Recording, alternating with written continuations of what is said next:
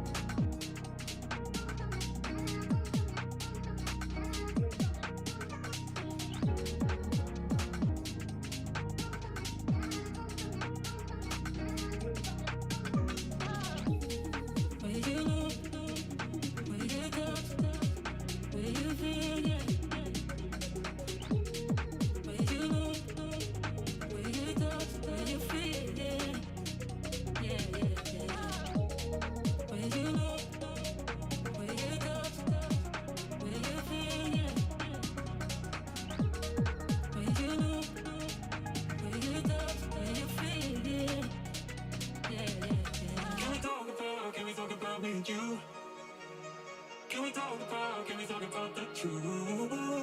I wanna know, no, I wanna know. Can we talk about me and you? Can we talk about me and you? Can we talk about the truth? I wanna know, no, I wanna know. Can we talk about me and you? Where you look, where you touch, where you feel, yeah. Where you look, where you touch, where you feel, yeah. Yeah, yeah, yeah. Where you look, where you touch, where you feel, yeah. Where you look, where you touch, where you feel, yeah. Yeah, yeah, yeah.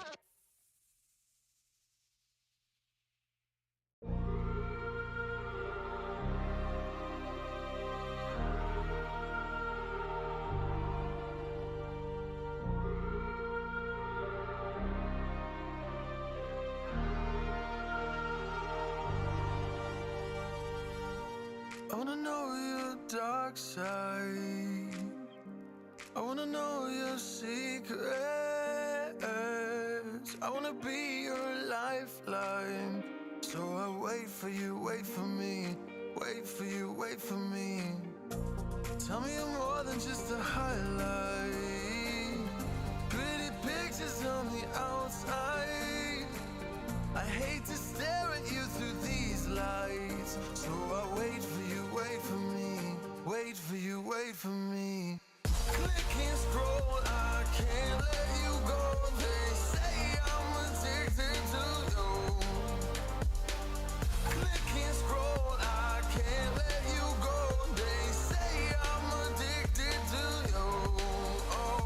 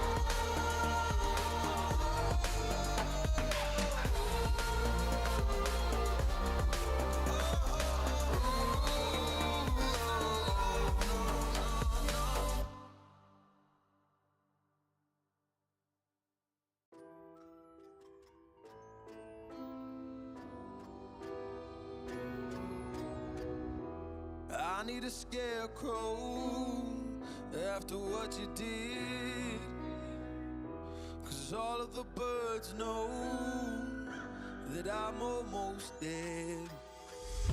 I'm barely breathing, I'm barely awake. You left me in pieces, there's no more to break. Don't wake me up, not in this century. Don't wake me up, 'cause you're just a ghost inside my head. You're just a ghost, you're never there. You're just a memory on my lips, 'cause you're just a ghost inside my head.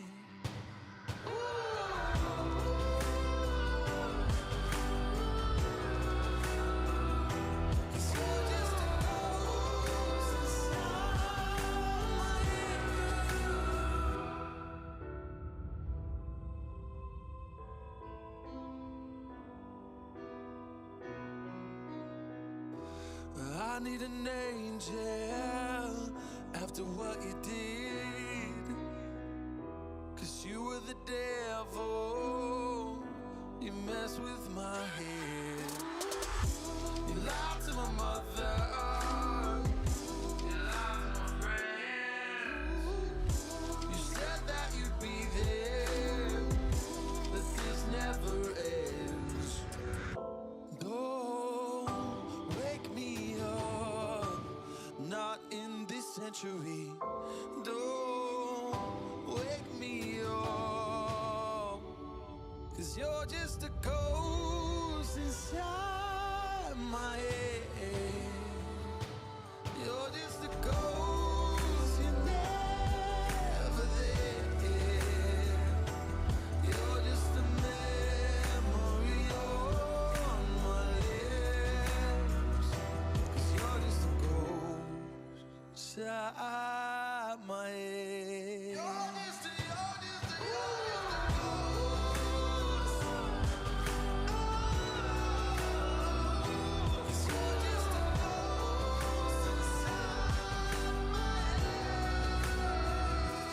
You're just a ghost inside my head. You're just a ghost, you're never there. 'Cause you're just a ghost inside my head. You're just a ghost, you're never there. You're just a memory on my lips. You're just a ghost inside my head. Oh, you're just a ghost inside my head.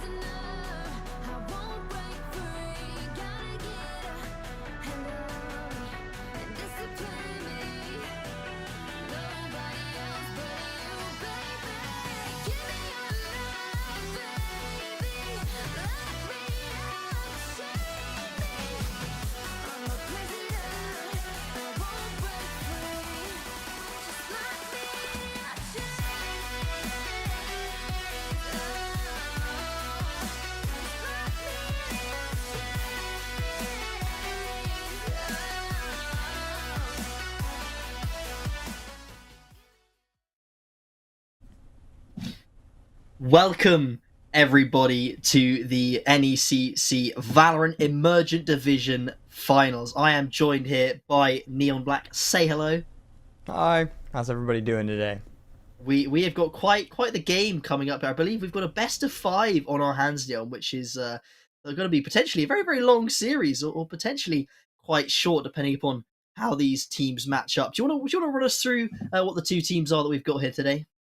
Yeah, sure. We've got a team coming from Canada, Ottawa, as well as a team coming from New Jersey. Two incredible squads that have made their way through a gauntlet of teams. You Ottawa Esports coming in. This is the five that are going to be playing today. We've got Cake, Overrider, YJJ, Knock Member, and Jason GC. So really a good lineup. And then if you were with us yesterday, or if you were with me yesterday, then you'll remember NJCU. They had a really good game yesterday as they played exceptionally. We only have 4 on right now because they're still working on which 5th is going to be playing today. But we've got Greedy Vicus, Sasha, Suerte, and Justin, and they had a long haul of a game yesterday, went all the way to the last map, nearly had a third map.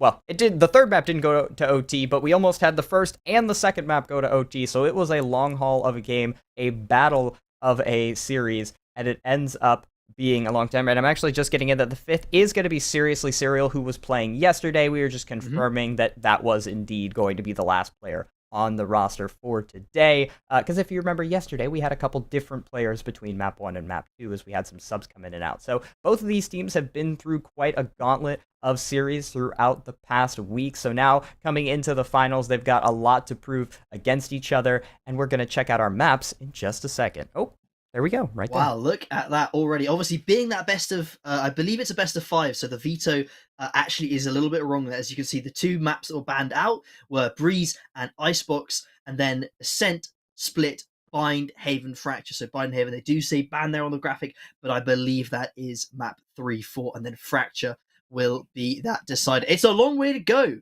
to get to Fracture, but I'm not, if it's needed, then we will have to go that full 5 maps. But yeah, so there's a couple of interesting picks in there. I think from just off memory, I'm trying to remember that quick graphic there. I believe, yeah, it was Breeze and Icebox were the 2 banned ones. So they're kind of some of the more hated maps, I would say. Occasionally, a lot of people complain about Breeze, and I've heard quite a few people complain about Icebox, especially with those long sightlines. Definitely the 2 maps where people need to be taking those longer angles, as long range fights, and sometimes the operator not as strong on those maps as some of the other ones. So, I can see a kind of trend there with those map bans. But the first map, let's probably talk about that coming up. Ascent, it's an absolute staple of the Valorant scene. What are you looking for here in our first map?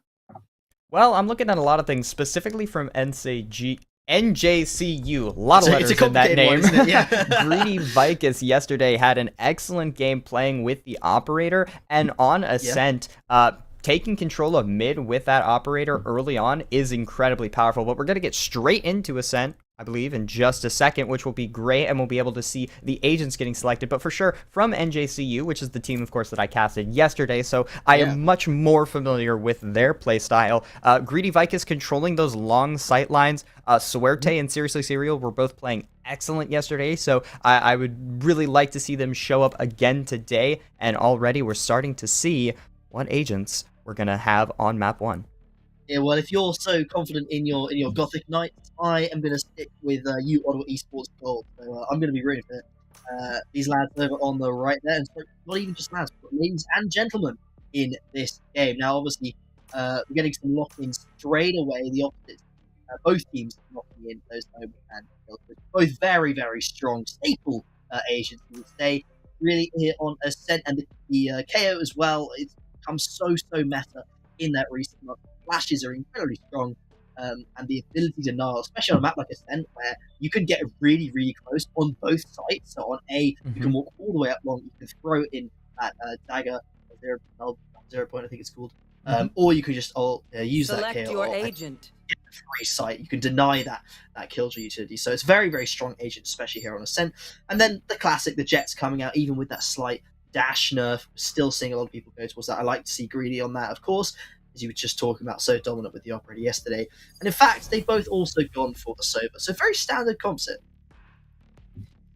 Yeah, for sure. Definitely a little bit of a standard pick from both sides right now. This is something that we see from a lot of teams on Ascent. We've seen some teams switch it up and try and incorporate some different strategies. I was actually kind of hoping we did see the Fade pick, but it didn't end up coming out all okay. But both teams running the same comp does mean that potentially we're looking at two teams that run a very similar style of play. And if I'm remembering correctly from NJCU yesterday, they played much better on attack. They struggled a little bit on defense, but on attack, they were so consistent, just absolutely running through players on the attacking side, but they struggled on defense. We had one map where they went up 10-2 on attack, and then the game nearly went to OT. So you can definitely see where I'm coming from in saying that, you know, they may be looking to have a much more solid defensive side. I think if they had any time to prep in between yesterday's late game and today's game,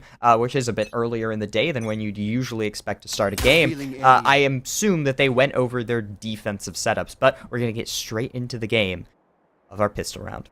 With our pistol round, excuse me. A lot of the Ottawa esports players looking towards this middle position. Now there is Killjoy utility set up here, so they might be walking straight into their Doom. Let's see how this Killjoy responds. As Jason just walking up, very aware of the utility. Here's the sound cue as well, as the dot is used, and in comes the dash. They find the first pick, and that's first blood for Jason.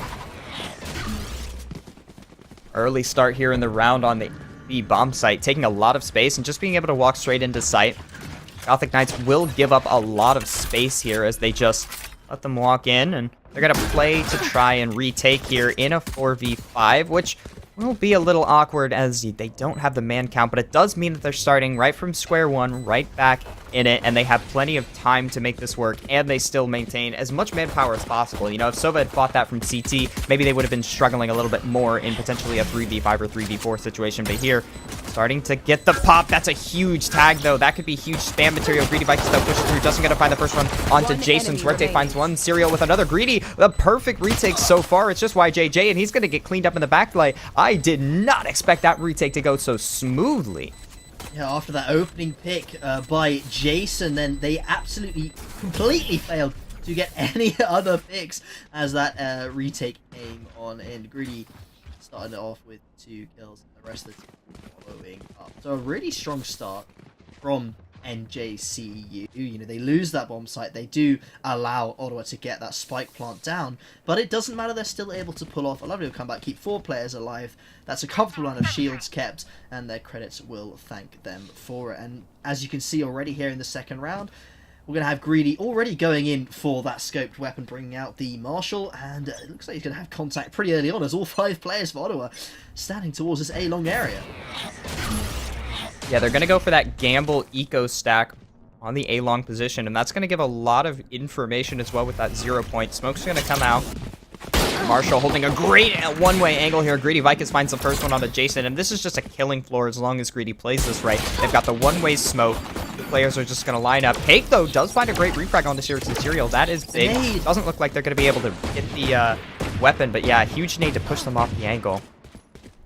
Just wasn't quite deep enough to kill Cake, and she will survive. They can potentially get their hands on that Marshal, and they've already got a couple of Spectres. These are very, very powerful on this team. Not what you want to see happen here in a second round. As NJ's, oh, Swerde goes huge, finds 2, puts it into an equal position. 2 on 2 right now.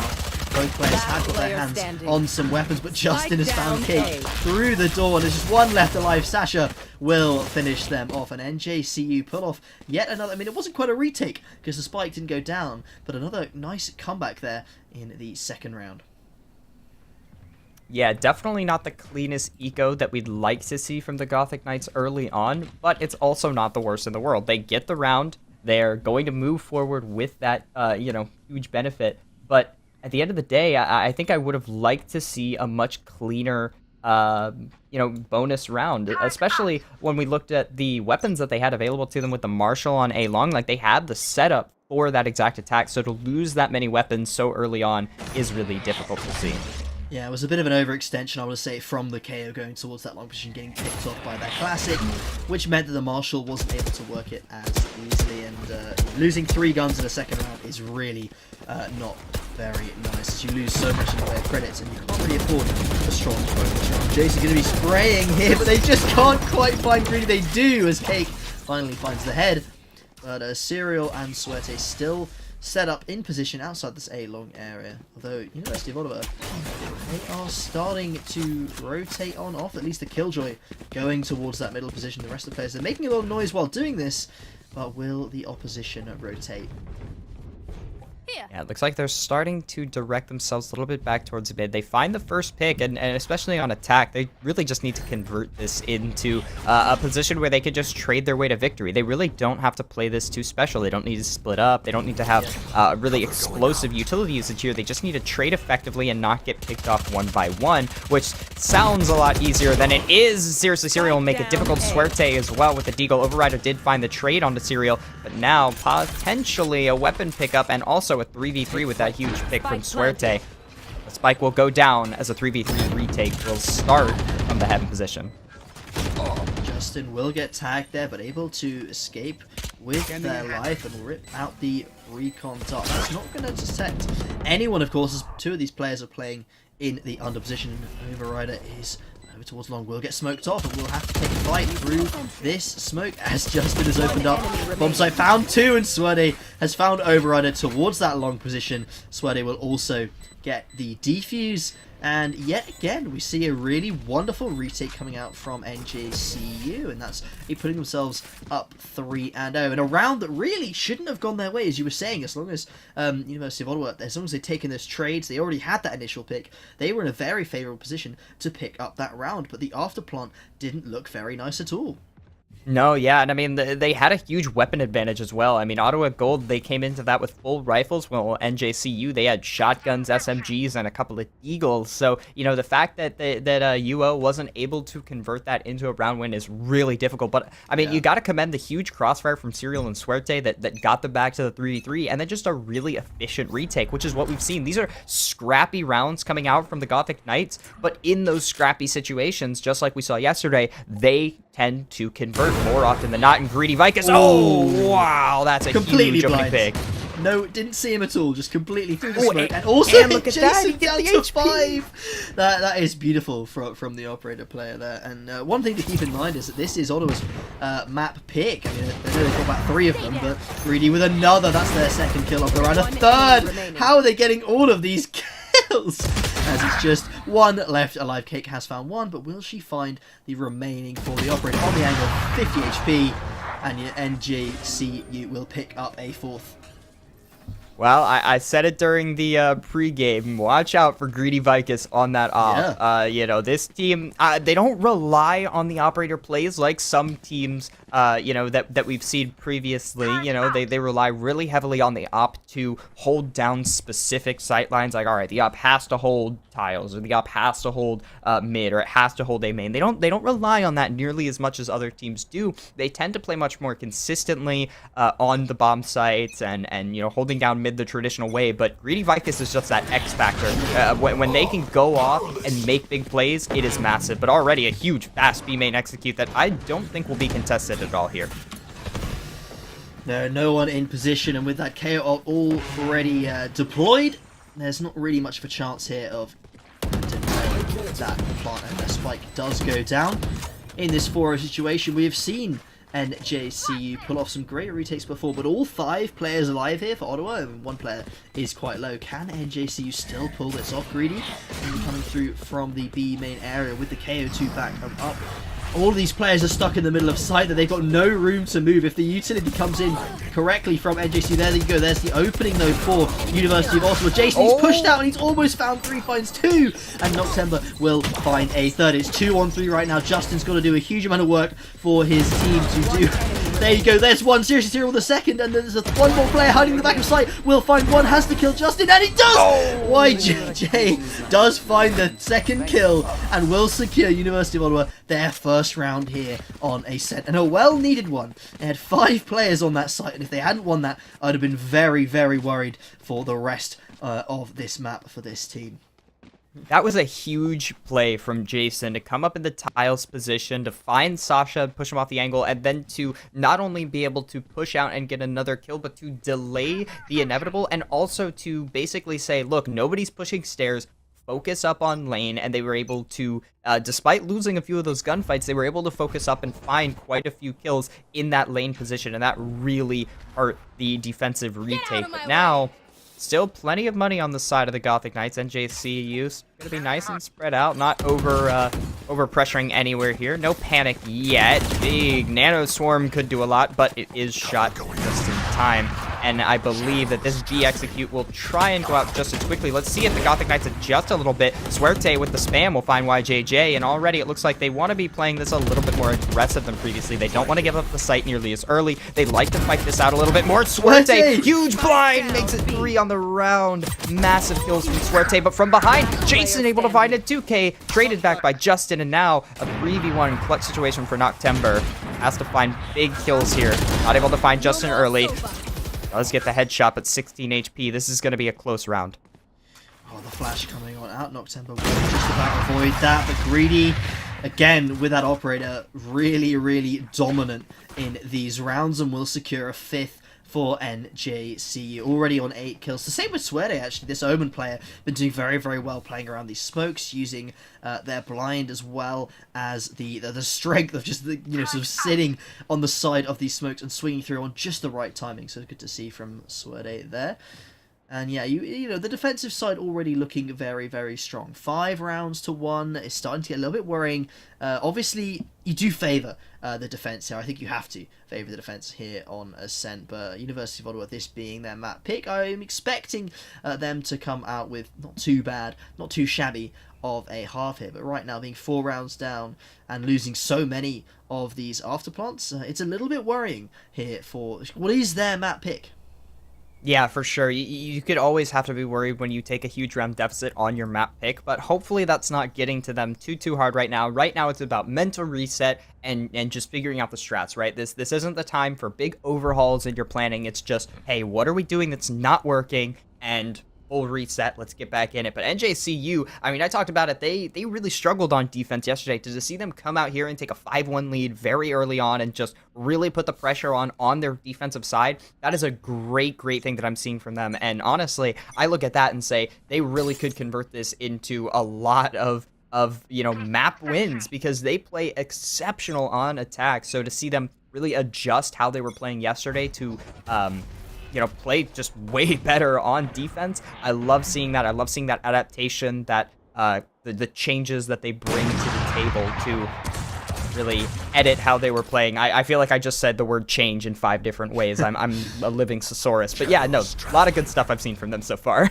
Yeah, I would agree with you there. Oh, Suede spots the arm, I think, of Overrider sticking through. The flash comes through and completely out of position, caught with no ammo in the mag. Suede will be caught off, and it's another B-site hit here from Ottawa as they swing on in. Now, the Killjoy is here in the backside area, and I believe they just don't have any utility up and available to defend. Sasha will only be good for 1, and Ottawa will start to get their hands on some of these rifles. This is big because right now they're in a 4v3 situation. This is the first time that they've really had a man advantage in the post plant, or at least a comfortable man advantage where they have enough players to watch these different sightlines, but I think at most they only have 2 rifles, which is really not what you'd like to see. But JCU gotta play this a little bit carefully because there is still a player in main, and while he's 4 HP and only holding a classic, you can never underestimate a late round flank. Huge shot comes out for Greedy Vicus, and Justice one is there, completely eliminates the man advantage. Serial will find another. YJJ is gonna pop the ultimate, trying to secure this round at least, but not quite there in time. We'll find one. I don't think there's enough time. That's actually it. That's huge from YJ there, as they secure the round single-handedly with that Hunter's Fury on hand. They only get 1 kill with it, but it's enough to deny that spike defuse. And what a brilliant little setup they had there. And I like that from Ottawa. If you saw in that retake, in many of the rounds before, they've had all of their players stuck in these bomb sites. That doesn't give them much room to maneuver. It doesn't make it easy to find trade angles, and it also means that most of the time your opponent is going to be looking in your general direction. You can't sort of catch people out from behind or shoot them in the side of the head. But that round they had a player in towards B main, and they didn't give it up too early. YGG just played the long game and went for that Hunter's Fury play, and what a perfect play it turned out to be. Huge eco gamble stack here from the Gothic Knights on B sites. Not going to work out in their favor. Whoa, nice spam there from Overrider. Cleans up seriously Serial. I believe that was the only player on the defensive side that had a rifle, which, I mean, that's not what you want to be losing. It should be recollected here by Justin, but still, you know, you lose the player that you were hoping was going to have the most impact. 5v4 retake here from the Gothic Knights. Does find one. Noctemba did find a response, but there's two players that they're able to pick up those weapons and maybe do something with it. They do actually have the lockdown available, and all four of these players are stuck towards the back of the site. If they chose to invest it, that could be huge. I think they're going to err on the side of caution. There goes Sasha down 4 on 2. Sweaty on 22 HP. What can they do? Justin is good for 2 though there. The lovely spray control. Sweaty cannot follow it up, and that'll be University of Ottawa picking up their 3rd round and making this half look a little bit more believable for these guys. As yeah, 5-3, much better of a scoreline, potential force of an even half or a 7-5 scoreline. So much better here. I was a bit worried when they struggled to get their first round there on round 3, but they're doing all right at the moment. Yeah, and I mean, it's an anti-eco, so you hope that they can pick up that round, but the fact that they were able to do it in a efficient manner. They really didn't drop too much there. They got the plant down. They held the post plant well. You know, other than a few kind of unexpected plays from Justin and from Greedy, which you kind of have to expect when you're playing a team that's doing this well this early. I think that was played really well from Ottawa. But now, a very slow B stack. Let's see how far they can get up without making any noise. They're going to pop the drone, which is going to give away their location, but I don't think it'll signal a rotation yet, but I think that will start to do it. They have spotted out this Omen towards the back of site. Sweaty, oh, the nade doesn't quite catch them, but they should know where this player is. It is good for 1, but that's the KO. It's not going to mean anything, as those 3 defenders are all that's left to take on the 5 players of University of Ottawa in the site. Cake has been revived. Very strong, that KO ultimate. And YJ towards the main position. Oh, Greedy actually wins that duel and going to be going in and towards this bomb site. It's 3 on 4 right now. We've seen them win these kind of player disadvantage before. The flash is good.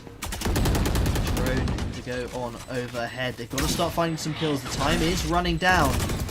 And it's going to be Serial to lead the charge. Jason's found 1, and that's Justin already gone. 2 on 4. Are they going to choose to save this? They found Justin. 2 on 3, but there's just no time on the clock at all. Serial's good for a 2nd. Serial's good for a 3rd and a 4th. But they will have to run away as the time is up. The spike will explode. University of Ottawa, although they lose all of their lives, they do secure themselves a 4th round.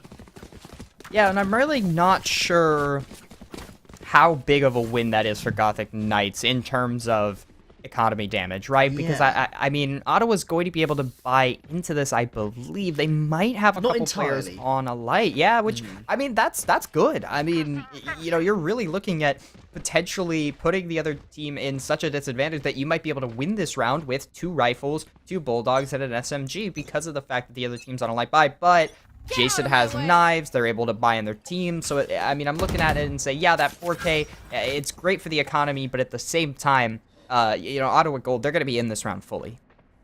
Yeah, they really have, you know, they might be light on a little bit of util, and technically their jet is relying on those knives, but I think that's more than enough for this team. That the economy damage is not quite there. But what that does mean with that 4K is that if they can win this round, it's going to be a much faster path to breaking the economy on the other side. Now Justin instantly dropping the Hunter's Fury. Might tag, well, that's a lot of tags. There's 3 players towards that A main. Yet again, we are going to see NJCU play off of this A bomb site. They want to play for the retake. UO Gold instantly getting a player drop there. That was long. Cake does respond with 2, and that is beautiful.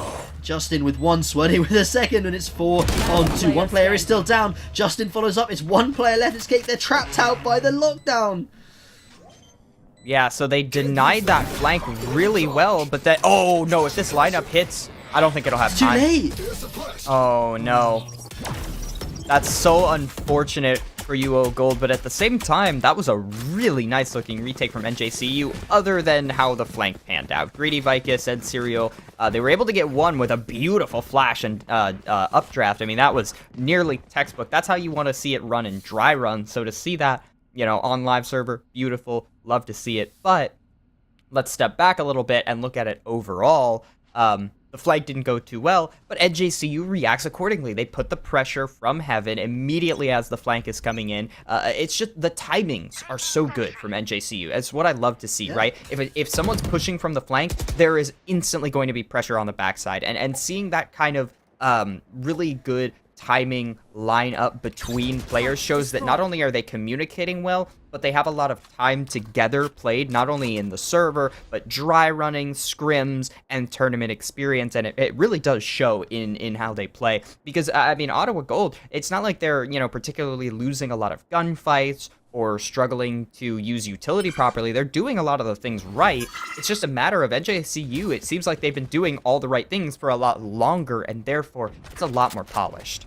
Yeah, I think NJCU has a very clear picture of how they want to go into these retakes, what utility they want to use, how they want to combine their utility to deny these kind of hiding spots in these after plants. So NJCU definitely looks the more put together team. But again, we've only seen their defense so far. UO Gold might surprise us when we do swap over. So there's only a couple rounds left of this half. There's every chance that UO Gold can sort of even up this map. And look at the space controlled by Gothic Knights. They have 90% of the map. They know that they have to go A. So much control from NJCU, and perfect timing. Sweaty swings on through and finds two, looking for a third. Justin will follow up. Justin will follow up again with a second. And it's just Overrider left. Yet again, NJCU just finding those perfect gaps in UO Gold. They go for that spike plant, and then they just seem to be so vulnerable that short few seconds after the spike is down, they're not watching the angles properly, and it was Swirly was able to slip through the gaps, find a couple players, but basically draw all the attention on towards themselves, that Omen in towards Heaven, and then Justin's able to walk through the door, find 2, and NJCU secures 7. Yeah, and I mean, once again, I think that it was so beautiful the way that they played that. Like, they're sitting there and they're going, hey, this team likes to play fast-paced, so where are they right now? So they start taking space. They take B main. They secure the midpoint. They've got everything locked down. They're like, oh, they have to be going A, and that's where we see Suerte's able to swing out with 100% confidence, knowing they have to be coming from A main. Justin's right there for the refrag. Sasha's there swinging out. Like, everything just goes so much better because of the fact that they have all this information. Yeah. They know where they have to come from. They know it's not coming from tree. They know where the attack is coming from. But here, we actually see a little bit of a gamble stack B that ends up going against them in their favor. But what this does mean is that they're all together for this retake. They're not going to lose any players. And we've seen how good NJCU is when they're on even footing in these retakes.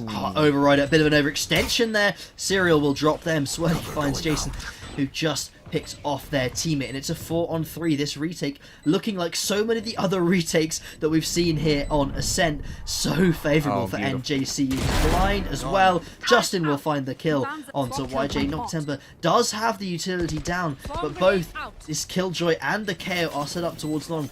Do they have enough utility to deny this plant forever? I don't think they do. That utility's going to be way too late. The plant, the defuse will come through, as that KO nade fracture is not quite enough, as we will see the half end 8-4 in favour of NJCU. University of Ottawa Gold falling behind just a little bit here. Again, it was on the attack. It's quite challenging to win the half on the attack. So this being their map pick, I'm looking for a very strong defense to come out from this side.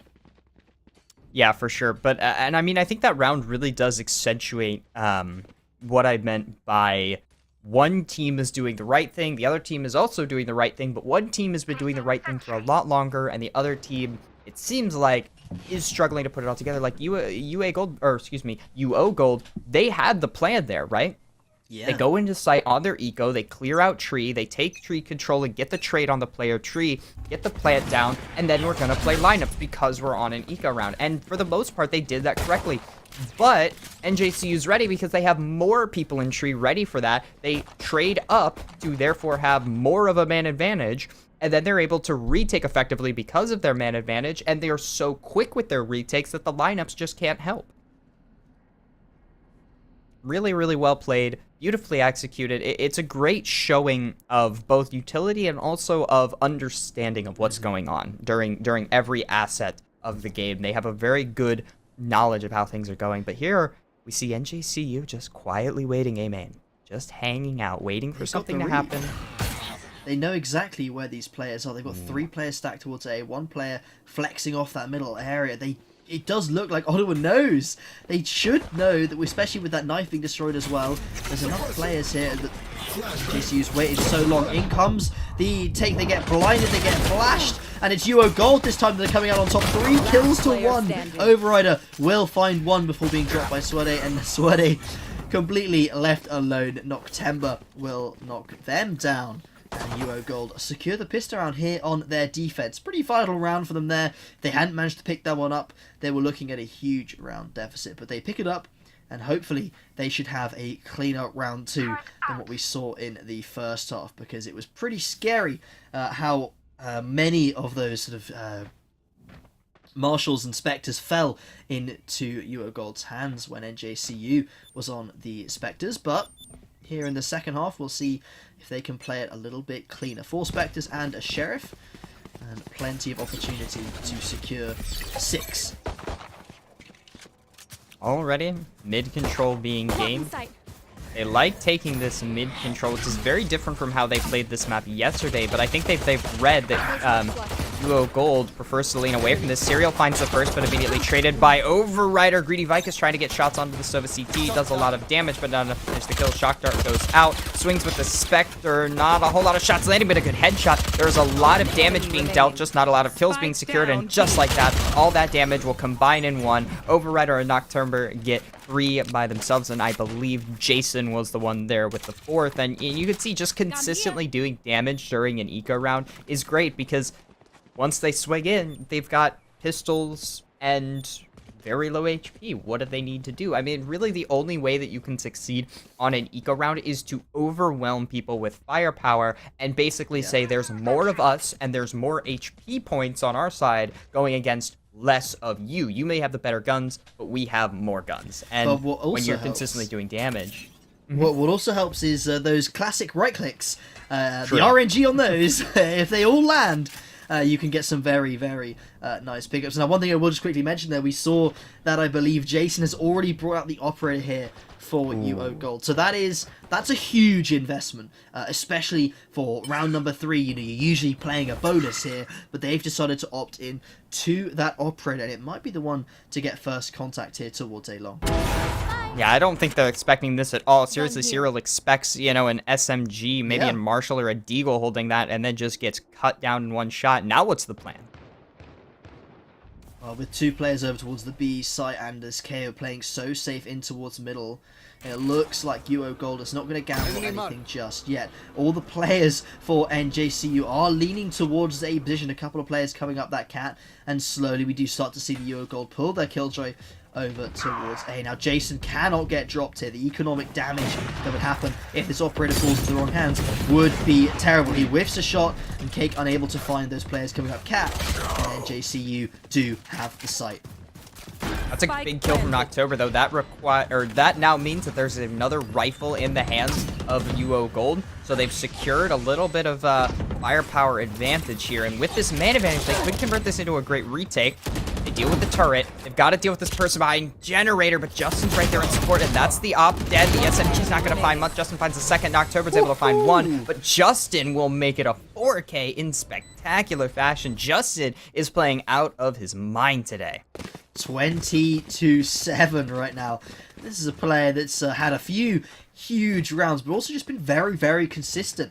You know, they've actually got more kills than there are rounds in the game, so they've been doing very, very well to make their presence known here on Ascent, and certainly a very, very strong performance from the NJCU side is partly due to how consistent Justin has been here. Swede not too far behind, to be honest. This Omen's been doing very, very well as well, and the KO, I think, although they haven't necessarily been providing the same level of kills as Justin, the utility from both KOs, to be honest, has been really, really nice. They've been catching a lot of people out with those ultimates and 0 points. Overrider will take contact on that Killjoy turret, and will decide to fall off afterwards. Serial Oh, he does have time to get that orb. Jason swings out a bit too late. And seriously, Serial opens up the round. A 9 and 6 right now in a 5-on-4.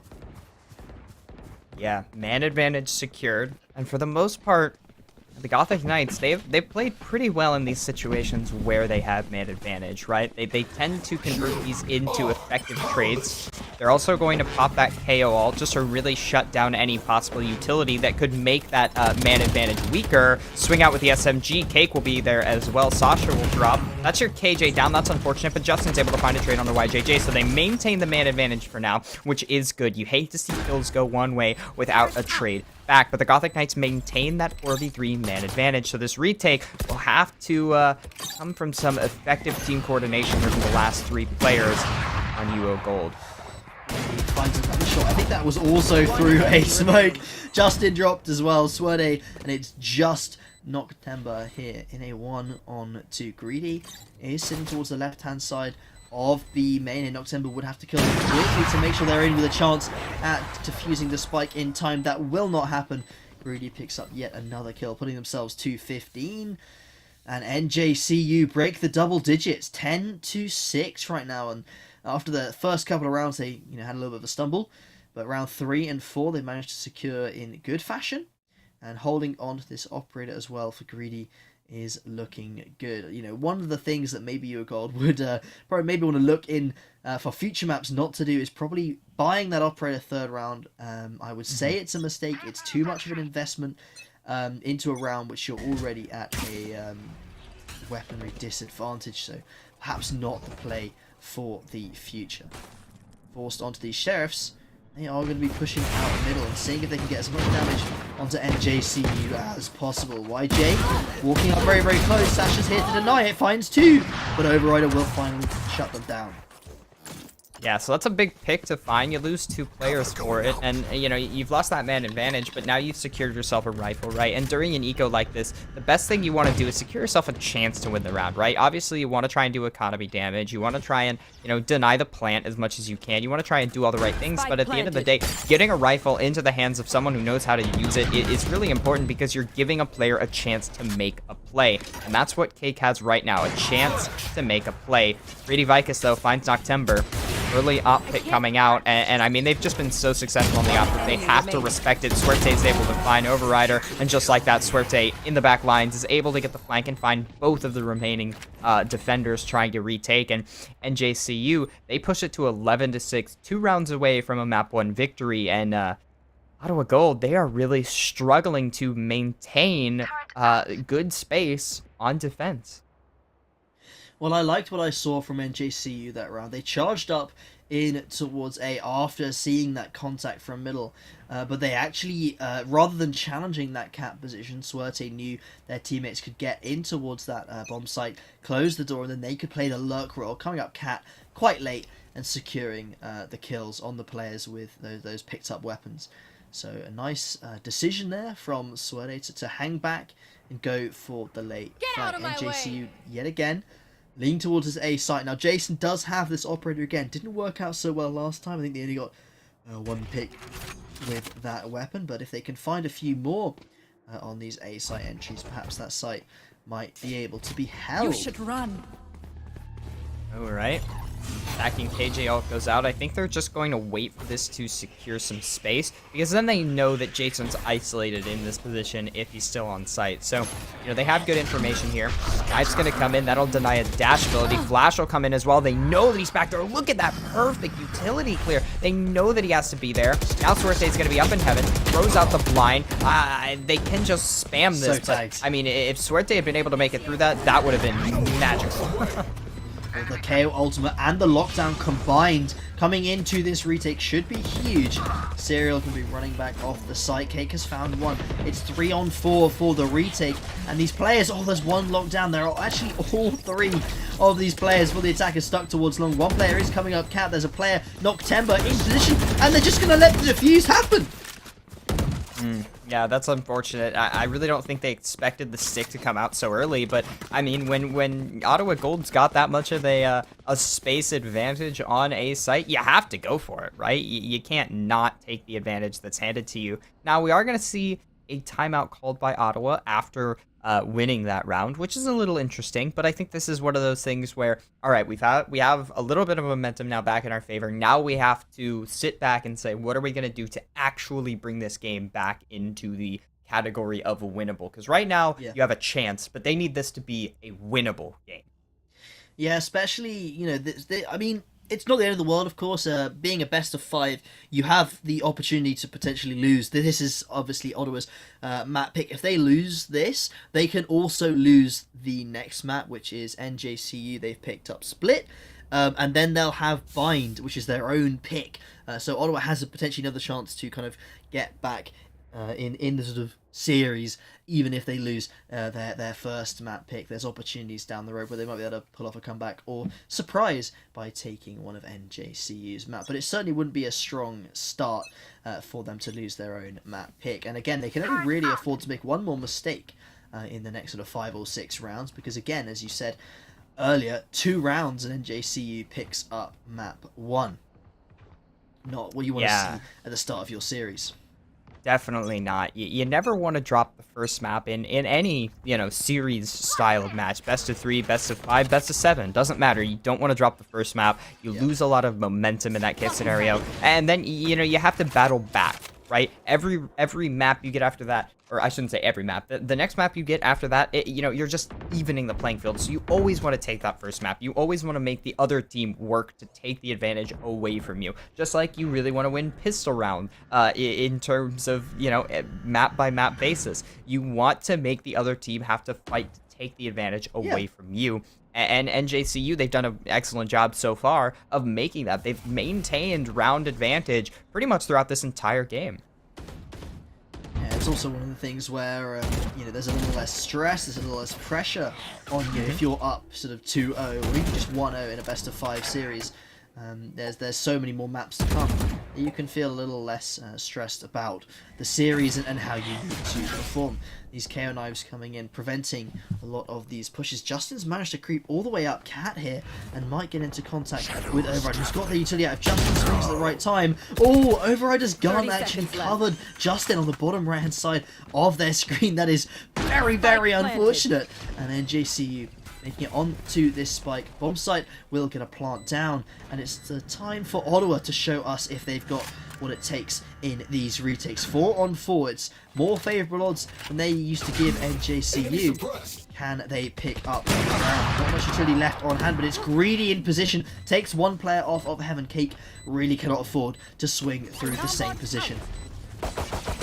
Yeah, this is a huge retake potential here for Ottawa. They have to try and get in here and at least make this round close. But Greedy Vicus with the op just shuts down all the sight lines. Suerte's been massive, and Greedy will make it 3. Just sitting in the same spot, just pop, pop, pop. Just shooting pins at this point, just click on heads. Well, not even heads, you're using an operator. Just click on anything and they die.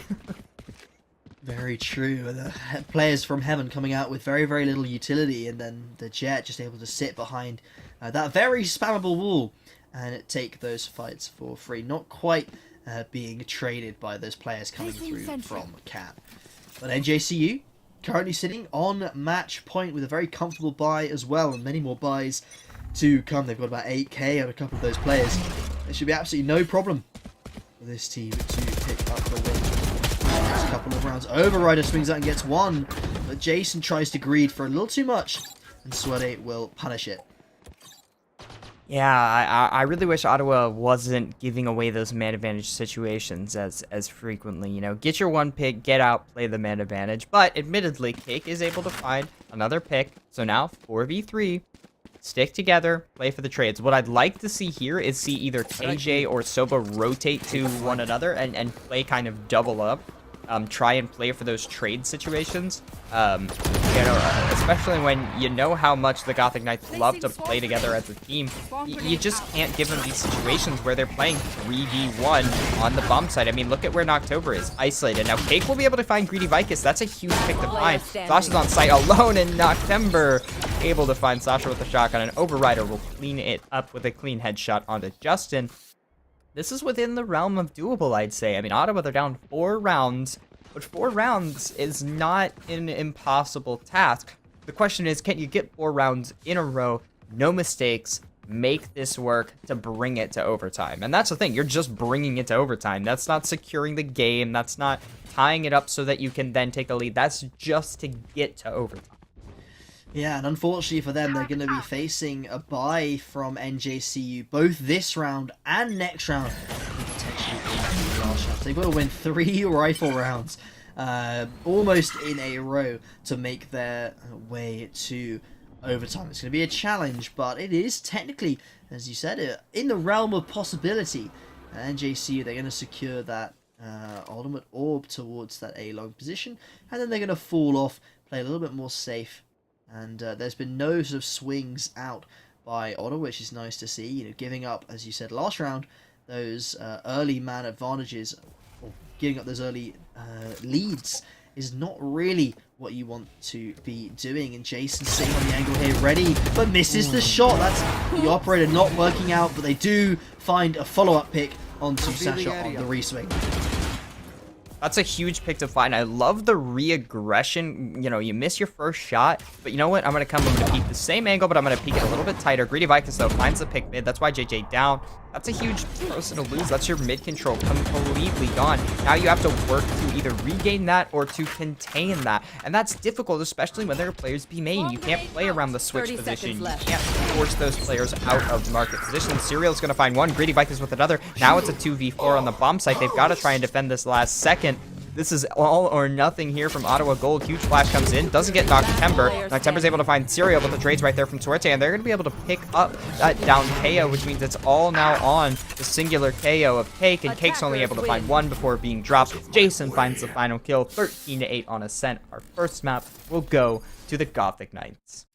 And it's well deserved, I've got to say. The Gothic Knights looked really, really strong on their defense with all those excellently done retakes. I think they ended the first half 8-4, so very, very strong performance from them. They're starting off on Ascent.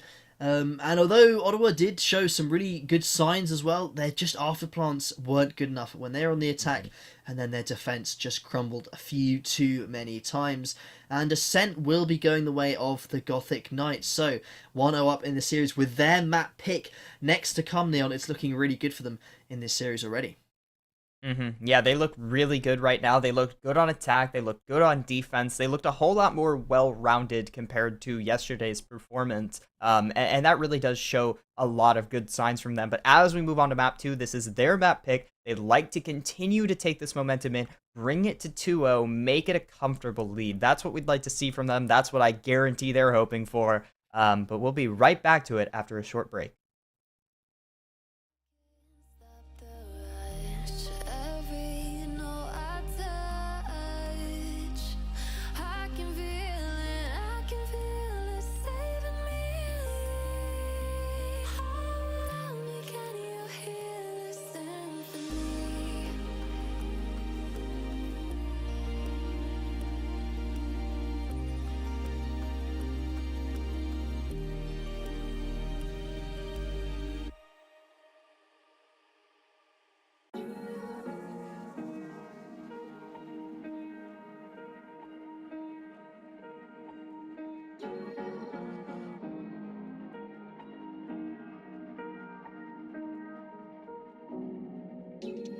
Where you look, where you touch, where you feel, yeah. Where you look, where you touch, where you feel, yeah. Can we talk about me and you? Can we talk about the truth? I wanna know, I wanna know. Can we talk about me and you? Can we talk about me and you? Can we talk about the truth? I wanna know, I wanna know. Can we talk about me and you?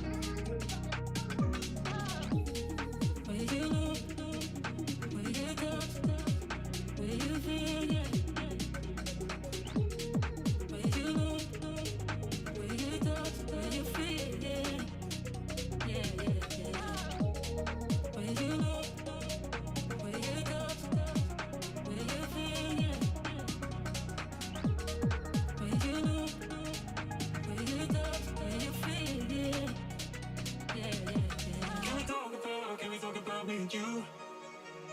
Can we talk about the truth? I wanna know, I wanna know.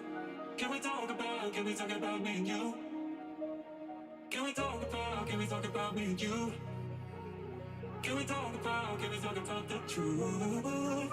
I wanna know, I wanna know. Can we talk about me and you? When you know, when you touch, when you feel, yeah. When you know, when you touch, when you feel, yeah. Yeah, yeah, yeah. When you know, when you touch, when you feel, yeah.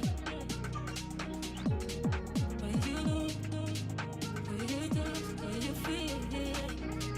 Yeah, yeah, yeah.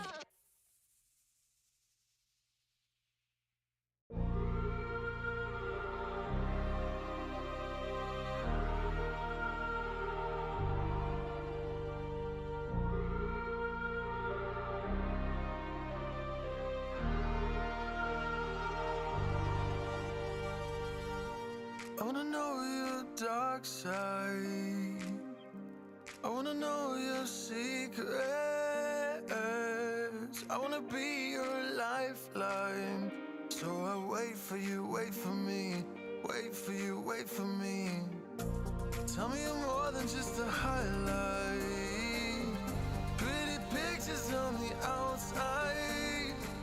I hate to stare at you through these lights. So I wait for you, wait for me. Wait for you, wait for me. Click and scroll, I can't let you go. They say I'm addicted to you. Click and scroll, I can't let you go. They say I'm addicted to you. Oh, oh, this ain't love, no, no. This ain't love, no, no. This is artificial. This ain't love, no, no. This ain't love, no, no. This is artificial.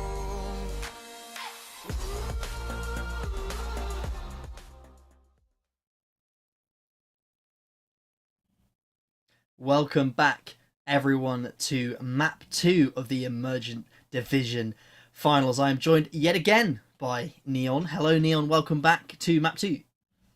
Hi, everybody. How's it going? We're getting ready for the second map, and I mean, this second map's going to be interesting because this is NJCU's map pick after they played what I would say is a pretty dominant map 1. I mean, sure, it was 13-8, it was close, but every round felt like they were nearly in control, and it really felt like Ottawa had to steal quite a few of those rounds away from a very confident Gothic Knights defense or attack. So going on to their map pick is very interesting, or will be very interesting. This map's going to be split, which I'm curious to see how the operator will play on this map, but I'm also curious to see how Ottawa will react and how they'll adjust around what NJCU is doing, because this is a very different map compared to Ascent. Yeah, it may be that we don't see the Jet, because on a map like Split, it's one of those agents that's sometimes flexed on out. And we did see kind of a mirror matchup there on Ascent, where both teams went for exactly the same picks. But here on Split, doesn't look like it will be the case. You've got YJ on the Raze, that's a new pickup as well. Overrider moving off the Omen and on towards this Astra. And we're going to see Jason on the Fade. Jason previously was playing the Jet, but now going to be on the Fade, the newest agent, newest addition to the Valorant roster, and certainly a very strong one at that. Yeah, Fade can be super useful, especially on a map like Split where Sova really does struggle. We've seen a lot of teams do a lot of different things with the lack of Sova being prevalent. Some teams just try and force Sova on this map. They try and make it work. Other teams tend to lean into the kind of Sky, Breach, even like, you know, KO. They really lean into, okay, we're going to flash a lot. We're going to use a lot of space controlling agents, things like that. We're going to use a lot of raid nades. Some teams we've even seen have brought like a Viper and an Omen and just tried to kind of, you know, for lack of a better word, over control the map. They use a ton of site blocking to try and get rid of all the problems instead of like with a Sova on a typical map where you locate the problem and then you shoot the problem in the head traditionally. So Fade brings a kind of interesting dynamic where you have some space clearing utility, but you also have some information finding kind of similar to KO, and it's very precise information like Sova. Yeah, well, we've also we've got a couple of differing elements. I believe we should probably talk about this. So Sasha going to be on the Killjoy. I believe they were also on the Killjoy on Ascent. I could be wrong there. And Greedy has also swapped off the Jet. Again, Split, not a very strong map for Jet. Still viable, but there are better picks. And Greedy has moved on over to that chamber. Now with the nerf to his trademark, only having one of them, not necessarily the strongest pick, but certainly offers you more value than a Jet does for the teleporting away. You can do it, I think, 6 times in a round. Someone calculated that, which is gives you a lot of escapes, and with the trademark as well, you can really provide some good defense and utility for your team. So are they going to take that first contact? Does find a dink. It'll be YJ that comes out on top. Greedy with the shorty though has found Overrider, and with plenty of shots loaded, he could be good for more. Not ready for the player to be in the corner, knocks them so low, but Kate will find Greedy.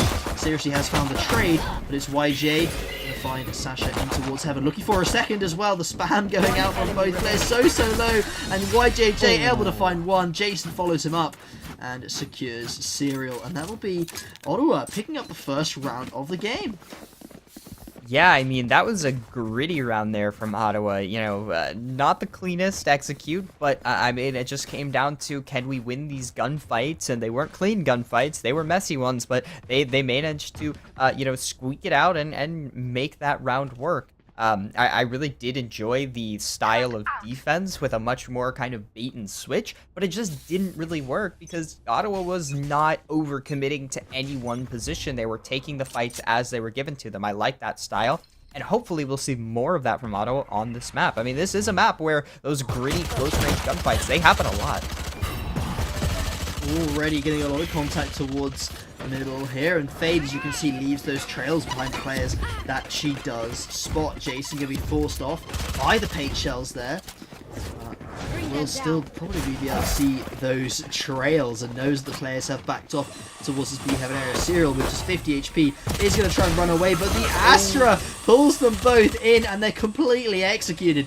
2 players left for NJCU, and Ottawa looks pretty set with a second round on the board. Both players going to be coming through from this CT area for the NJCU side, and they're going to struggle to get onto this bomb site.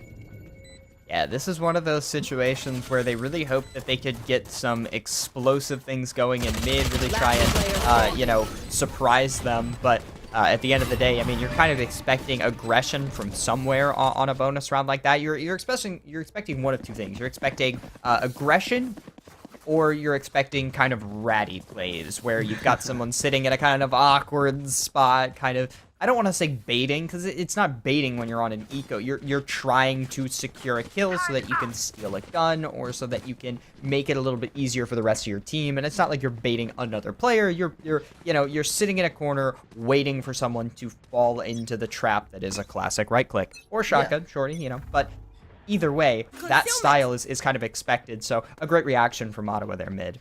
Yeah, I mean, if they were able to, just get a couple of lucky headshots there, and secure Greedy, or maybe even just really strong there on Ascent. If they've been able to secure them with Vandal, that can open up an entire round, and they have managed to secure a Phantom here. Euro Gold as NJCU. They got a bit confident with all the weapons. They just tried to aggress, and they only were good for one. Now Justin is here on this B, so we've seen how strong this player is on the defensive side, and I think they racked up like 25 kills in the last map on Ascent, so very, very strong performer. It needs to be kept an eye on, as the rotate's actually going to come in here from Euro Gold, and they're going to head on around towards A with 3 of their players. There's only 1 player for NJCU on the defense here, and they might be able to catch him off guard. Yeah, I really don't know how much I like that solo aggression, because you're basically just gifting them a rifle. Now, if you can go crazy and get 3 kills, that's great, but this really 30 isn't the seconds left. round to be doing that, because no matter what, you're relying on catching someone off guard. And why are you trying to catch someone off guard when you can just shoot them because you have the better weapon, right? You know, I much more prefer to play these bonus rounds a little bit more traditional. Plays like that are great in certain rounds, but these types of rounds, maybe not the best. But the plant will go down. 4v4 retake now. Things get a little bit more difficult for NJCU now. Again, there is a rifle, or at least one rifle, in the hand of Ottawa Gold here. YJJ going to be the one holding down this elbow position. And with the nade and the alarm bot, or not alarm bot, excuse me, the boom bot going out, a lot of utility to deal with. Swings with the SMG, but it's not enough for Greedy Vikings. 2 beautiful headshots, and Sasha's right there in support as well. That's 3 quick kills, and just like that, not only is the rifle gone, but the site's secured. They can start to try and defuse this bomb. The SMG spray is not going to be enough. Justin will clean up the final kill, and despite a little bit of a misstep in B main, or at least in my opinion, a bit of a misstep, NGCU, they clean up that round excellently with another beautiful retake. Yeah, now they're able to win out that bonus round, which is very, very strong for them, of course. They didn't lose too many players. They get to hang on to these expensive rifles. But it's also not too bad for UO Gold. You know, they won the first 2 rounds of the game. They went into that 3rd round without too much expended. And they're now able to buy up pretty much everything they would like here in round number 4. It could be that a couple of those players are a little bit light on util. Can't see if Jason and YJ have managed to build to sort of buy up everything. But they're looking pretty evenly matched, these 2 teams here in round number 4. Greedy able to teleport away from that tracker. Member here was in the perfect position, and yet again, Serial caught off guard, going a little bit too aggressive. Justin is in position to trade, but only good for 1, and this B side is almost completely open. If they can just smoke off the 7 position, it'll be a free plant here for you, a goal. Yeah, they're going to choose to go for the safe play with the wall, which is something that, you know, some teams really are not a big fan of. They see it as a little bit of a waste of utility, but, you know, it's one of the things where if you need it, you need it. If you don't, you don't. Plant will go down. 3v4 retake, which is a lot more uncomfortable. Greedy only having that op, not a whole lot of space being maintained. Cake can also play around this broken wall very effectively here, just kind of bouncing back and forth between covers. Sasha going to be the one trying to hold down that position. Swerte finds the first one to knock over. Greedy trying to swing with the op, but it's not quite there. Sasha finds a second, but Jason and Overrider right there with trades, and it's all on Swerte now. Has to go huge, finds one, nearly the spray transfer, but Jason's right there, and UO Gold, they secure their 3rd round, and already they look a lot more confident on this map. It was a perfect gravity well as well from Overrider to pull that chamber back. That tour de force is so good at clearing those angles because of how wide, you know, you have the scope, and you can just walk in slowly and take the sort of body shots with that operator hybrid gun. But UO Gold surviving with just 1 player, it's still a good look for them, you know, considering this is not their map pick, and they've just come off losing their own map pick. You know, they've not let that affect them too much. They've come in swinging, and they're going to be able, hopefully, to pick up round number 5 as well, considering they've got the strong economic advantage here. The aggression very quick in here, but YJ not quite able to get deep enough. Will not be able to check this angle, as Greedy has picked them off already with the headhunter, and Cake has found 2. That's huge here. The res comes out as well. YJJ will be right back on his feet. And now, 5v3 in this post-plant situation. This is a really comfy spot to play this round. You know, you're going up against an eco. The weapons are a lot lighter. I mean, this is as comfortable as Ottawa could be, as long as they really don't, you know, throw away their lives here and waste a lot of good rifles in the process, lose a lot of utility advantage. This looks like it's going to be a great round from the UO Gold. Just gotta hang on here. Flash goes out. Doesn't find much. 0 trying to find that elbow positioned player. The only player with a rifle has to play this right, but Overrider lines up 2, and Cake will find the 3rd of the round in elbow. 4-1 for Ottawa Gold, and they are already... I mean, I said it last round. They look more confident, but not only are they looking more confident, they're looking more comfortable, right? I mean, they're taking space freely. They really don't have any worries. They're taking space, and the key thing I think for their attacking side is On Ascent, they were able to get onto those bomb sites very, very often. It wasn't like they were getting shut out of their rounds early. The problem was their afterplants were not very strong, and we've already seen a couple of real nice afterplants from them, where they're playing, for example, over towards that A area. They're playing towards ramp with a couple of players, towards A main with a couple of players, and that means they have these nice crossfires and these lovely angles where they can take out their opposition from an advantageous position. As a B take comes in very, very quickly here from Ottawa Gold. The nades and everything going to be going out very, very quickly. Bit slow on actually entering the bomb site. Suerte in position, gets 2, and almost good for the third, but Cake will finally find a trade. Yeah, that's a huge 2-piece of kills, though. Suerte found a lot early there, but 2 trades right back makes it a 3v3, makes this very winnable, and Jason, who's been excellent so far on this map, is able to find through the serial, but that ultimate is going to do a lot. This is going to push them out of a lot of common angles. Are they going to be able to wallbang this? They are! The lockdown is destroyed. Oh, no, that's so unfortunate, and Sasha's not able to find Cake. That's a huge misstep, and now in a 2v3 retake where they know that a player is B main, and they're going to be in that comfortable position, and look at how great this wall is as well. It denies so much. Sasha has to clear so much, but Greedy's able to find October. Now it's on Sasha. Finds one onto Cake. Swings onto Jason. Finds the kill. Huge round from Sasha. Nearly a big misstep with that ultimate, but at the end of the day, it really doesn't matter. It gains them enough information that they can find their way onto site, get the required peaks found, and get the bomb defused.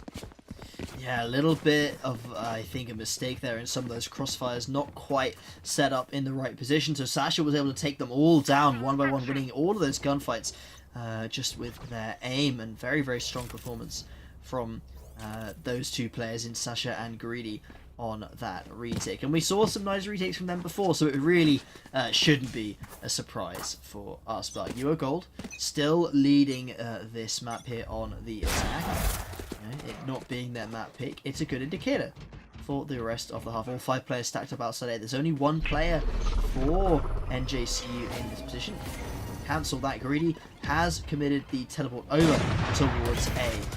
Last game they were so lucky with these shots through smoke, but they won't find any this time around. Not even any damage as of yet. And Noctember going to be first into this site. Walls off the CT area. Greedy will be stuck. Noctember finds the entry on Sasha as well, and UO Gold have the bomb site.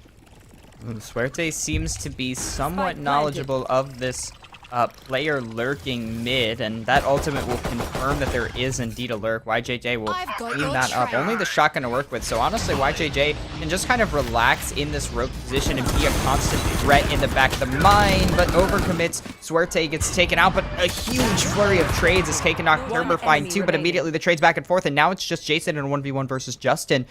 The 2 names that start with J against each other. Flash comes out, but Jason wins a gunfight.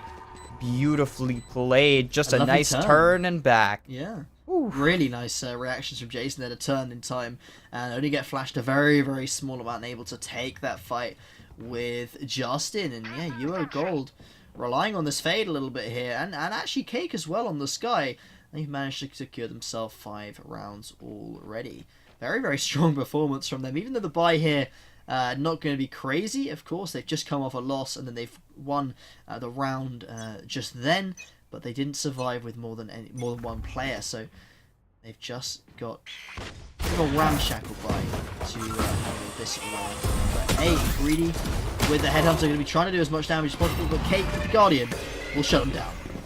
Yeah, and losing Greedy early, one player that not only has been super consistent throughout this series so far, but, you know, also on this map has been a little bit of a bright spot. And again, oh, that Asher utility is so strong. Overrider's able to find Justin, and they may be on weaker weapons, but they're also going up against a very hard eco buy, which means that, you know, they still have the advantage here, and their utility usage has been so pristine on this map as Overrider's able to find another, but doesn't expect Sasha there. SMG now picked up. What can they do with this Spectre? Seriously, Serial big from heaven finds Cake, but Jason, so consistent with that rifle, is able to find Sasha. Now it's all on Serial, alone with the Deagle. Trying to find some space. That's a very creative eye up there, but it doesn't end up fighting too much. Noctember going to be supposedly the line of first contact. YJJ on the peak, but seriously, Serial, there's just so many peaks. This is quite literally a triple. You know, every player can peek you at some point. Noctember is the one to finish it up. And, you know, that's a big eco. You don't expect NJCU to win that, but I was really expecting something a little more creative out of their ecos.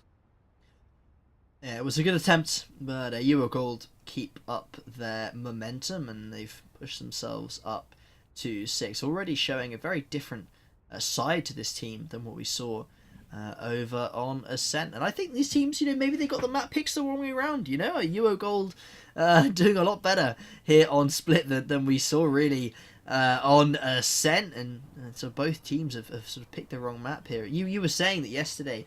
You saw NJCU do very, very well on Ascent. I believe they picked it themselves anyway. So perhaps these teams didn't do quite enough research into each other to find out how good they were on those maps. And just as a little bit of a reminder, if, for example, Eurogold do pick up this map, then we'll obviously be going to, I believe it is Bind as the 3rd map, Haven as the 4th, and then Fracture as the potential 5th. NJCU, I remember yesterday, played really well on Bind. They played a whole lot better on attack. They went up 10-2 on attack, which on Bind is very impressive. It's a very defensive side of that. But then they nearly went to OT, so they struggled a lot on their defense. But just based off of what I've seen today, it looks like they've cleaned up some of their defensive struggles, but here we are on Split, where again, they're struggling to put up some defensive rounds. So maybe they just really workshopped their Ascent this morning. They really went over their notes. But either way, I will be very interested to see what happens if we do end up going to Bind. Again, Astra utility being a big part of this attack. We've seen so little Astra recently in the meta, but when she's played, it really does seem like they know what they're doing. Huge flash through the smoke, and that's going to confirm the first kill from YJJ. Suerte with 1 refrag, the Cake's right there as well. This is just such a fluid attack straight through A Heaven. Nobody expects a full A Heaven attack out of nowhere. Beautifully played so far. The wall to split up the players. Now seriously Serial in an awkward situation. Greedy Vikas just trying to desperately be there with the op to support, but the plant will go down on site in the hectic chaos that was that early round.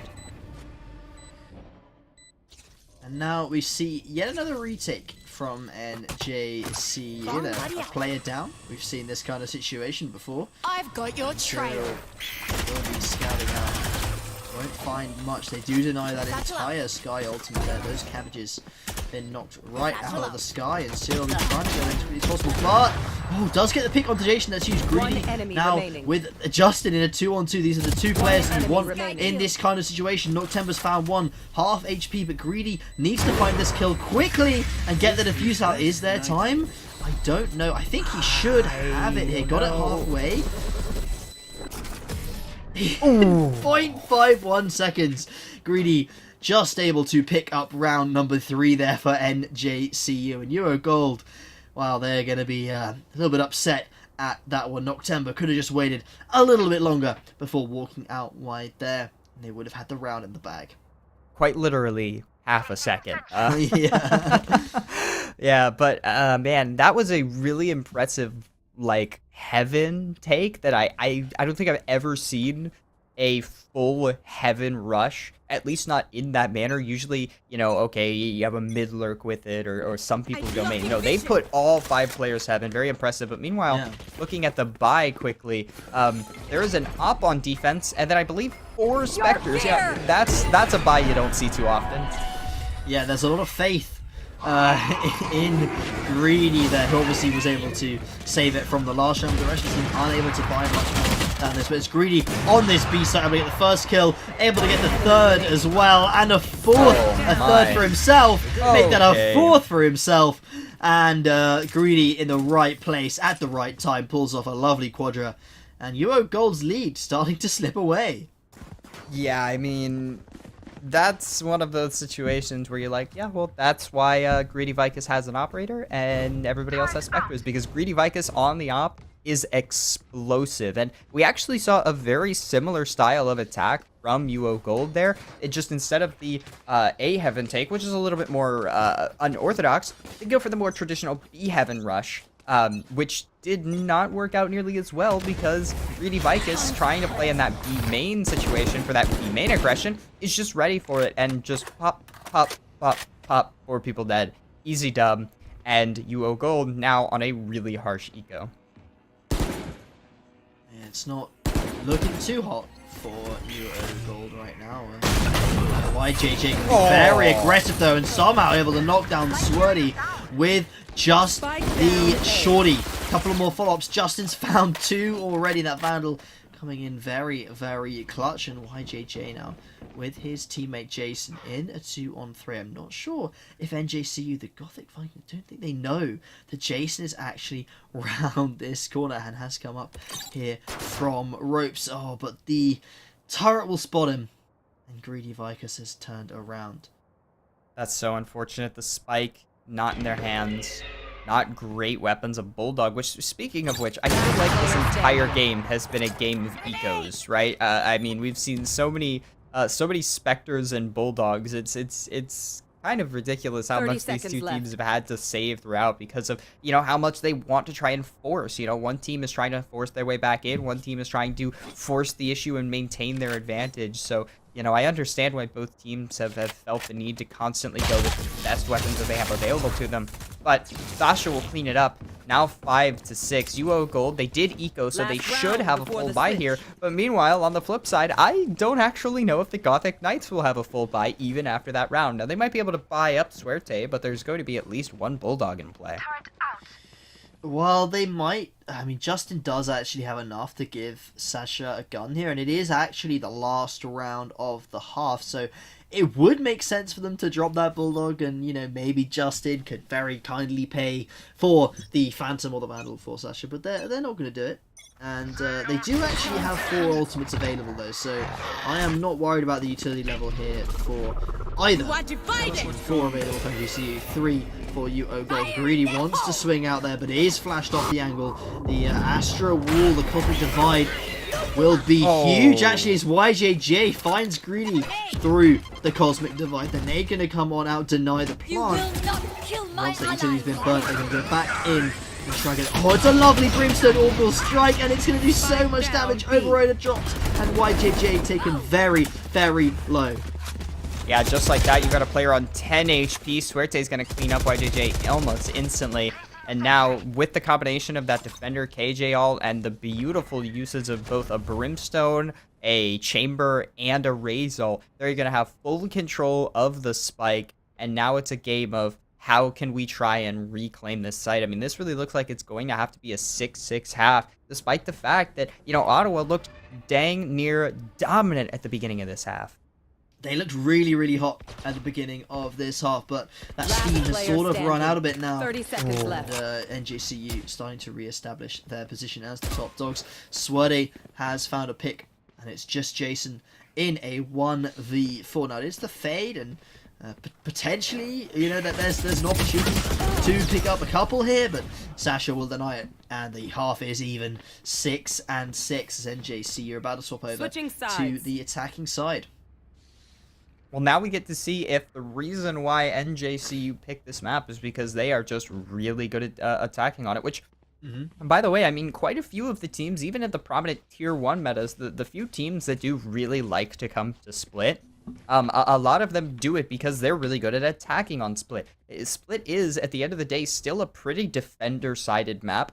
So even if you really struggle with your defensive side, as you see with NJCU, it's really not too difficult to throw up 4 or 5 rounds on defense without even trying. So if you really know how to attack Split, if you've got some really good strats that are just going to guarantee you some rounds, you know, going to Split is not the worst thing in the world. That's something that we see a team like Sentinels do, actually, in the Tier 1 team. They like Split for a specific reason, or at least they used to like Split. Things have changed a little bit previously. But, of course, they used to really like Split because they were really good at attacking it. But Cake will open us up with a kill onto Justin. That's a great opening pick to find. Got your heals and your flash is completely gone. But the plant will get onto the site and go down effectively.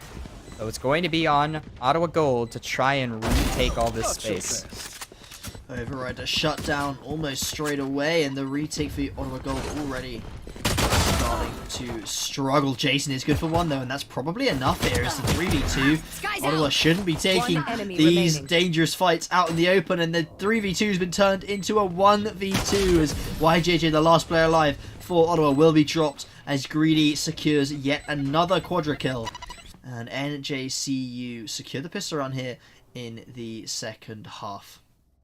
Yeah, and I mean, talk about an attacking strat. They just run through A main, clear out everything, effectively get the plant down, and then they decide we're going to 3-stack run through CT up to heaven to basically confirm that there's not going to be any heaven players. And then I actually thought during that, I was like, wait, did they plant for heaven? But then I was like, wait, no, they didn't plant for heaven. What's going on here? It turns out they just took heaven because they really wanted to take heaven, so good for them. But now, bonus round here, good opportunity for them to really push the issue here. Cake's going to be once again find the opening pick, but Greedy Vicus with a almost instant trade on the YJJ, and just like that, an early 4v4. Yeah, one player for Ottawa Gold looking very low there. In fact, a couple of players very low, and Sasha has managed to get on towards this site. The spike will be going down. Greedy is holding towards this B position, and Noctember will swing right on into the chamber. One enemy remaining. More for Greedy. Oh. A fourth for Greedy. Let him get and it. potentially on for the ace. Only 70 HP to the name, so could be shut down here by Fade. Oh, gets it with the lovely accuracy of the hipfire. And Greedy Vicus, 23 for 7 here. We've just gone into we've just finished round 14, and this player on 23 kills. That's a greater than 3 KD. That's pretty impressive here. You know, this is the emergent finals. This is the hardest match they should be facing in the entire season, and Greedy Vicus, he is showing up. And I will say, I mean, yesterday, Greedy was incredible on the upgrade. He really did perform a lot, but by no means was Greedy this dominant throughout the entirety of the game. It was like 1 every 3 rounds, Greedy would get a beautiful 3K with the op, and you were like, wow, Greedy just won that round. But here, I mean, Greedy is downright dominant, not just with the op, but on the pistol, with a rifle, doesn't matter. Greedy took his Flintstone vitamins this morning. He is feeling it as we move into what should be a good round here for Ottawa Gold. This should be their bonus, but Sasha gonna get the first pick just walking through B main, finds a rifle for free, and could potentially signal for an easy plant. Justin's able to finish off YJJ as well. This just got really awkward for Ottawa out of nowhere. 5 on 3, and Ottawa Gold is got to pull up a miracle retake here. Where are you? The guns that they have, it is certainly possible, but Greedy Vicus already starting to shut that idea down. Turned into a 5-on-2. Noctember and Jason, the last 2 players alive for Ottawa Gold.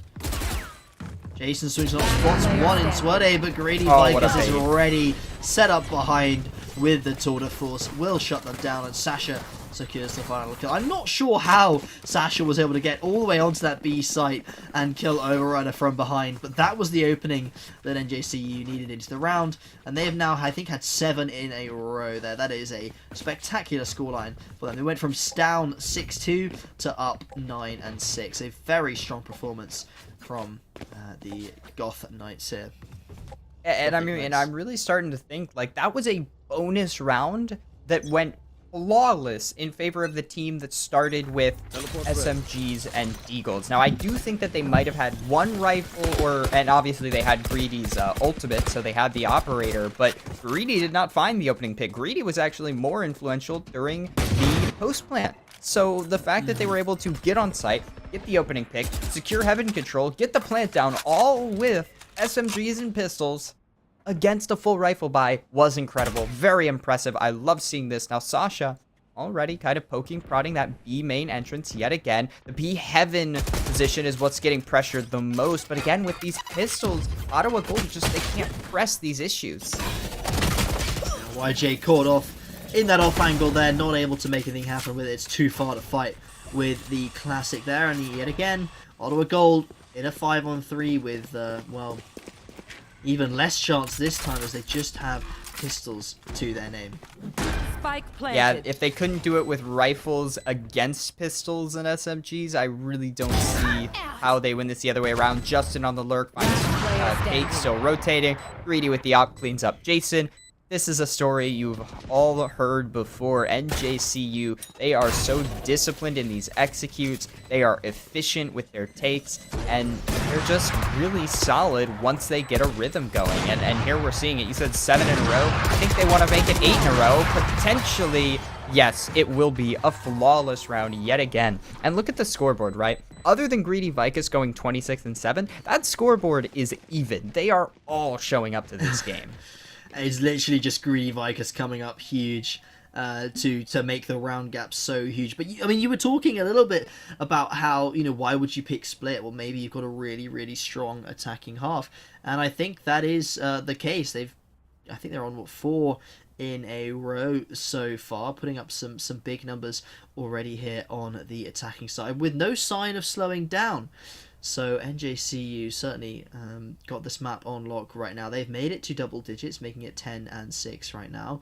Very similar storyline, kind of to what we saw on Ascent. And realistically, they've just got 3 rounds left potentially in this game when they can take it to a very comfortable 2-0. And that's where you start to get worried for Ottawa Gold. They then have no more chances, and they have to win every map from there on out to pull off a crazy reverse sweep. Now, we're not quite there yet, of course. They still have a chance to bring it back here on Split, but so far NJCU looking incredibly powerful on these attacking rounds.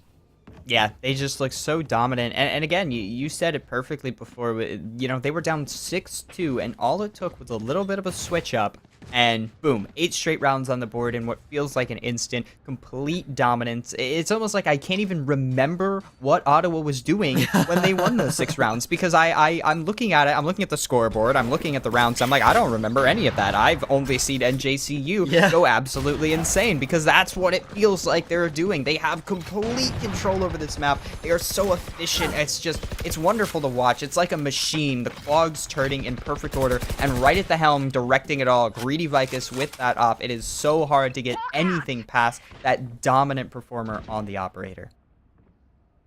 YJJ in their own hand at the operator and will secure first blood. That's Sasha being dropped from the side of NJCU, and they got to be careful here.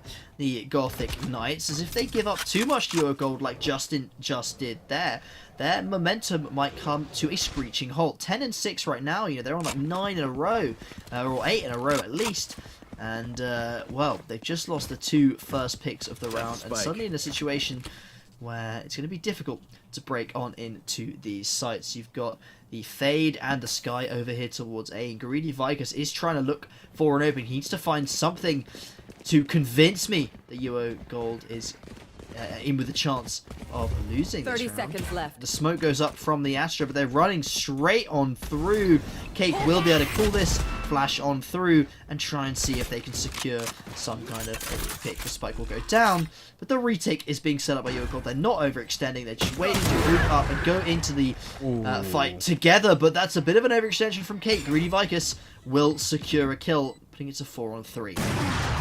I like maintaining man advantage for the retake, but the problem is you've got to retake against Greedy with the op. Now, they are going to smoke him off. This is going to make his job more difficult, but don't forget about Seriously Serial. He's so efficient, and Suerte's right there. That's what happens when you have 3 of your best players still alive in a 3v5 retake. They're going to perform. They're going to show up. They're going to play efficiently. I mean, I was getting ready to talk about how during that timeout, it really looked like Ottawa had reevaluated, retuned, and kind of gotten back in the groove, and we were going to have a close end of this game. But NJCU, I mean, they played that really well, right? They get in, they get the plan down, they understand how this round is going to play out. They understand that if Ottawa has this much of a bad advantage, they're going to want to just play full 5v3 retake, and so they do that, and they put Greedy in the perfect spot to, be efficient with it. Yet again, UO Gold being aggressive here, trying to find those first picks. And I like this from them. It didn't work out last round because of some late round decision making they made on that retake.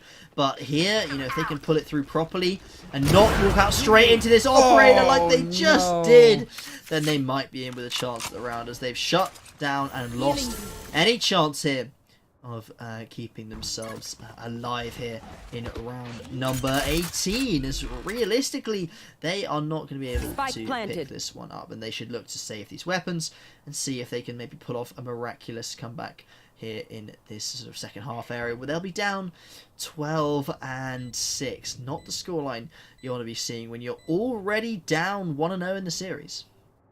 Yeah, I mean, this is so difficult, especially when you played, so, I don't want to say incredibly, but you played really darn good on your attacking side on a defender-sided map.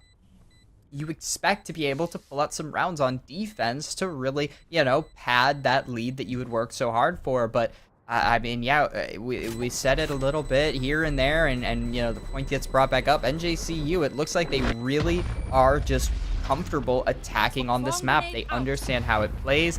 They must have a lot of experience on it. I mean, Greedy Vicus has 30 kills to 7 deaths. You don't have 30 kills to 7 deaths if you don't know the map really well. It's as simple as that. You can't just step onto a server and play against competent players and get 30 kills and only die 7 times if you don't understand how the map plays. Greedy Vicus puts himself in the proper position to get the maximum potential out of his operator every single time. And it's not just being in the right position, it's also having the mechanics to back that up. And out of everyone on the server, Greedy Vicus has shown definitely the best knowledge and handle of his agent right now. Doing very, very well. And able to, you know, perform with the operator and with the Vandal when there's been a few rounds where he's gone huge with other weapons. Which is what you kind of want from a team, because it can be very expensive to bring out the operator every single round, especially if your teammate maybe isn't sort of pulling their weight. But Greedy Vicus, not only they always pulling their weight when they have the operator out, they're also able to pull their weight when they don't have the big scoped weapon. The Marshall, they had an ace, I think, on the Marshall, wasn't it, earlier? So it's still got a scope, but it's slightly less powerful than the operator. Taking this round a little slow, NJCO. I guess they can smell victory, and they don't want to overstep the mark. They just want to take it slow, make sure they win it out here in sort of 19 rounds. And seriously, Cyril, he wants to go pretty aggressive. Oh my goodness, YJJ's found one, but Sweaty with the trade, and Noctember there to back it up and secure what it was sort of individual favour there, as they're currently 4-on-3 right now with a player advantage. Got to get this spike. Oh no, this is a bit of a tight spot for NGCU. 23 seconds on the clock. Look where Greedy is too. Greedy's basically across the map. I don't think he expected this to be how it went, and now they're going to be trying to run back onto B site, and they're going to be running into the gunfire. Overrider finds one. Justin with the trade, but Cake's right there, and Greedy Vicus able to find one. 8 seconds on the board. Can he land the shots? Only 6 seconds left to do it. Surely there's no time. They're not going to swing. They're not going to give him the kills. The smart way to do it. Lovely for a model with gold. They get themselves a 7th round. They might be able to deny this operator. They're not quite able to. With $9,000, do you even, you know, at that point you say, yeah, I think I'm gonna hold on to my head and my gun right now, because I know that you're going to be able to buy another one, or just, you know, hit a button on his keyboard and get one for free. You know, don't you just love how Chamber is? I'm gonna be honest, I'm really impressed how dominant Greedy Vicus is with the operator on this map. This is not the easiest map to op. I mean, don't get me wrong, there are very talented players who are going to be spectacular on the op no matter what map they're on. But this is definitely one of the harder maps to be dominant on. Oh, very early attacking KJ all. This is going to clear a lot of space, like a lot of space. Really only backside B is the playable position, but nobody's there. And I think they might have an idea that that's the play. They're going to clear this out very quickly, and as soon as they know that that's clear, Sight and B Heaven is going to be free. They've got a lot of utility to help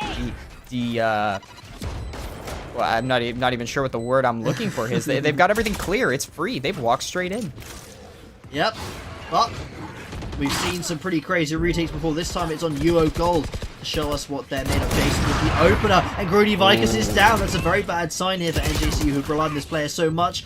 3-on-2. YJJ has the ultimate out, and it's just Sasha at the back of this site. As long as they check this. Oh, they're not checking it. This is terrible as Sasha gets one, looking for the second, but not quite accurate in the air. Will fall to Noctember. And UO Gold, they're keeping themselves alive here. This is a little bit of a... I mean, I don't know if it's going to result in overtime, but at least it's a strong last hurrah from them here in map 2.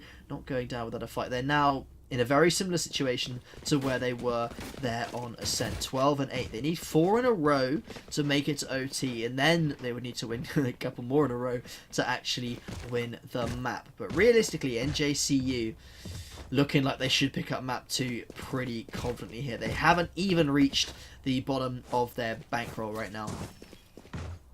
Yeah, I mean, they still have plenty of money. Maybe not enough to completely buy in next round, but there you go. You still have the Chamber op. And I mean, at the end of the day, NJCU, they're really not stressing yet, right? They still have a 4-round advantage. They still have money in their pockets.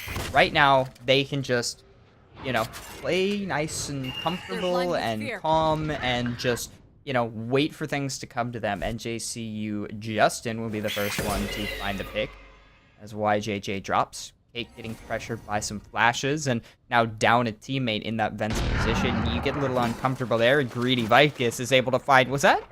No, okay, that was on the other side of the map. I was like, wait, was that through smoke? It was not. That was the A Heaven player, and now A-Site basically free, but Noctember, excuse me, will be able to find a refrag on the Sasha to at least keep things doable.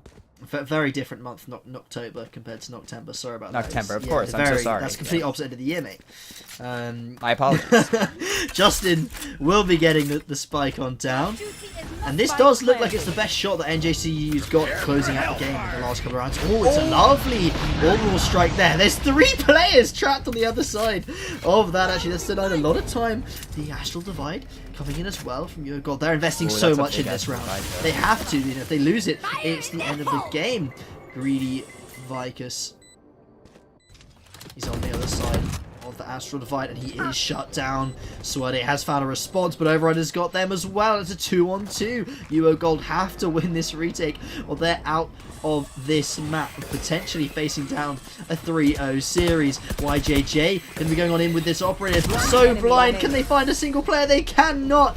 And NJCU win map 2 again. They go 13-8. That's map 1 13-8, map 2 13-8, and there might just be one map left in this series. This is turning out to be, it looks pretty competitive, to be honest, in some of these rounds. Just no one able to match him from the side of Ottawa Gold, and it's I mean, I didn't even see the score, but then I think it was like 34 kills for Greedy Vicus. That is almost unheard of on a lot of these maps before. Yeah, 33 kills from Greedy Vicus to close it out. 33-9 with 4 first bloods. I mean, Greedy Vicus was just all over the map, and to be honest, 4 first bloods with 30-something kills is kind of low, but that could kind of show you so many of the rounds. It wasn't that he was opening up the round for his team; it was that he was closing them out. As soon as they got space, Greedy was filling that space and then completely holding onto it. There was no taking it back.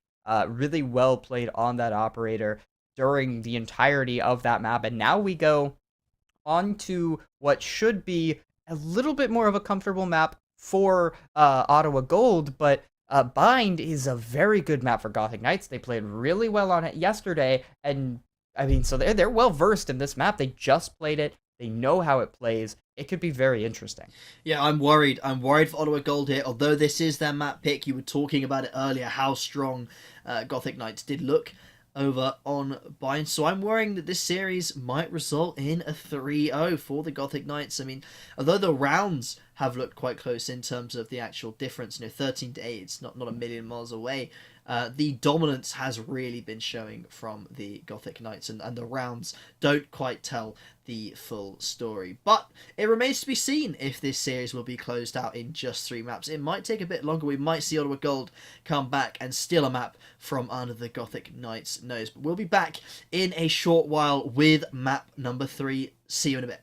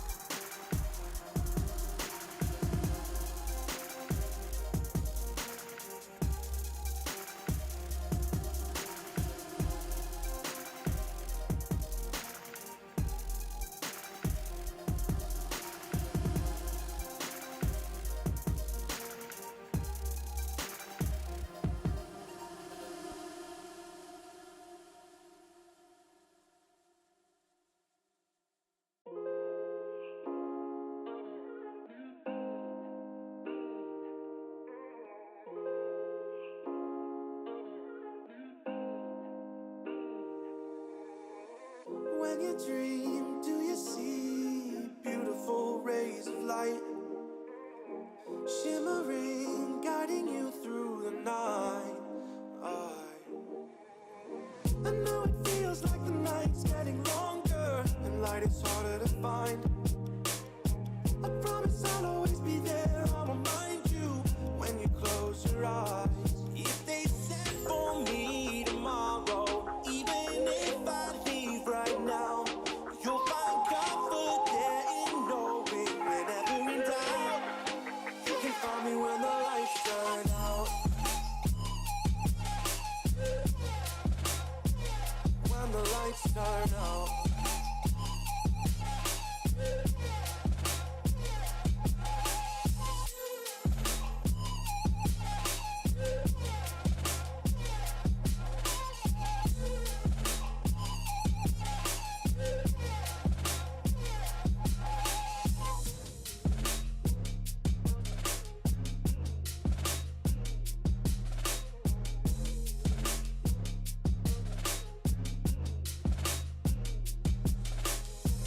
Even now, laying down hundreds of miles away, I can see you and me like it was yesterday.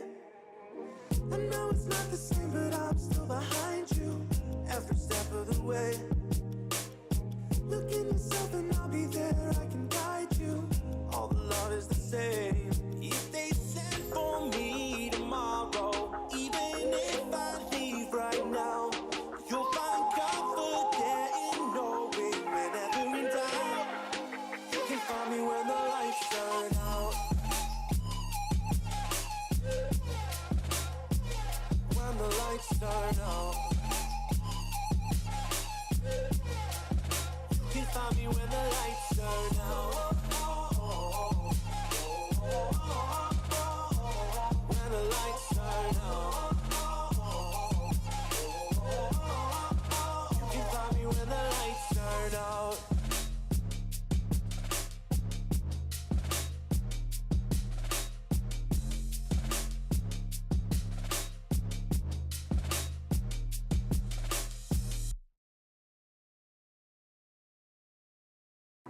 I need a second to take a breath, to keep me guessing with what you said. You're in my head. We're under pressure, we're sinking deep like stormy weather. Can't seem to breathe when you're with me. If you're gonna break me, I know I won't stay. I don't wanna wait here, you push me away. If you're gonna choose, you don't know what to do. I don't wanna lose you, but don't wanna lose me too.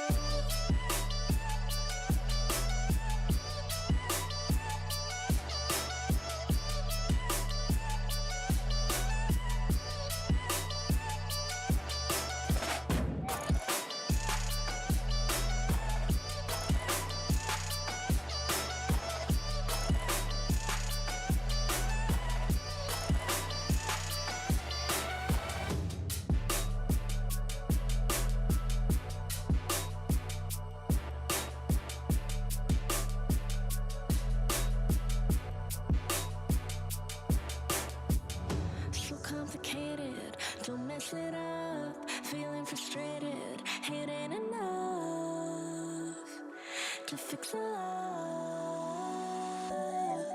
If you're gonna break me, I know I won't stay. I don't wanna wait here, you push me away. If you're gonna choose, you don't know what to do.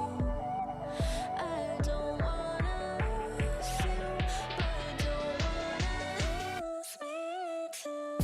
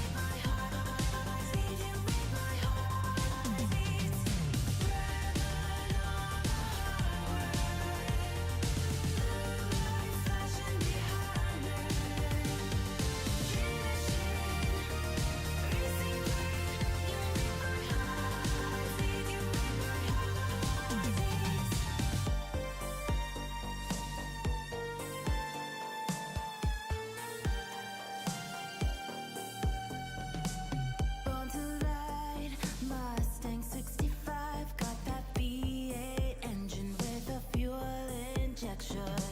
Drop the clutch, pedal to the floor. Turn that kitty pot into a lion's roar. Dream machine, racing queen. I'll take you wherever you wanna go. Let's blow this town, break the speed of sound. Tonight we own the road. Dream machine, racing queen. You make my heart beat. You make my heart beat. Dream machine, racing queen. You make my heart beat. You make my heart beat. Red on the highway, blue lights flashing behind me.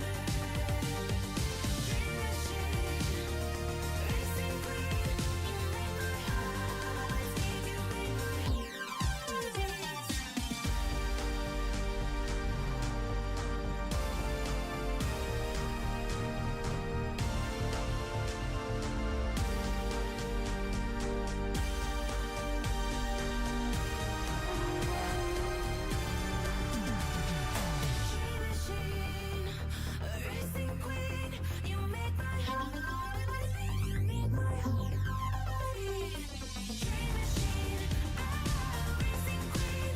You make my heart beat. You make my heart beat. Dream machine, racing queen. You make my heart beat. You make my heart beat. Red on the highway, blue lights flashing behind me. Dream machine, racing queen. You make my heart beat. You make my heart beat.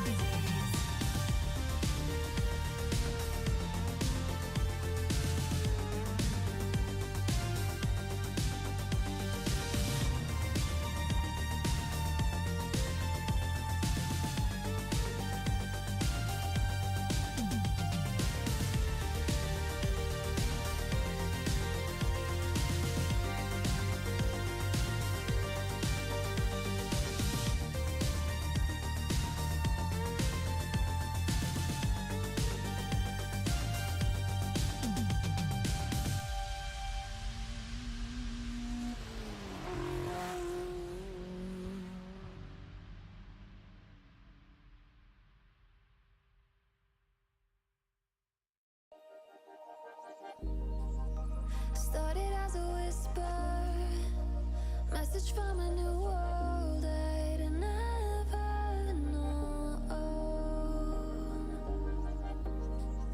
Something about it felt like it'd been waiting my whole life. Is this home? I can hear each sound calling my name, and I feel angels around when I start to sing, and suddenly it feels Welcome back, everyone, to what could be the final map of the NECC Emergent Finals. This is, of course, a best of 5. We've seen 2 games go towards the Gothic Knights already, and with potentially this being the last map, this could be a quick 3-0 sweep for the Gothic Vikings. The rounds have been pretty close, been 13-8, 13-8 in both Game 1 and Game 2.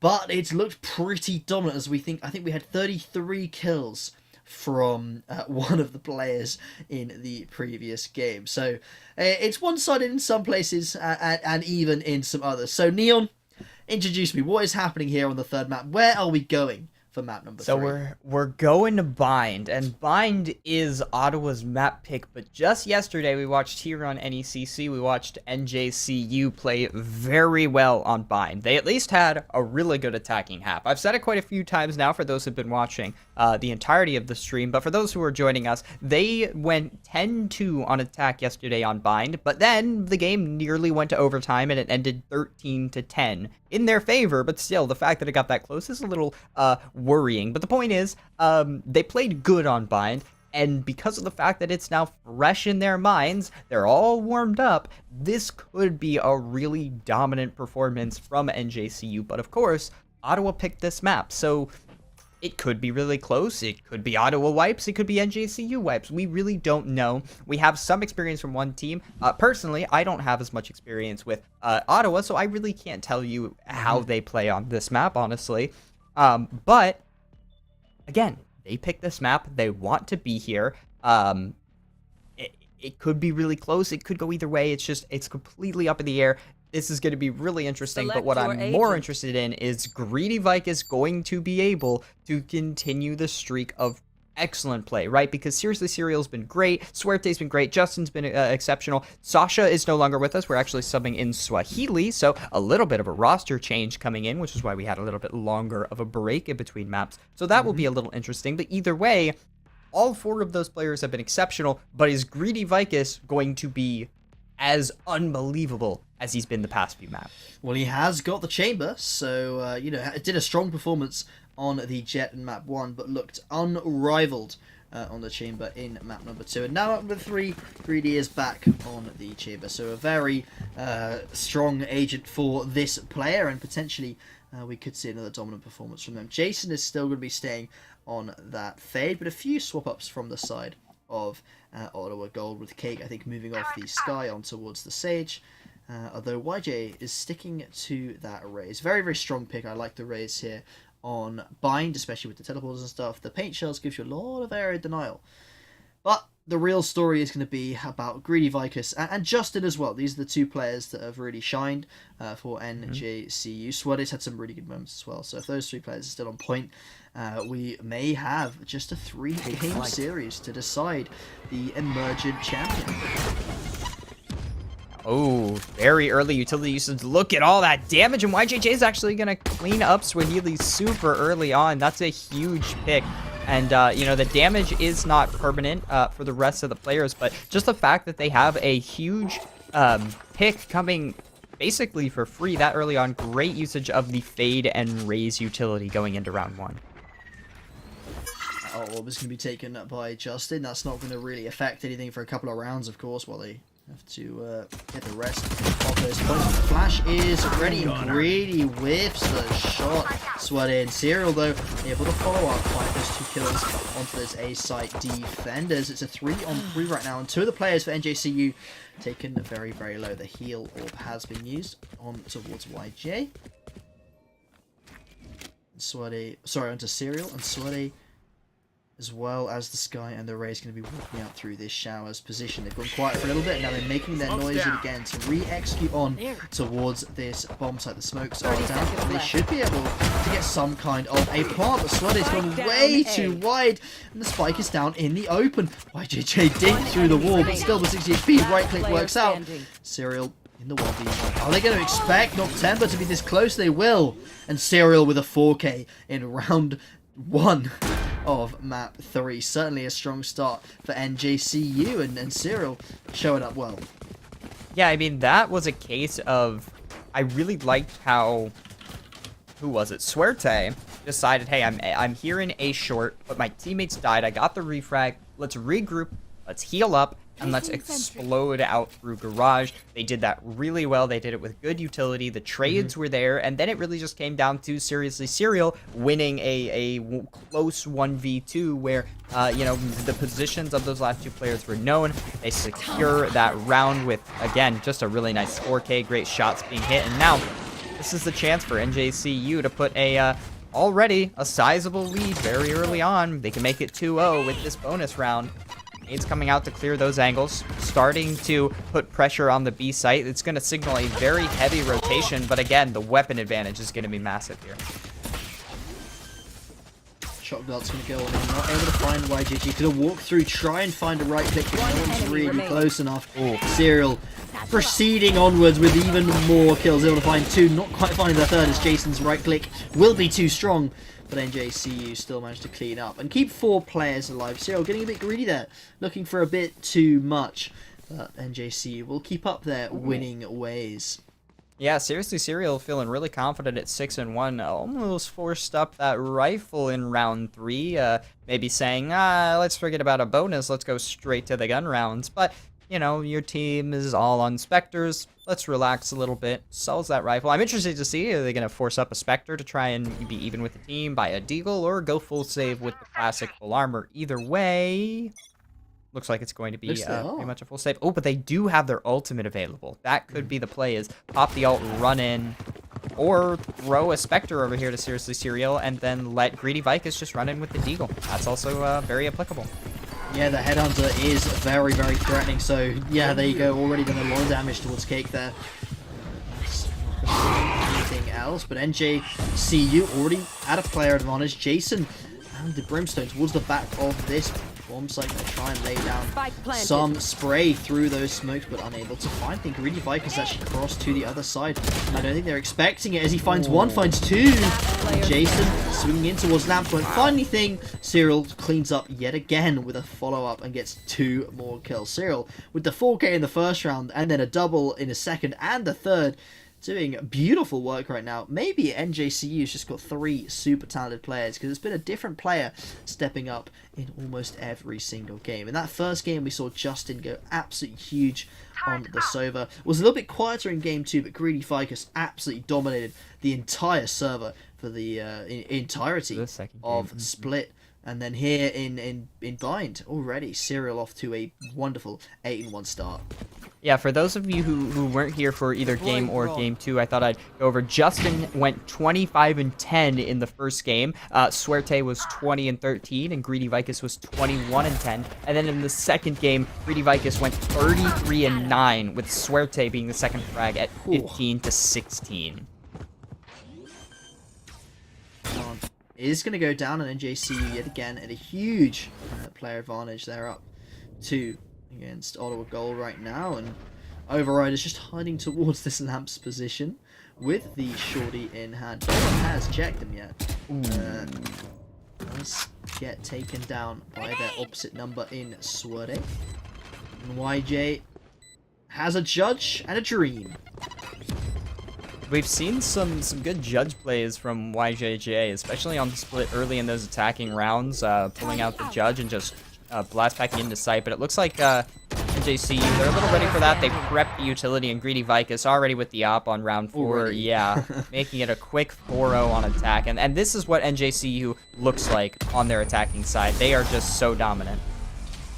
Yeah, YJ intentionally dying there, of course, so that they can get the full credits from the next round. They'd rather be able to buy up fully than have to hang on to that Judge and have a much lower number of credits.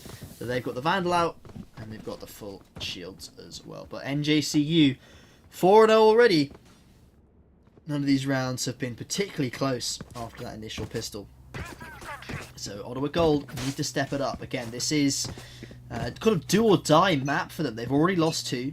This is map 3 in the best of 5. They would need to win every map from here on in. They cannot afford to fall behind here on Bind. They need to make sure they're putting as much work in as possible and winning all the rounds that they can.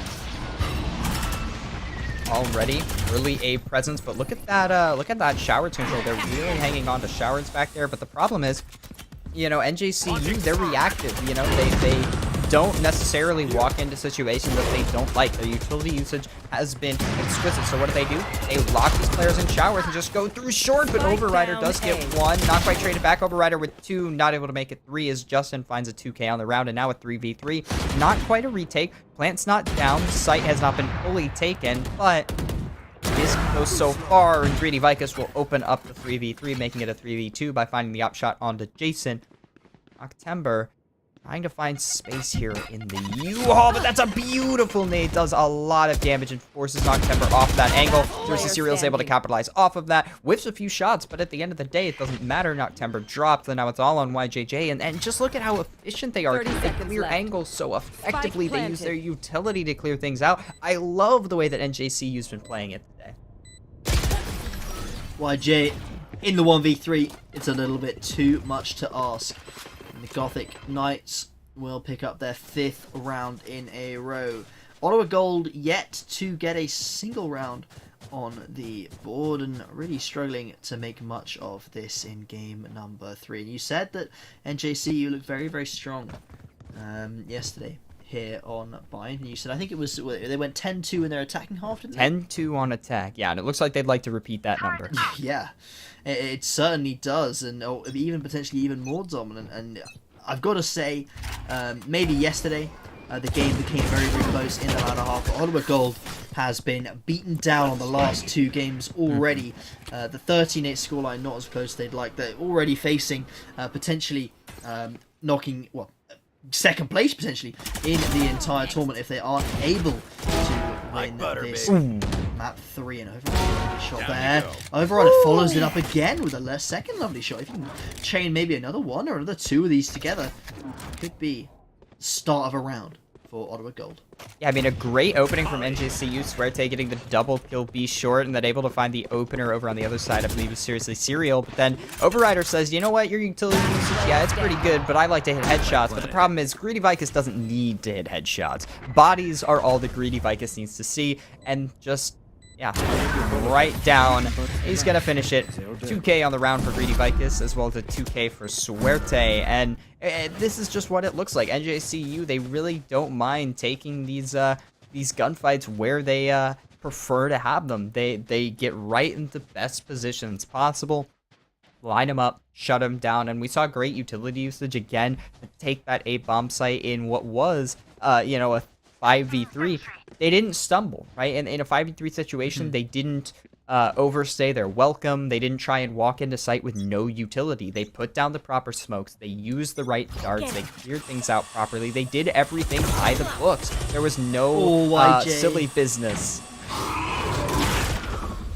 Missing a unfortunate shot there on the operator, and there's been no silly business from NJCU, but Ottawa Gold, they just have to land these shots. They cannot afford to keep making these mistakes. They're 6-0 down, and if they don't start making an impression here on Bayern soon, they will be completely out of the series. And Greedy Vicus, certainly not one to go into a round without leaving some kind of impact on the opposing team as they pick up the initial pick, and the 5v4 now over towards this B site.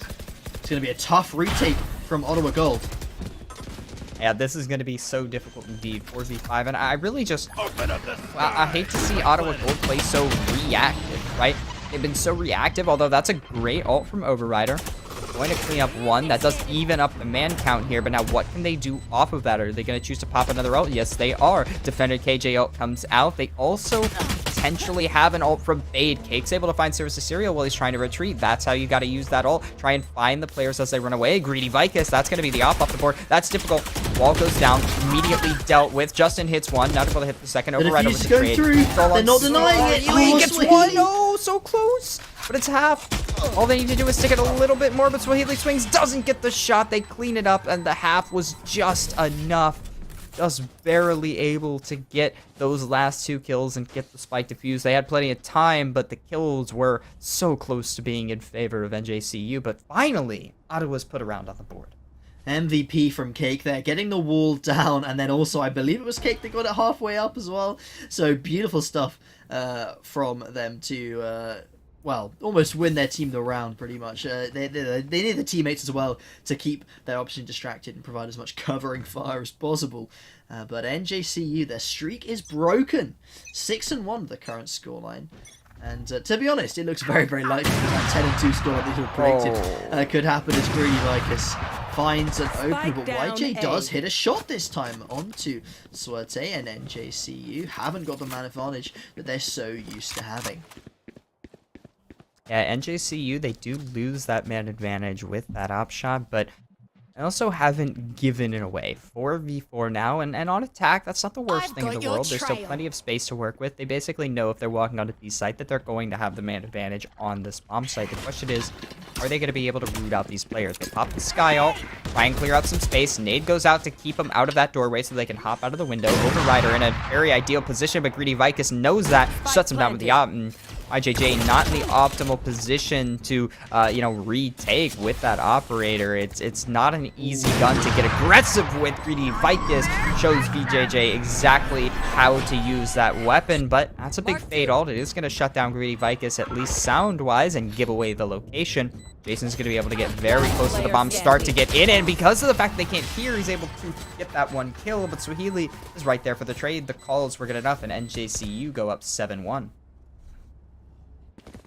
That was the time for Ottawa Gold to start to make a comeback, but the momentum for NJCU, it only glitches for a single round. It does not falter for any longer than that, as they have secured, as you say, 7-1. They got 3 ultimates still available and a few more rounds as well. I think 4 more rounds left of this half, and there's no signs of stopping, especially when Greedy Vikings is being given kills at the start of the round like that.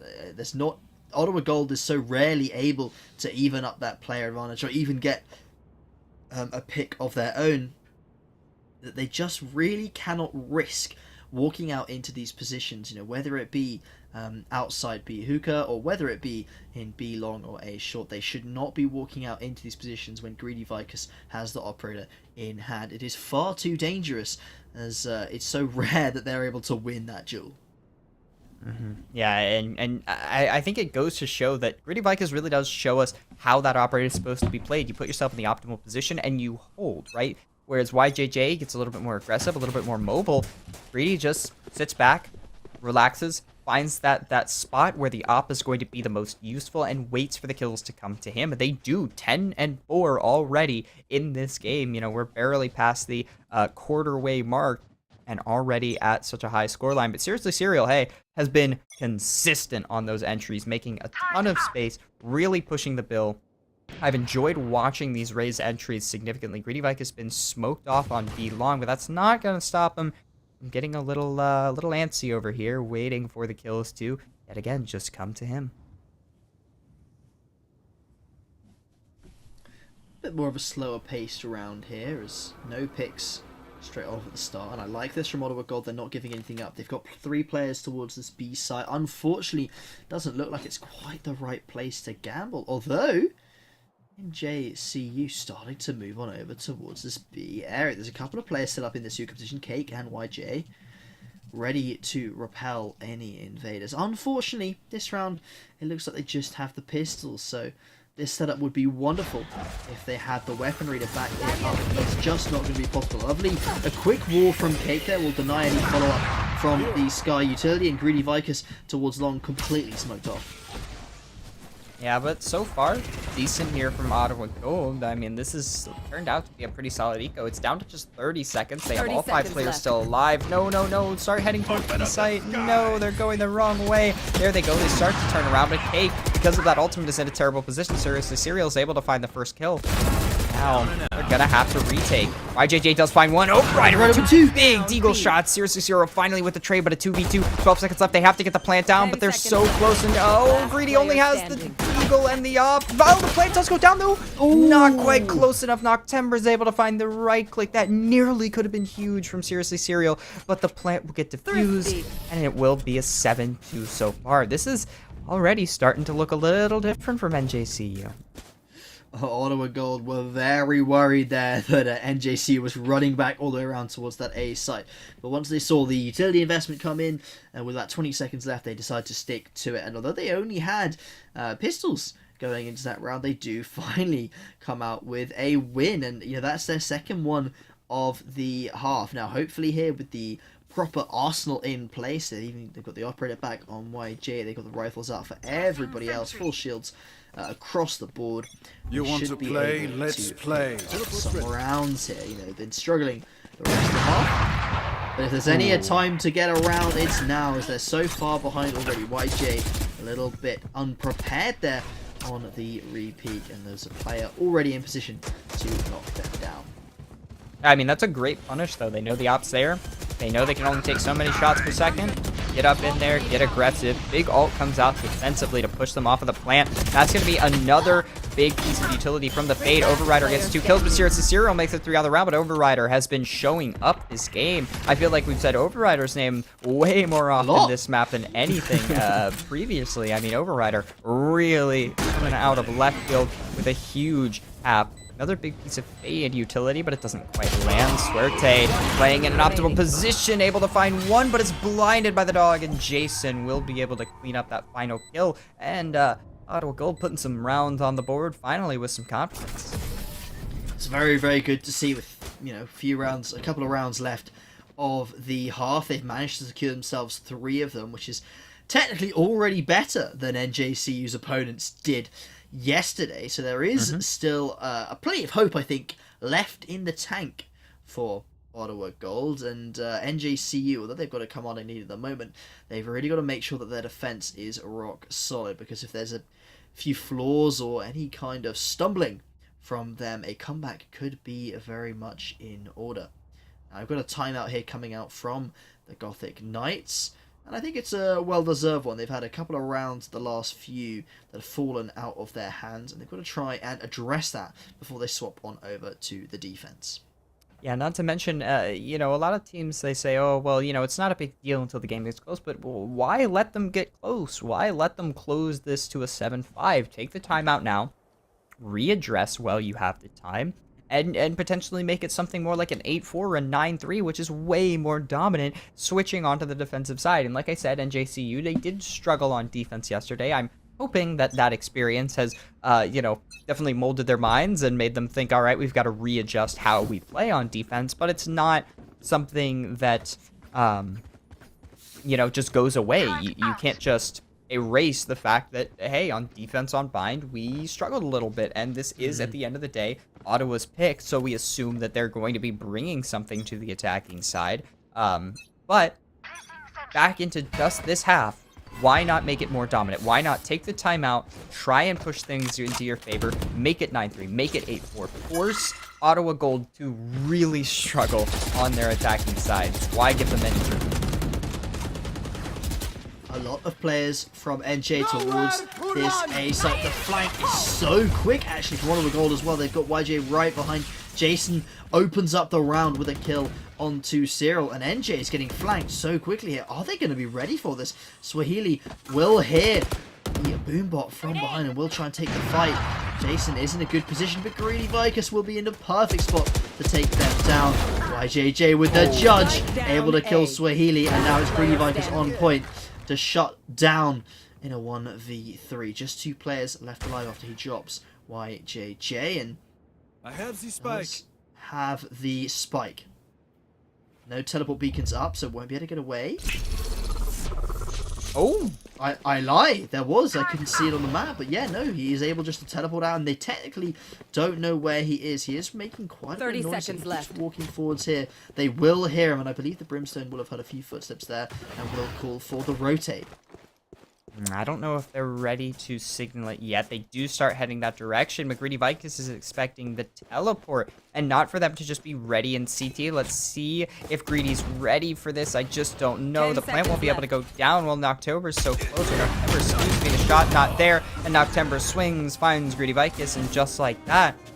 All right, Ottawa starting to put things back Last on the board. I round in like the the half. fast flank. I like the A pressure. I like what they did there. Yeah, it was a lovely little push from YJJ. It made a little bit too much noise, so Swahili was expecting that push, but wasn't really able to capitalize off it. I think Jason just needed to hang around a little bit longer there and not get picked off by Greedy from the Showers position. But they almost had the round in the bag, and then they had Greedy Vikes in the 1v3, and YJ gave away a quick kill. But luckily, Ottawa Gold still able to come out on top in the 1v2. Greedy Vikes was under too much time pressure and could not secure the run. Early orb will strike, but the slow orb will come on in straight away from KP. Ottawa Gold. They need this round to kind of make this series close. I like the fast reactive utility here from Ottawa, right? As soon as the orbital strike and the smokes come in, boom, fade utility, boom, smoke go out in response. They are very ready for this utility usage. They've gotten a lot more efficient with it. So far, not quite the shot from YJJ. Justin will be able to find the kill with the Bulldog, and the site's going to be taken. Plant starts to go down. Greedy Vicus finds one with the Deagle. Cake goes for the res onto YJJ, but it won't really matter as Cake, oh, never mind. Cake is actually able to find Suerte. That's a huge pick, and now things get a lot closer. Cake's able to find a second on the round onto Greedy Vicus. Jason finds Serial, and Justin trades right back onto Jason, but Swahili is there. YJJ finds another one with the op. That res was worth it, but Justin makes a run, a desperate run to get out of that KJ. Flash goes out. trying to swing, but the wall's The wall! down. The wall's One down. enemy There's no remaining. space. Able to find YJJ, but it doesn't matter. Okay, yet another clutch wall to secure their team. Switching sides. Yet another round in this half, as out of nowhere, Ottawa Gold has managed to secure 5 of the last 6 rounds on the back end of that half. Beautiful stuff from Ottawa, and NJCU just stumbling a little bit. Their attack looked so hot, but then it all just fell apart. They weren't able to get on these bomb sites without losing far too many players to make the after plant viable. And now we've heard from you that their defense isn't too stellar, so NJCU might be in a little bit of trouble. It's taken a few maps to put them in this kind of a position, but they might be in danger of potentially dropping a map. Yeah, I mean, this is definitely the position where Ottawa needs to hit the gas, right? They've really got to put their boot as close to NJCU as they can and start kicking, right? Because NJCU, this is probably the most uncomfortable they've been throughout this entire series. Now, no telling if they're actually feeling it in the server. Great shot from Seriously Serial, but now look at the numbers. They flow in. Justin's able to get a trade, but Justin is out of there in an instant. Flash goes out, and yeah, I love this from them, right? As soon as they get that man advantage, back up. Maintain it, especially on the pistol round, just to accentuate your man advantage, because now you're going to be able to do a lot more things with your crossfires. But oh my goodness, look at the map. Look where Justin is. Oh my goodness. Or is this, I'm sorry, this might actually be Swahili. I'm sorry. Justin was the Sova on Ascent, but Swahili. Oh, He yes, gets it. able to get it. That is huge. B site is completely open though, because that flank has been killed, and it's now Cake and the Brimstone in a 2 versus 3. Now they've just rotated the one player over towards B, and that will be Greedy, sitting over under that hookah position, and these 2 players from Ottawa will start heading 30 towards seconds that left. A bomb site. And I don't know how much utility they actually have. Justin actually has left here, but if they've got a flash, that could be huge. The flash goes out, doesn't give them any information. A second flash goes out as well. Will blind both of the players, and they have to get the spike down. The wall is down. Spike planted. Yeah, these walls have been massive from Cake. I mean, Cake has just been the support legend Last here with the player slows standing. and the walls, but Greedy Vicus Greedy. is the frag man and finds it with the shorty, and now it's all on Overrider, who's been hitting a lot of clean shots this game, but now has to hit 3 very important shots to keep his team in it. I mean, you win this round, you get this clutch right here. This is massive. Overrider lands 1, finds Justin, but Greedy's right there with that headshot, and that's going to be 8 on the board for NJCU and Ottawa. This was the round they really needed. Yeah, it would have potentially got them completely even with NJ if they also managed to find the SMG round the round after. But that will not be the case, and it'll be NJ pushing up to 8. It was still a close one, of course. I mean, Overrider, sure. the perfect player to be in the 1v3, done so well in this half already. And there was even a few glimmers of glory, I want to say, on map number 2 as well from Overrider, who had a couple of real nice Sheriff plays as well. So has been hitting some good shots all night, but it's come to a great combination here on map 3 that the rest of the team is able to step up here on Bind as well, and they've been putting together some good themselves. So make sure they're not as behind here on Bind as they have been on Ascent and Split. Huge shot from Greedy Vicus, and it feels like every bonus round that they've had, Greedy is on that Marshall, and he's able to just find a beautiful opening pick to give them man advantage, and it's been so consistent. Huge nade does a lot of damage to YJJ. It looks like they're setting up for an execute specifically around this Fade utility, so get ready for a huge potential pop, but the question is, what can they do with the utility and the weapons that they have? And Swahili shuts down that orb as soon as it falls, so now, if you're Ottawa, where do you go? You've got players on low HP, you don't have the best guns. This is going to be a really awkward take, no matter how you try and phrase it, no matter how you try and frame it, it's just not going to work out as well as you'd like. Overrider down as well. Really, at this point, I think their best bet is to just try and go for the kills, try and take some guns away, let it go to 9-5, and then try and get the momentum right back where it was at the end of last half once you get rifles in your hand.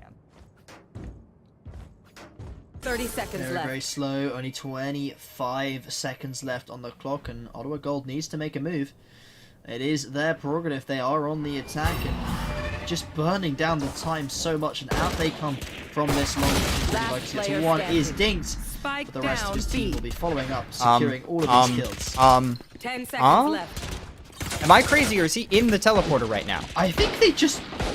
Oh, Okay, he- the player did DC, but they still ran straight past him. Like, they 100% just walked straight past the Killjoy in the teleporter. That is... They're gonna watch That's this not mod and be something very you confused. see every day. That is kind of hilarious. Like, even though he DC'd, they didn't check it. All right, so we're going to take a quick tech pause. Real quick, production staff. Are we going to be setting it to break, or are me and Hano going to be talking? All right, me and Hano are going to be talking for the time will being. talk. But yeah, we have a lot to talk about, though, because things have been interesting, right? We see Ottawa kind of claw their way back in at the end of the previous half, but then they lose the pistol. Bonus doesn't go their way either. Now what? It's a tough position to be in. They are on the attacking side of Bind, so it's a recoverable half. Some of the other, both the other maps have kind of felt like it's just the eventual plod until the Gothic Knights just will eventually win the series. You know, there's been a couple of times where it's like, well, Ottawa's going to win 4 in a row. They've been looking a little bit dicey on a lot of those rifle rounds. They just aren't able to put up the numbers Whereas for the Gothic Knights, you've got players like Greedy Vicus, you've got also Justin as well. You've got some incredible players that are able to step up in the moment and deliver these rounds. And we just haven't really been seeing that from Ottawa Gold, and I think they're just kind of outclassed on an individual level by a couple of these players. And it would take quite a miracle for them to pull off a win here on Bind. It's certainly possible if they've got some good attacking setups, I can believe it, but it is going to be a real challenge for them, and considering they would also have to repeat that 2 more times on 2 separate maps, that's going to be a real challenge. All right, so we're going to get straight back into the action, but yeah, to add on to what you said, I totally agree. It does feel like individuality has really come to fruition here for NJCU. They have individual players who are really talented. I mean, you look at every single name on this roster, and you can mention a time where they came up huge and they made a big play. And well, Yeah. Ottawa has had some great plays as a team. They've had a couple of individuals who have showed up and made some plays here and there. It just hasn't been nearly as consistently done or nearly as effectively done. But already, all right, Ottawa, they're going to use that time, basically that free tech pause that they get to reevaluate their tactics. Wall goes out. Huge play, but seriously, Serial from behind already on the eco makes a big impact. Was on 20 kills before the start of this game. I believe they've now pushed it up to 22, so 30 star here of Bind Cake. A lovely little transfer there onto the head of the Rays, and Suerte to try and break this wall. NJCU at a disadvantage right now as they are in the 2v3. YJJ though gives up a free pick, and there's no trade from their teammates Cake and are both stuck towards this short position, and it's Swahili that comes out on top. Does he have time to defuse? I don't think he does.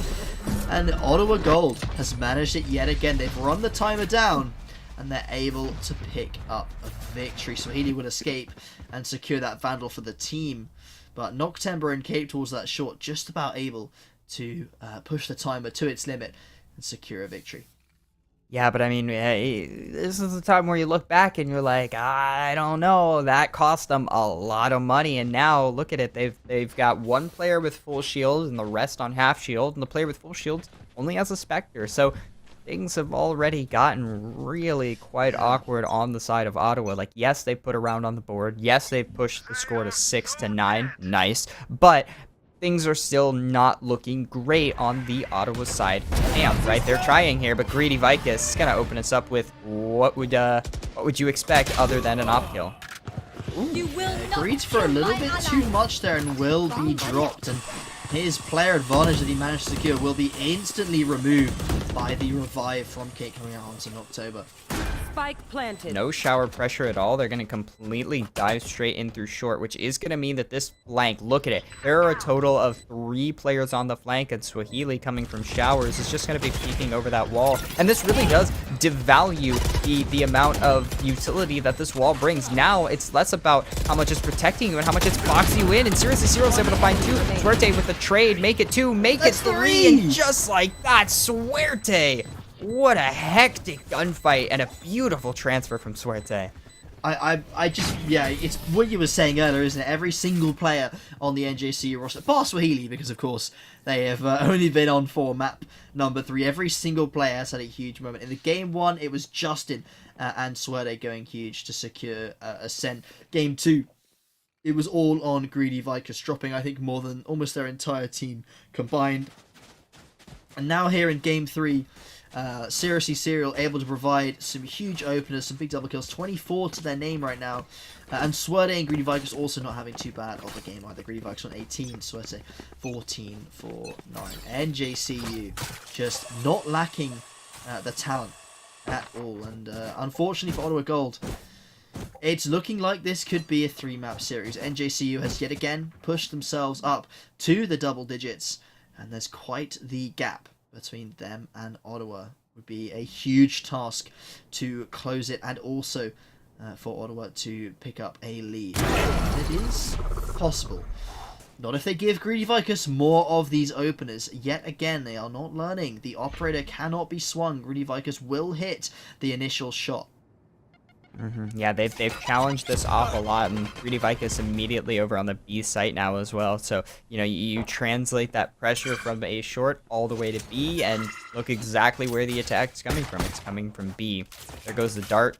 Oh, it didn't quite confirm, I don't believe, the 2 players there, but alright, here we go, the double teleport. This might actually have to force a rotation, because what are you going to do in response to this? You have no chance. They've now cleared Hookah.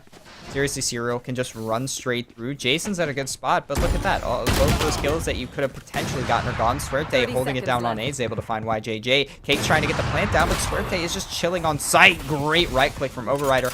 Will allow them to get the plant down, but it's still a 3v4, and the weapons are still not in their favor. Potentially, maybe a rifle picked up, but I'm not even sure if they've managed to find that. No, they are playing very, very far back here, which isn't going to fade them too hard, as no one's in a position to trade Cake here. As long as Greedy Viker swings down properly. Oh, Cake gets the right click, but only one of the pellets hits. Greedy Viker picking up yet another kill. So low, but Jason's not able to land that first little classic shot. The Molly lineup is great from Overrider, but Serial's pushed forward so far that he can knock that player down, and NJCU go to 11.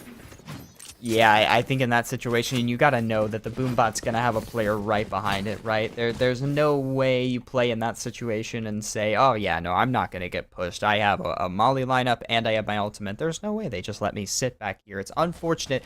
Overrider has tried his very best to keep his team in this game, but unfortunately at 20 and 15, it's still not enough when you've got players like Seriously Serial at 25 and 10, Greedy Vicus at 21 and 10, Swerte at 15 and 10. I mean, it's so consistent. One thing I've loved watching about this team is there's always one player popping off, there's always another player doing really good, and Swerte has been consistently near the top of the leaderboard, just consistently being one of the better players. Never quite the top, but always near, and I love that level of consistency, because they're not relying on one player popping off. They're relying on at least one of 3 players to do good, and another player to do decent. And Justin, what a shot down to Noctember. Looks like the execute though will be on towards this B site. They're all jumping on out. YG trying to get out as deep as possible. Will know that the operator is in towards the CT area, but scared to push on through the smoke. So Healy setting up some lineups here. The plant will be down, but Swerde's ultimate has already knocked out Jason. It's going to be a 5 versus 3. NJC, if they win this round, they put themselves to match point, and they've got so much utility and bodies available that this should be a relatively painless retake. Cake stuck to this long position. Will have to win a fight, but no one can. It's just one player left alive. Overriding from the start of the Ottawa side, but will only be able to find one. 4 players left alive for NJCU, and the Gothic Knights will push themselves to match point. 12-6 right now on series point as well. Currently staring down a 3-0. Ottawa Gold is going to bring out something special to win 6 in a row. Match point.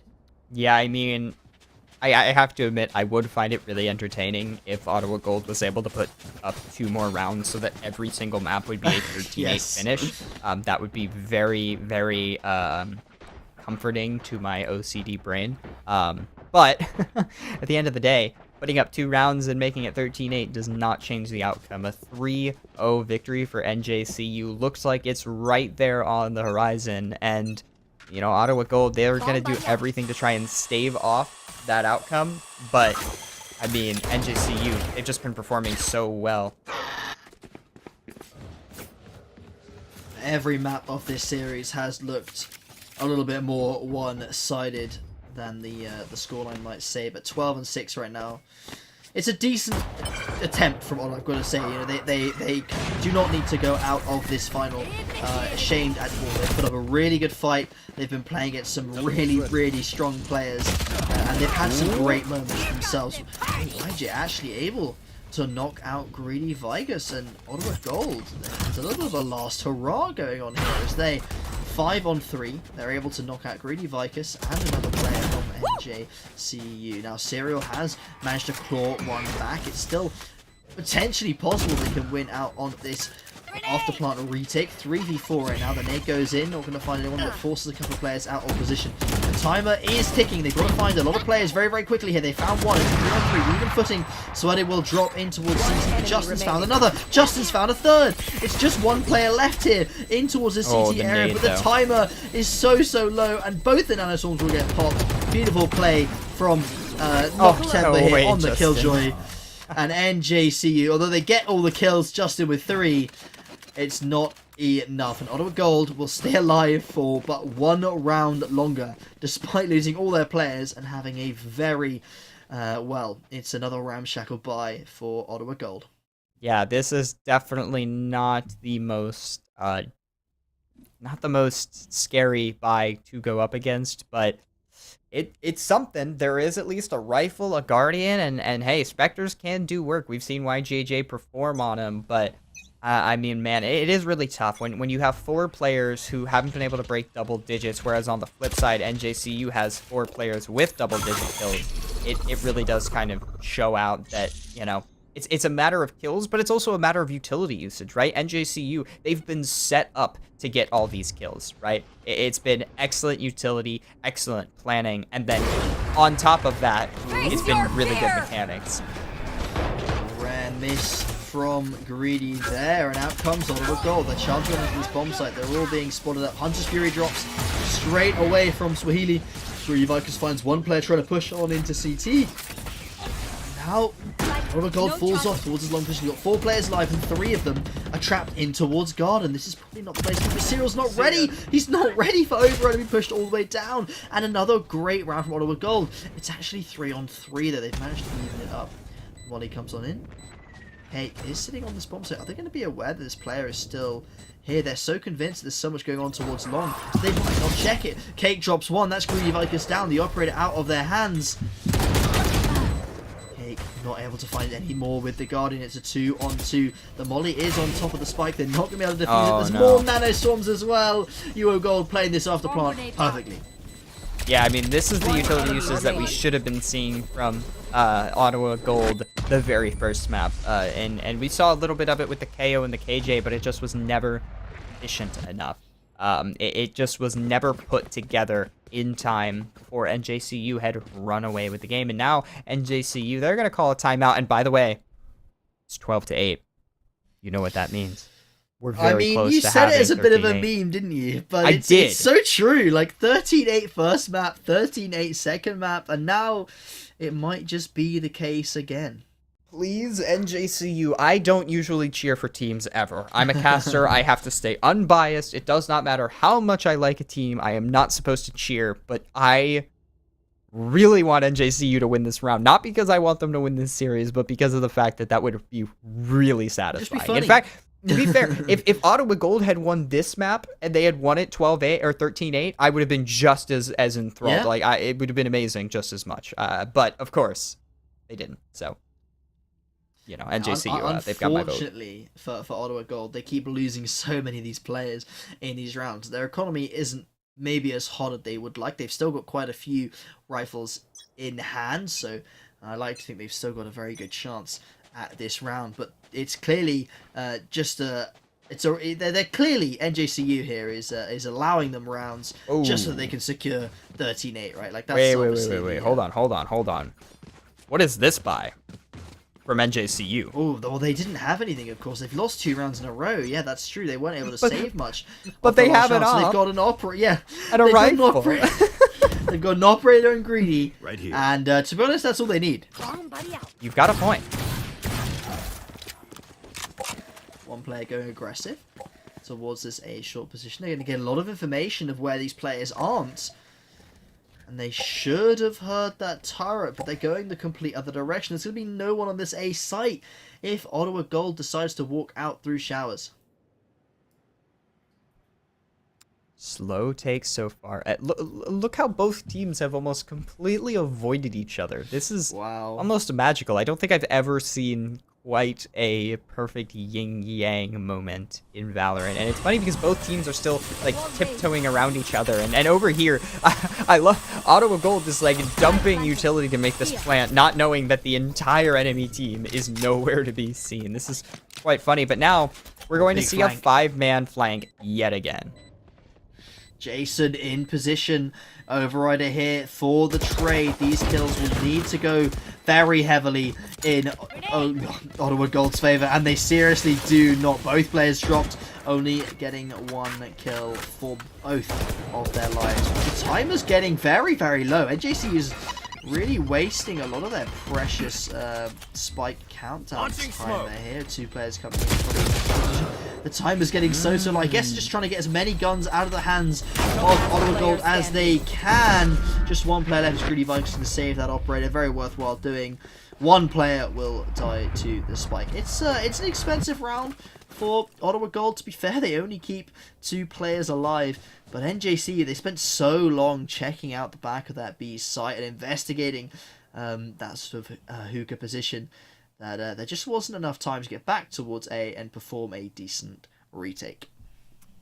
I'm very curious about what the plan was once they got that flag. I mean, they just didn't really put any effort into retaking showers once they were at that point. Very, very interesting to see, especially because they had at that point gained, I believe, 2 rifles, meaning they would have, let me do some quick maths, have 3 rifles and an op at their favor. I mean, that was a very winnable round, and I'm also very upset because that would have made it a 12 or 13-8 finish, and now it's not going to be a 13-8 finish. So now I'm no longer rooting for your NJCU. Sorry, you've lost my bit of confidence, but Greedy, Greedy is very sad that I'm no longer cheering for him, and missed a shot in response. I'm sorry, Greedy. I promise it wasn't my fault. He's not ready. YJ jumps right over the top with the judge and will secure the opener. That's the operator out of the hands of NJCU, and they're also a player down. There's no Sage revive for them to even up the scoreline. I'm very sorry, Greedy. That felt like it was a little bit my fault. I apologize. But either way, Ottawa Gold now 5v4. Oh my goodness, make it a 5v2. YJJ is so proficient on this Judd. Make it a 4th. Make it an ace. Oh my goodness. Wow, what a round there from YJJ. It seems like YJJ was just absolutely tired of losing. It seems like they really cleaned some stuff up during the timeout that NJCU took to try and confirm this game. And now we're at 12-10, which is the exact same scoreline that NJCU was on yesterday after going up 10-2 and then losing a ton of rounds. So, man, we're having a lot of weird crossovers going on here. Are we in a Marvel movie? Potentially the case. I mean, that was a huge round though from YJ there. An absolute bonkers ace from them. 3 kills of the judge and then finishing it off at the end there with another couple of stuff. And quite glorious to watch. Been a couple of aces already in this series, and it might be a very short best of 5 series. Looking like it's only 3 rounds, but there's still been some incredible moments the whole way through. Swahili set up here with the judge, trying to emulate what YJJ did to his team just last round. But Ottawa Gold, is going to be backing on off. They don't want to walk into that hookah position. They are worried of what might occur. They respect the judge play. Exactly. They know what can happen. Meanwhile, though, Seriously Serial on the other site is also trying to have his own moment with the judge. So it seems like NJCU has finally taken a bite of the poison apple and is just ready to go full cringe. Ottawa Gold, very careful not to mess anything up. Seriously, Cyril, though, gonna have to back off. YJ going in with the showstopper, but can't find anyone, and it's Greedy Vicus to find 30 the first seconds pick. left. This could be what NJCU needs. Noctember does find a response. 4-on-4, but NJCU, they've still got so many players alive and a lot of utility up and available. Greedy Vicus with the tour de force on top of that. They should be able to clear up this site. The drone has found the Sage. Sweaty with a lovely shot. It's 3-on-3 as Jason's shut down. Justin 15 down to 9. We're going to have to go for the heal, but Sweaty swung out. They're going to go and orbital strike up this A short, but the molly is already down. Greedy Vicus has found there's a Jason. counter one. It's just Overrider, but he has got the, as you say, the orbital strike as they go for the defuse. He's going to strike it down, but in comes Sweaty. Overrider has found one, needs to find Sweaty, but can't find it, and I think that might be the round for NGCU. It's already at half, and NGCU will secure the round. Defenders 13-10. It's not quite the identical scorelines that we saw of map 1 and 2, but they do 3-0 Ottawa Gold and end the series without losing a single map. You know what? They gave me the exact same score as the Bind game yesterday, so I'm perfectly fine with that outcome. But what is a little unfortunate is the fact that Ottawa Gold was not able to put up a map against Gothic Knights, because they really tried their heart out. I mean, every map was close, and Ottawa, they were impressive in their own right, so very, very impressed by their performance. Now, it's just a matter of what does Gothic Knights do with this huge victory, this 3-0. I mean, it really was a very dominant performance from them. Yeah, obviously they are the Emergent Division champions. They have challenged everyone in their division and are the kings of that Emergent Division. So they should be very happy with their performance. A dominant 3-0 final. It was close in parts, and there was some great performances from a lot of the members of Ottawa Gold, but just on an individual level, you could see every single map there was a different player stepping up for the Gothic Knights. It was a really, really strong performance from so many. They should be very, very proud of them. As a team, they look cohesive, and as individuals, they just looked on another level today. So that is the entire series. Gothic Knights are our champions, and in a few minutes we'll be back with an interview with hopefully one of the players from Gothic Knights. So hang around for a short while.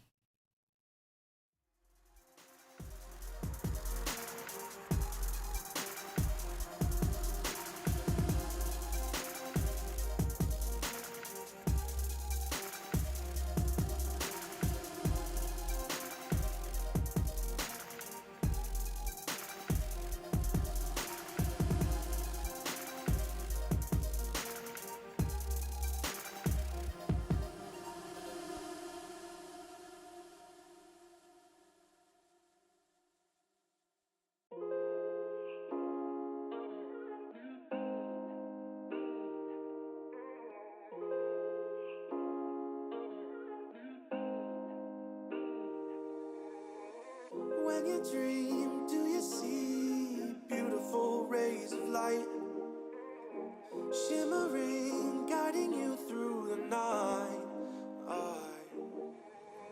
I know it feels like the night's getting longer and light is harder to find. I promise I'll always be there. I'll remind you when you close your eyes. If they send for me tomorrow, even if I leave right now, you'll find comfort there in knowing whenever in doubt, you can find me when the lights turn out. When the lights turn out.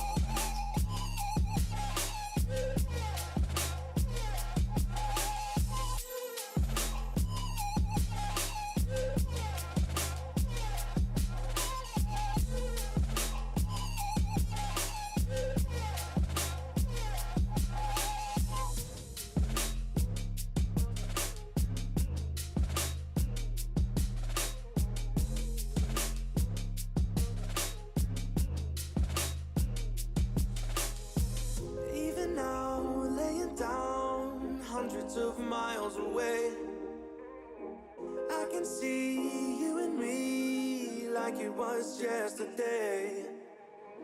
I know it's not the same, but I'm still behind you every step of the way. Look in yourself and I'll be there, I can guide you. All the love is the same. If they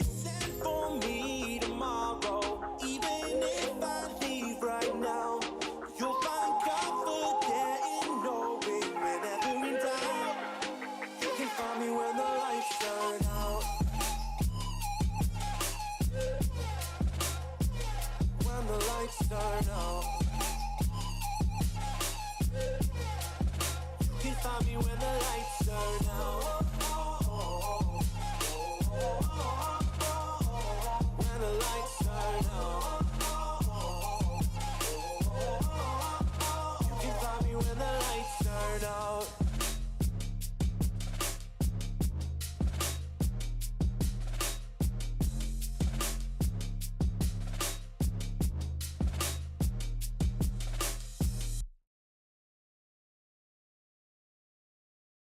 I need a second to take a breath, to keep me guessing with what you said. You're in my head. We're under pressure, we're sinking deep like stormy weather. Can't seem to breathe when you're with me. If you're gonna break me, I know I won't stay. I don't wanna wait here, you push me away. If you're gonna choose, you don't know what to do. I don't wanna lose you, but don't wanna lose me.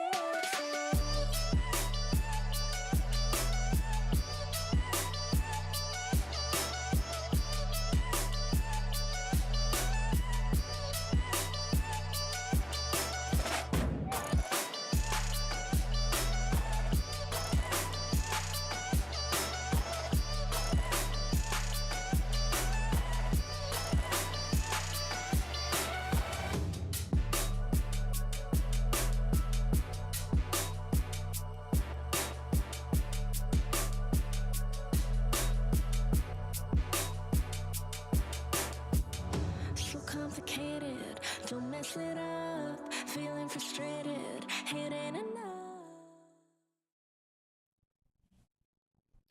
Welcome back, everybody. We have with us Greedy Vicus, the MVP. I would like to say, I mean, my idea of MVP for that series, star performer of map number 2, and an absolute god on the server. Greedy, how do you feel having just won the Emergent Division? I'm feeling of really the good. NECC Valorant. I'm feeling great.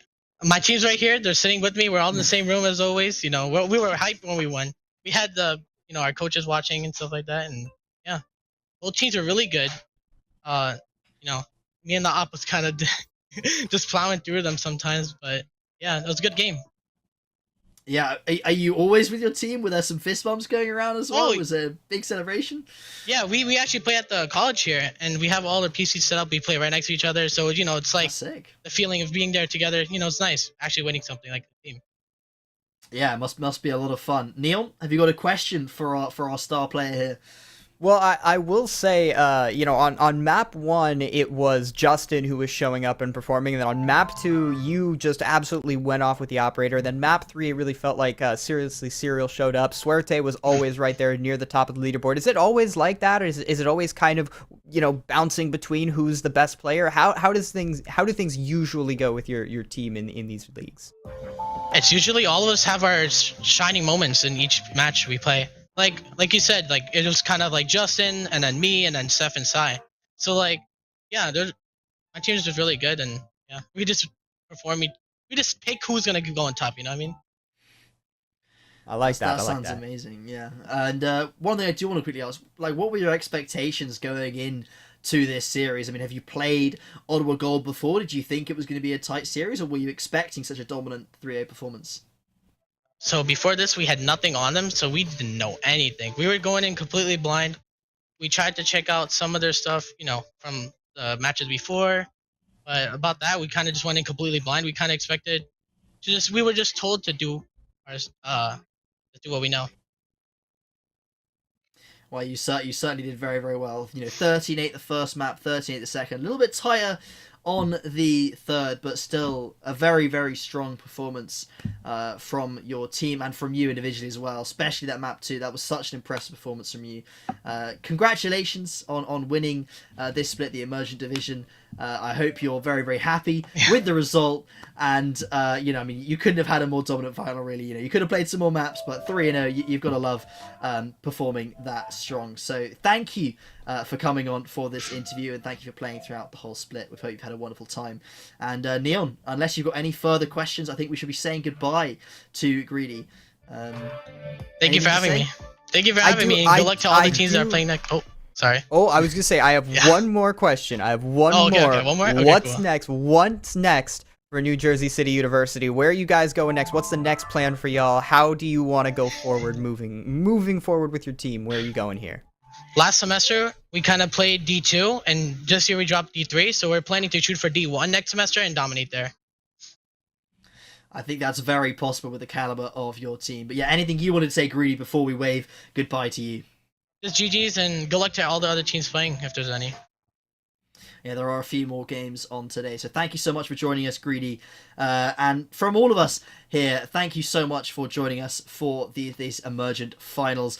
Neon and I are going to say goodbye now, and we will be going to a break before the next game of the day. Thank you so much for joining us, and enjoy the rest of the games tonight.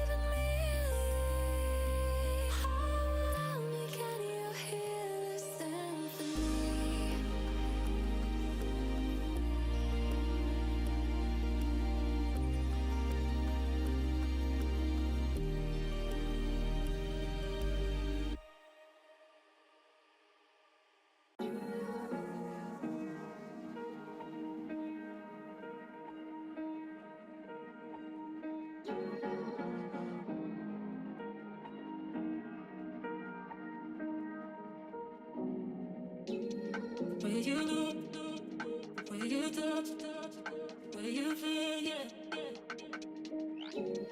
Where you look, where you touch, where you feel, yeah. Can we talk about me and you? Can we talk about the truth? I wanna know, I wanna know. Can we talk about me and you? Can we talk about me and you? Can we talk about the truth? I wanna know, I wanna know. Can we talk about me and you?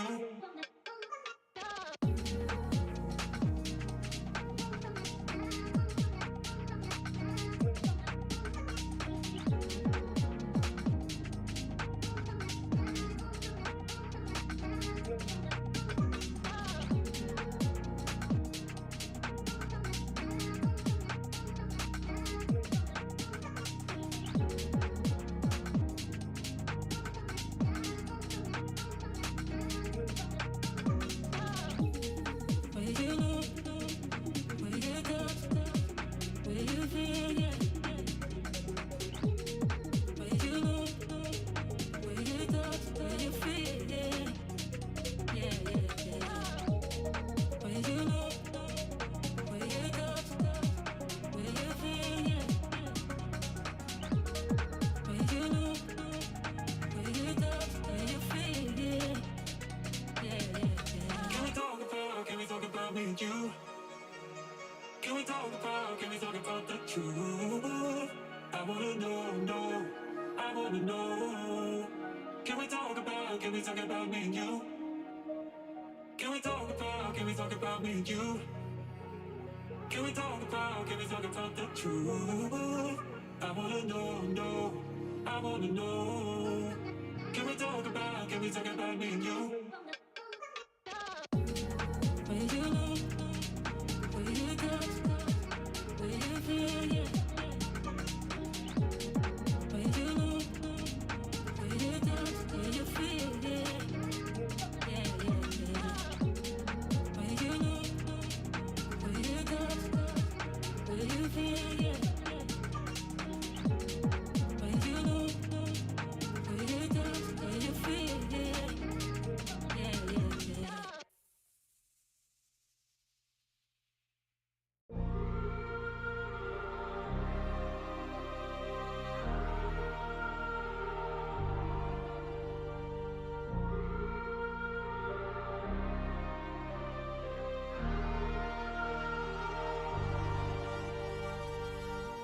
I wanna know your dark side. I wanna know your secrets. I wanna be your lifeline. So I wait for you, wait for me. Wait for you, wait for me. Tell me you're more than just a highlight. Pretty pictures on the outside.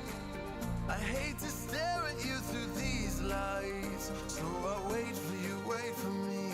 Wait for you, wait for me. Click and scroll, I can't let you go. They say I'm addicted to you. Click and scroll, I can't let you go. They say I'm addicted to you. Oh, oh, this ain't love, no, no. This ain't love, no, no. This is artificial. This ain't love, no, no. This ain't love, no, no. This is artificial.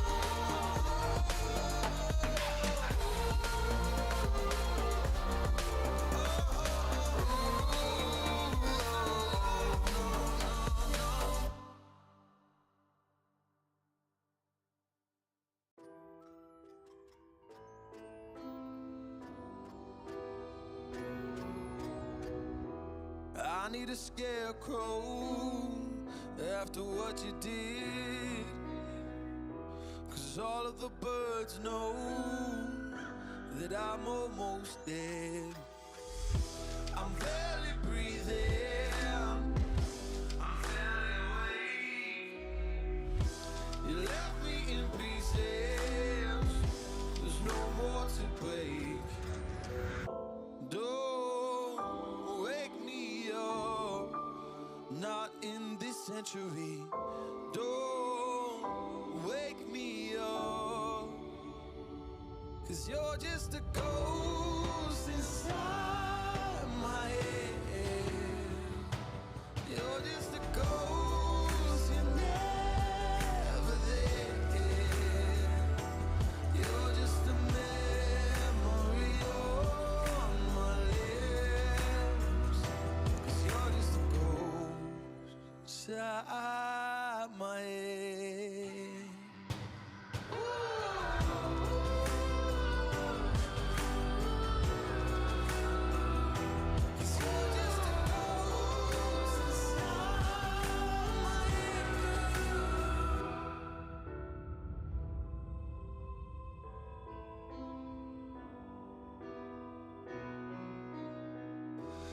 I need an angel after what you did, 'cause you were the devil, you messed with my head. You lied to my mother, you lied to my friends. You said that you'd be there, but this never ends. Don't wake me up, not in this century. Don't wake me up, 'cause you're just a ghost inside my head. You're just a ghost, you're never there. You're just a memory on my lips, 'cause you're just a ghost inside my head. You're just a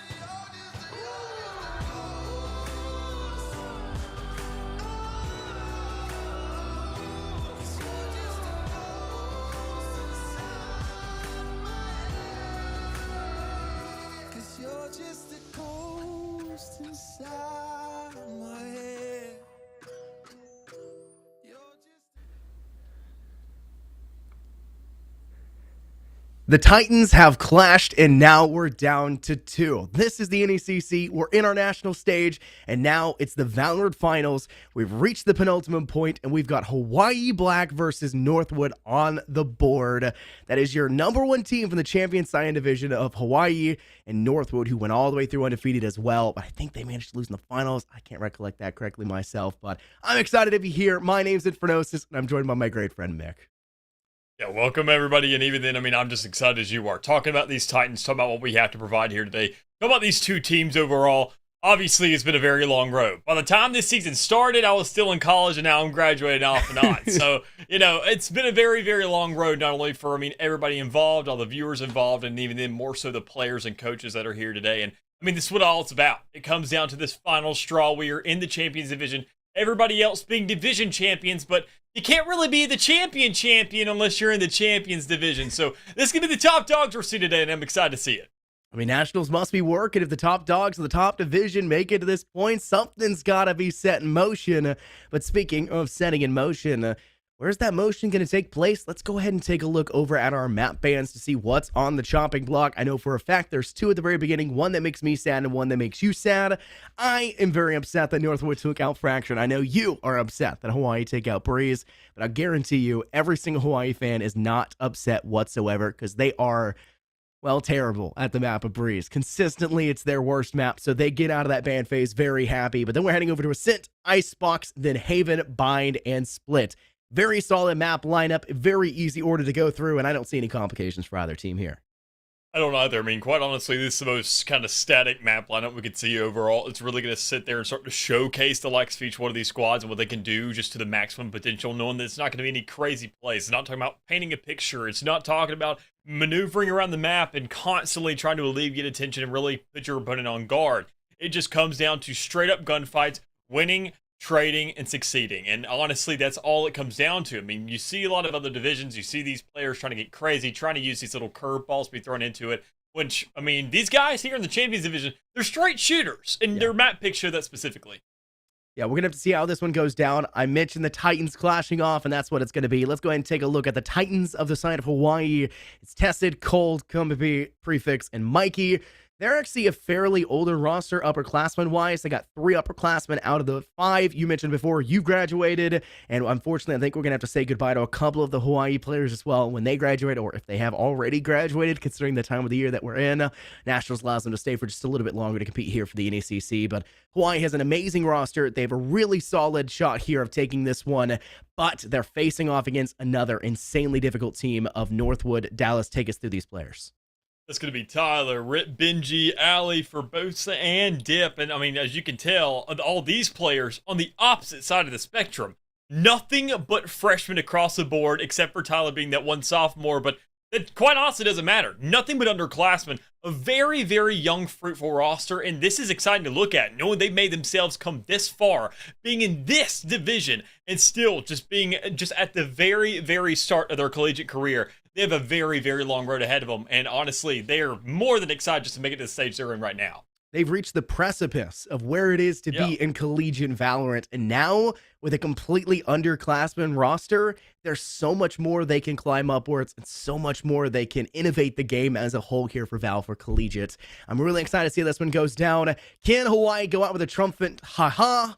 Or will they fall from the hands of Northwood? We'll have to see as we head on over to our first map of Ascent, and we take a look at our agent bans and agent pick phase, I guess I should say, to see what we're bringing to the table. Northwood, somewhat static, a very normalized standard setup for them.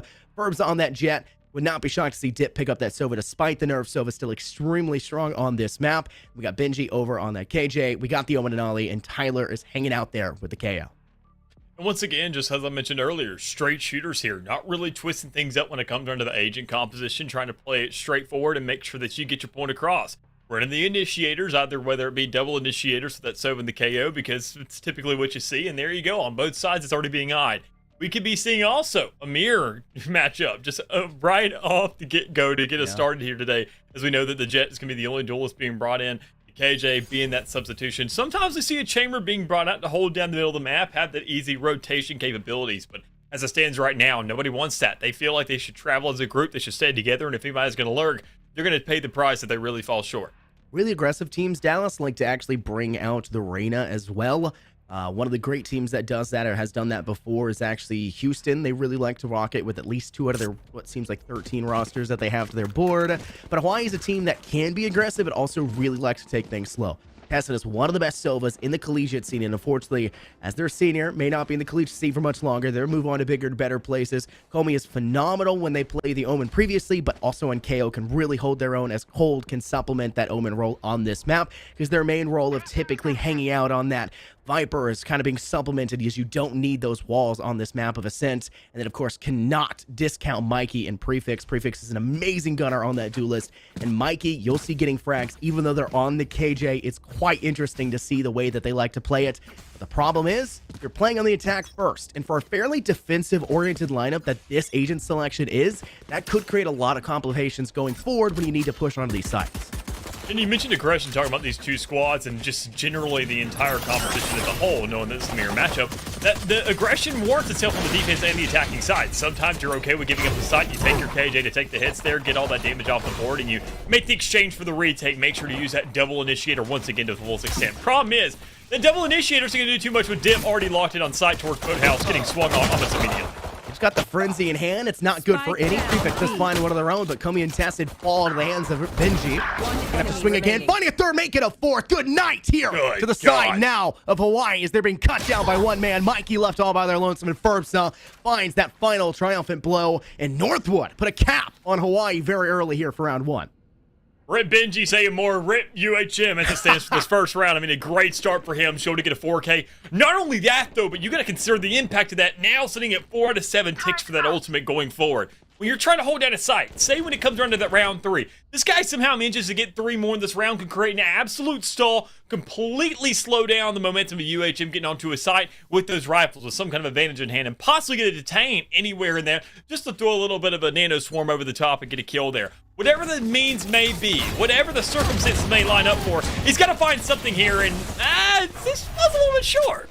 Well, I mean, Hawaii seems to know what they want to do. It's to push very quickly onto site, punish Northwood for maybe being complacent early, to find that first kill. However, Dip still not dealt with, able to find one, fell quickly afterwards, and Hawaii continue to come out victorious as they find 2 more kills swiftly thereafter.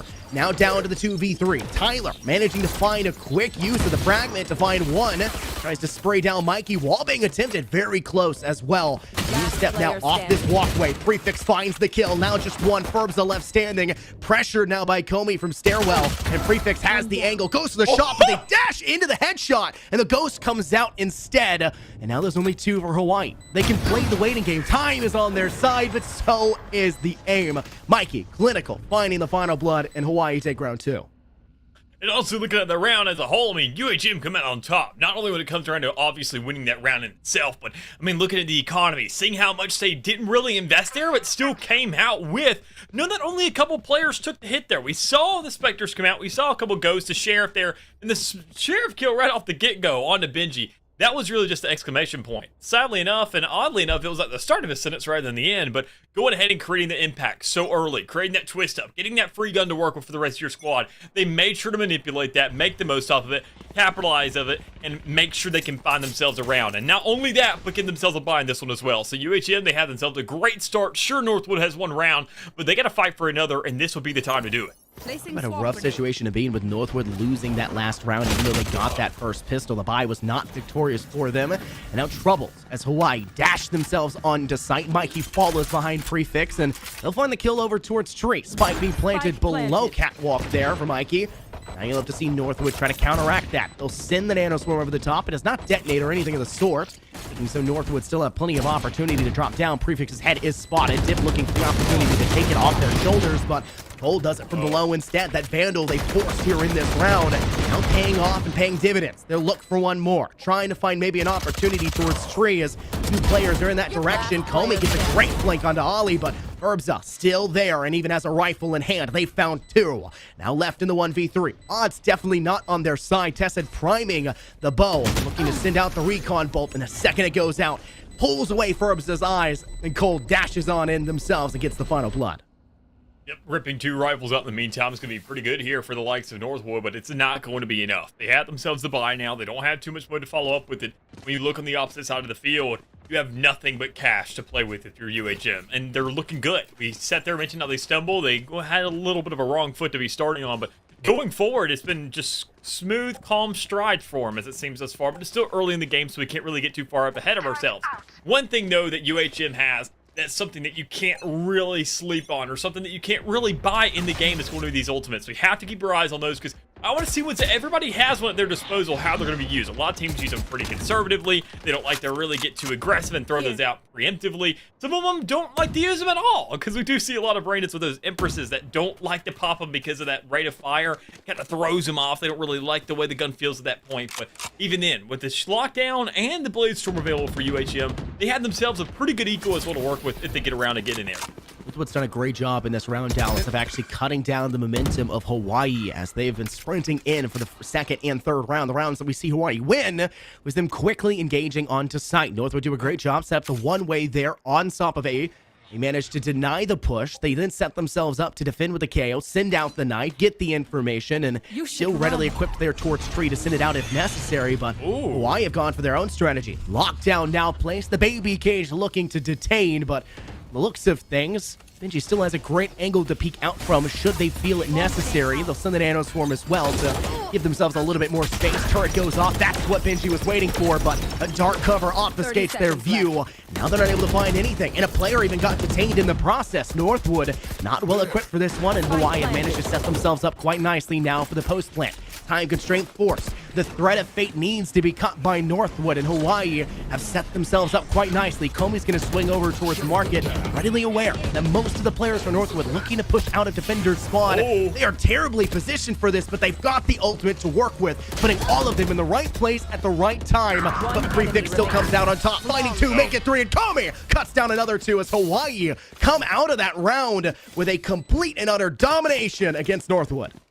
I gotta say, I'm just more surprised than last round that Mikey managed to stay alive to the very end. This guy had about 3 health for half that round, but nonetheless still managed the way to stay alive towards the end. But I mean, I knew as soon as Prefix found that first frag, waiting for the side of Northwood to come back onto site, and they didn't even collaborate to check in. They didn't even collapse onto the guy to make sure to find an initial kill. Jet's going to be slippery. If you don't take care of that early, you're going to fall short. And the man gets a 3K to quickly close out that round and make sure a retake isn't even going to be within the discussion. And once again, not even in the discussion, gonna be guns once more. Sitting on nothing with sheriffs and pistols, you can see that Northwood is giving their respect over to UHM, getting off site, saying, take it. You play best aggressively, so honestly, we kind of have to give that to you.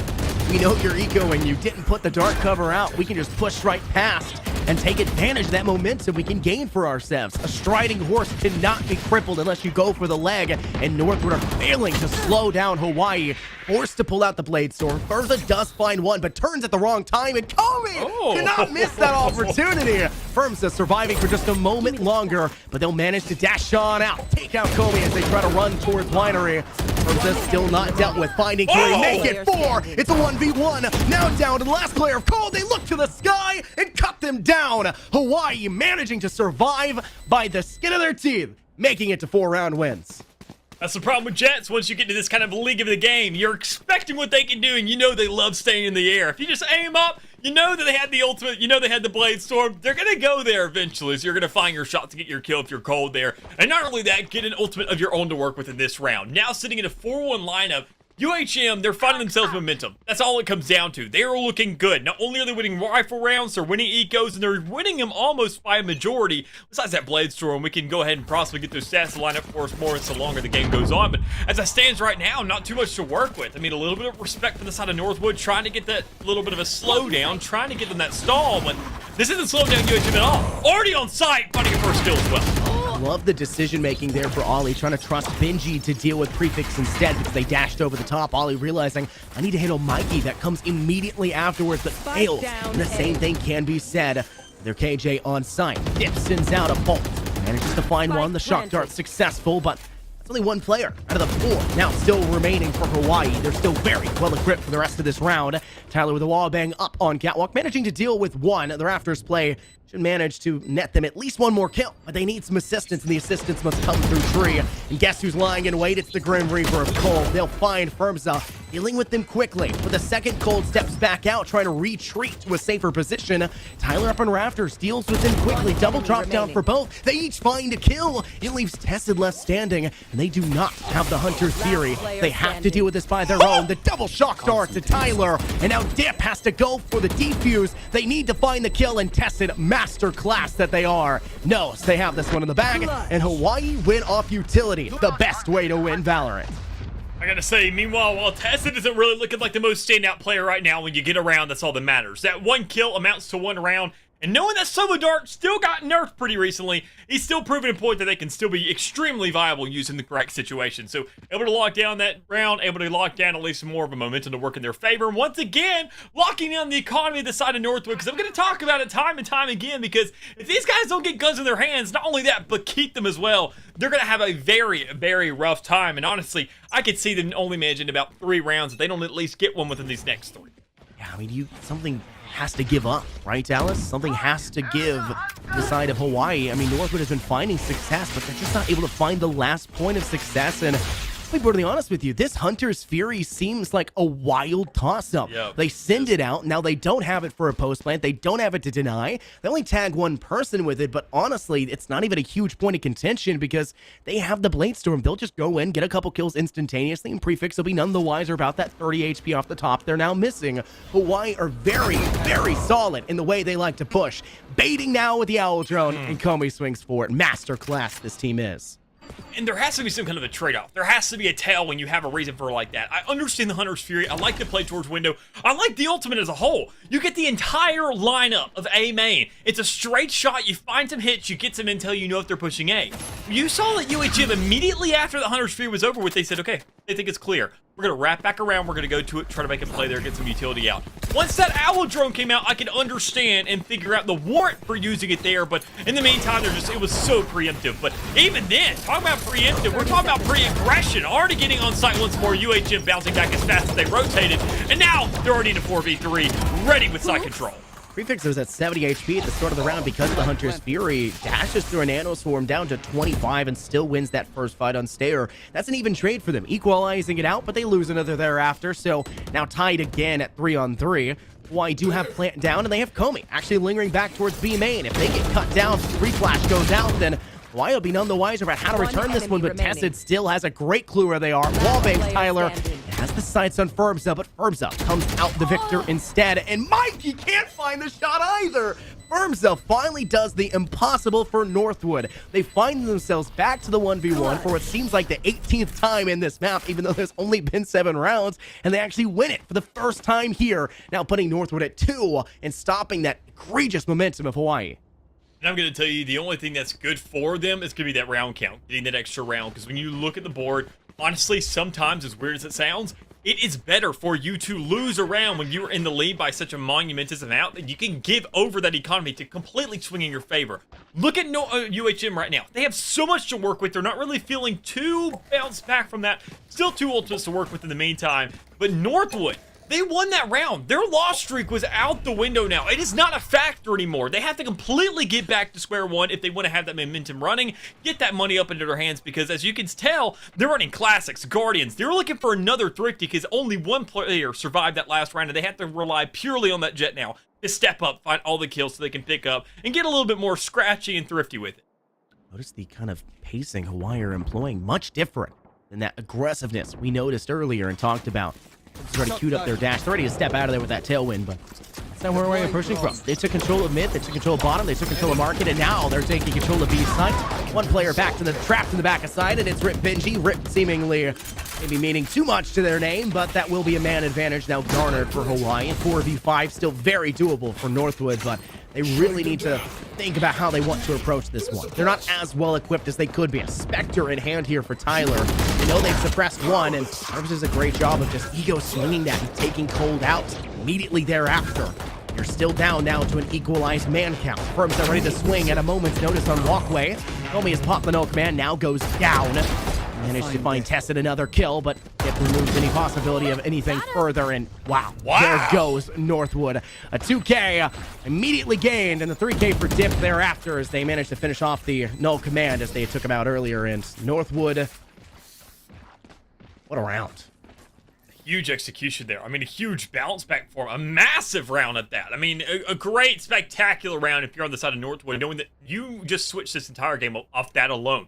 You're only in a 2-round deficit. You're not stressed about that. If you go punch for punch, trade for trade here, only rounds going up to it, you're in 7-5, and then you're switching over onto the side of the attacking, where you can bring that same level of aggression, so as you're taking notes from UHM Black, kind of figuring out what these muscle tendencies are, and making sure to make the right adaptations. UHM's already employed those. We saw that plant, specifically, something so small, but something so influential that wasn't a free pick from Dip. Having those shock darts. He doesn't have a lineup there, but he sure as heck does have one on the default where they planted every single time and said, let's not give them this free damage. But talking about free damage, UHM's already found an entire free kill on the board, as they're now already up 5-4, and they're trying to find a little bit of a placement across the map, splitting towards mid, splitting towards A, trying to find any placement anywhere, but they're almost getting nothing besides a kill. At the position they're trying to work from, Hawaii managing to get 1 kill, but not 2. Northwood finding 1, and the same thing can be said. We're equal footing. I mean, Hawaii lose out on their Omen, which puts them in a rough spot. No dark cover to offscape view, no paranoia to blind and short sight, as we like to say, the competition on site. So removing Dip's going to be quite difficult. They'll be forced to use the ultimate instead. The baby cage goes out. All he tries to use from the shadows, shot instantaneously, not allowing them to actually push there. And Dip does actually manage to make the great escape. But before they can even say that's a victory, Mikey cuts down one more. So another small victory gained for Hawaii. But the last time we saw that, guess what happened? Northwood came out of nowhere, finding 4 in the last 2 seconds of the round, it seemed like, and managed to take the victory because of it. 3 players left, now 3 for Hawaii as well. The shock dart's not just working for Hawaii, it can work the same for Northwood. It'll take advantage of that opportunity. Tested, spotted, B-hopping, not enough to save their life, but Prefix does get the revenging kill right afterwards. The back to side boathouse is where it's at, and Hawaii find the next 2, sending Northwood into the next round, and it looks like we'll see Hawaii at least go even at this halftime. And even then, I mean, regardless, speaking about halftime, talking about the course of the game, we got to see some players wake up, and I want to make a little bit of an individual spotlight right now for the side of Allie and Tess, and not because they're just bottom frags for their teams, because, I mean, that doesn't matter too much. I mean, you have your impacts of the game overall. Tessa can still make an impact in the game. Being that Sova, throwing out a dart, almost acting as, I would say, a flash, because you have to turn your head away for a second. There's always going to be some relevancy with the Sova. And Ali can still have that same kind of impact, both it being a smoke, but once you're going for a retake, if you're dying almost right off the rip every single time, not even getting a chance to play the game, just as we see Mikey right there, you're just not finding the impact. You're not going to find this momentum. You're not going to find the opportunity to really make a change here, and that needs to change. Play a little bit slower. Give some more respect. Make sure you stay alive so you can actually bring these game plans to life, because when it comes around to controllers, you only have one of them, and you can't lose it instantaneously. Why? Notice the patience they're bringing to the table. They lose one. What do you do? Well, let's not bum rush. Let's be patient. Let's talk things through. We do not have the opportunity for the Nano Swarm. The post plant's going to be much more difficult without them, but still plenty of opportunity to make that return. And unfortunately, now being spotted out, very wary about where a player could lie. They'll send Fragment over. Unfortunately, Benji's not as close as they would like, and he's going to go to the line of sight now of Furbza, and Furbza does not miss those blades. That just seems like the 13th kill for the Bladestormer Furbza in this game. The Prefix tries to clap back in their own way. They'll find one more, and Furbza now has no knives to their ult. Nobody has any knives. That was a knife-on-knife battle, but yet nobody came out on top. I'm a little bit disappointed, I have to say. Usually, something like that, you'd have to go ahead and have an entire animation put together for it, but nonetheless, we're still in a 4v3. Northwood's looking pretty good. They have a very, very strong hold because Benji hasn't even been sniffed out the entirety of this. Can find one, but can't find the trade. But nonetheless, you still make the even exchange, get a 1-for-1, and you're up 3-2. You have to make the read on the spike. You have to know where it's going. And it's going right towards B with the luxury of the spectator view. But, oh, Northwood has to react a little bit faster. With the Hunter's Fury coming out, you have to get this trade. You have to get a tag. And he just misses it barely. Can't find the kill. It's now a retake, baby. We're seeing some more blood on the field. I think he's the one. That's a Neo moment at its finest. Didn't even have to move them. Hunter's Fury just missing at all opportunities. Cold stays absolutely stagnant right there, standing to find one, completely unfazed by the Owl Drone coming through.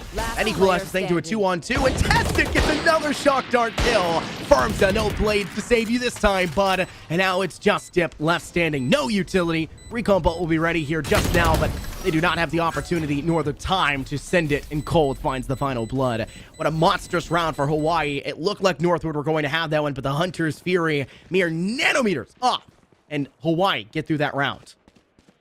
I gotta say, I need to check right here for a second, make sure that Riot didn't put any secret patches where they nerfed the shock darts again, because I don't know what's going on in this game, but I've seen more shock dart kills in this game than I've probably seen in the last 3 months of casting. It's outstanding, and even then, knowing the damage got mitigated to some extent to where you have to have the most pinpoint shots, but that's more of a testament to everybody else doing their part. There is damage across the board from every single player. Nobody's going down without at least taking a couple shots in the meantime. There's no flawless kills here in this match whatsoever, but what there can be is some flawless touches, because UHM has done it on so many different occasions. And once again, by the time a point is even made, by the time you blink your eyes, they're right back on site ready to prowl. That finds first blood. That cuts down Hawaii, but they've already made it onto site. Honestly feels like a wasted potential for them, but surviving that engagement and now thriving beyond it with Furbza finding Cold sets themselves up quite nicely. Northwood now have the momentum themselves, turning things back on the head of Hawaii. The lockdown will force Hawaii out of the site, but Tessa does manage to find one before being forced to step away, and neither of the 2 players remaining will be detained as Tessa steps back to the winery.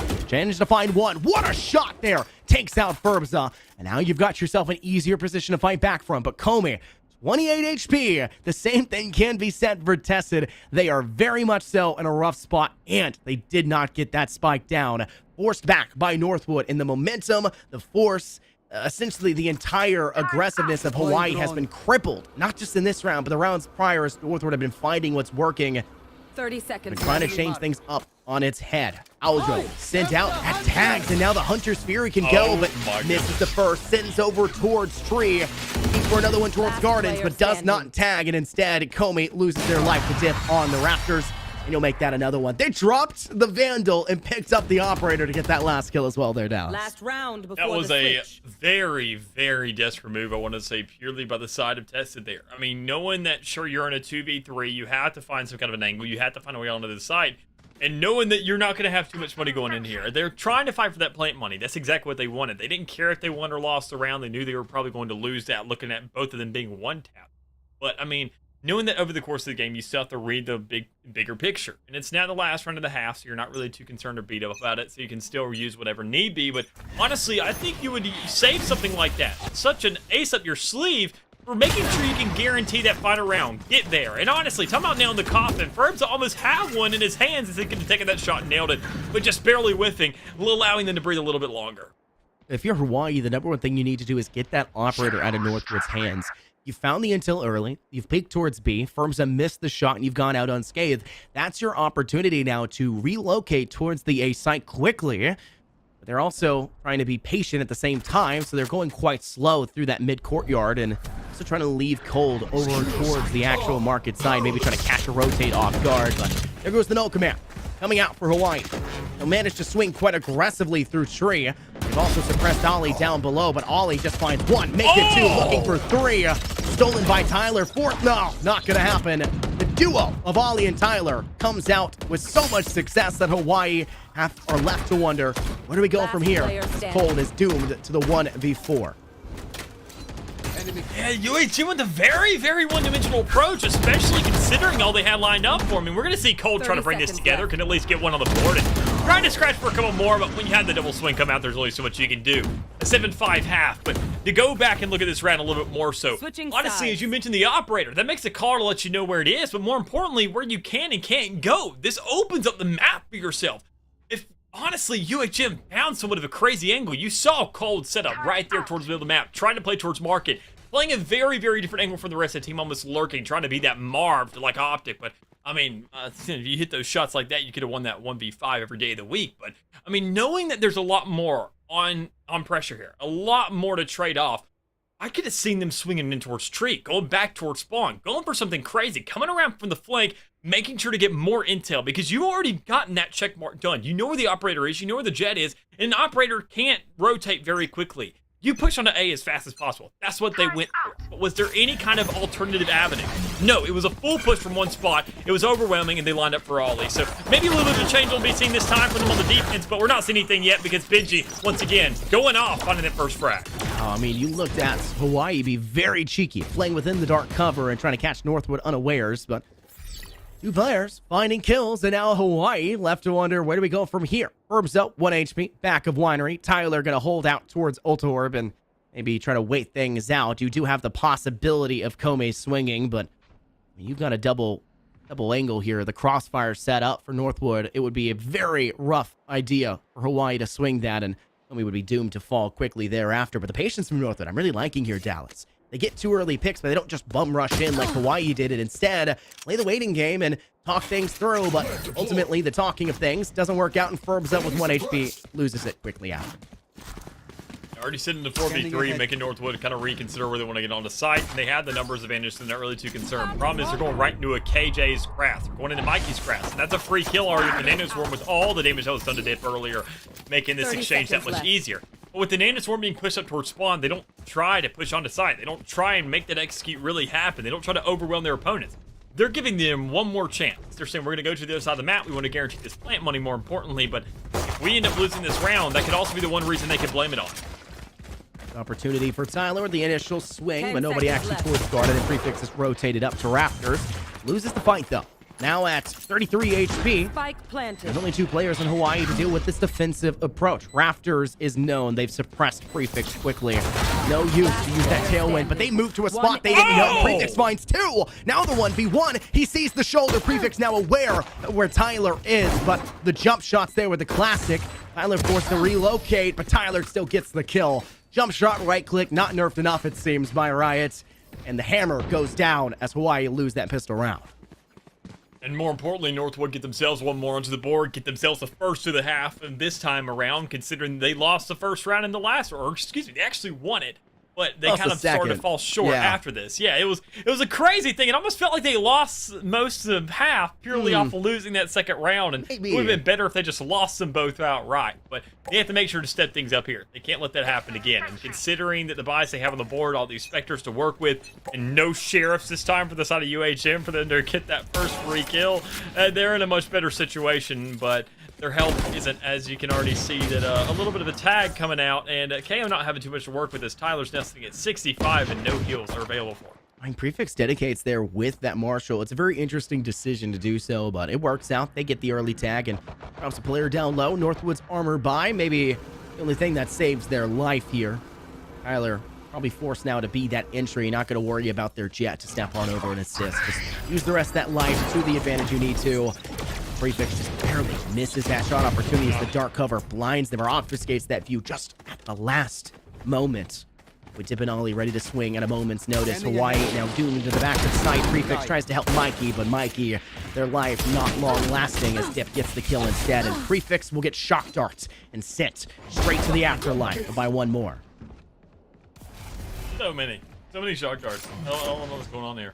It's a utility game at this point, Dallas. The danger It is. is there. Tess is still alive. 2 shock darts in the pocket as well. Could definitely send those out.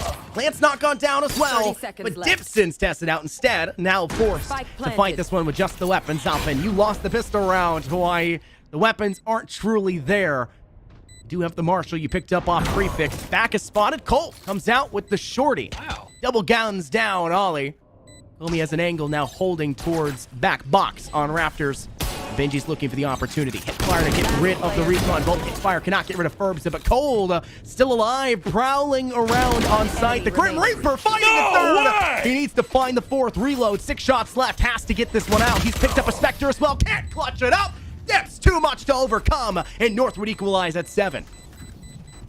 Regardless of the circumstance and the outcome of that round, Cold won that round, ripping so many guns out in the meantime, making UHM's job look near impossible. It was outstanding from every single angle. It was great. Playing around smoke, showing the capability of that utility, using it to the maximum potential, and finding frags across the board, ripping out money, and really having an impact, and starting to scar up your opponent a little bit. But it's a little bit more. It's not enough, but it's still a tie game, and it's still guns in the hands of UHM as they now have their bye round coming out. And to be expected, we're seeing the rifles, but an Odin is also going to be on the table as well here for Tessa. And I want to see what kind of impact this has, because it's been a while, oddly enough, since I've seen the Odin setting up on this B site, because so many players like to play more aggressive, or find themselves at a different angle, or hold the middle of the map, or just say, you know what, I don't want to play with an LMG because I can't really play for retakes on site. It's more of a suppressive fire, holding down an angle, almost like an operator, it's just a little bit cheaper. But as it stands thus far, we got to look at Northwood and what they're doing. They're executing. They are creating a setup. They are about to breach onto a site from so many different spots, and it looks like B has to be the angle, because obviously when you're set up towards market, when you're set up towards over on that B main area, you have to find something. And Tyler trying to find something with this Bulldog, almost being a little bit too preemptive, making calls to spots where players aren't sitting at. You have to be aware of coming in the back. Tyler's waiting for the knife to be readily and available. Trying to clear out Pizza instead.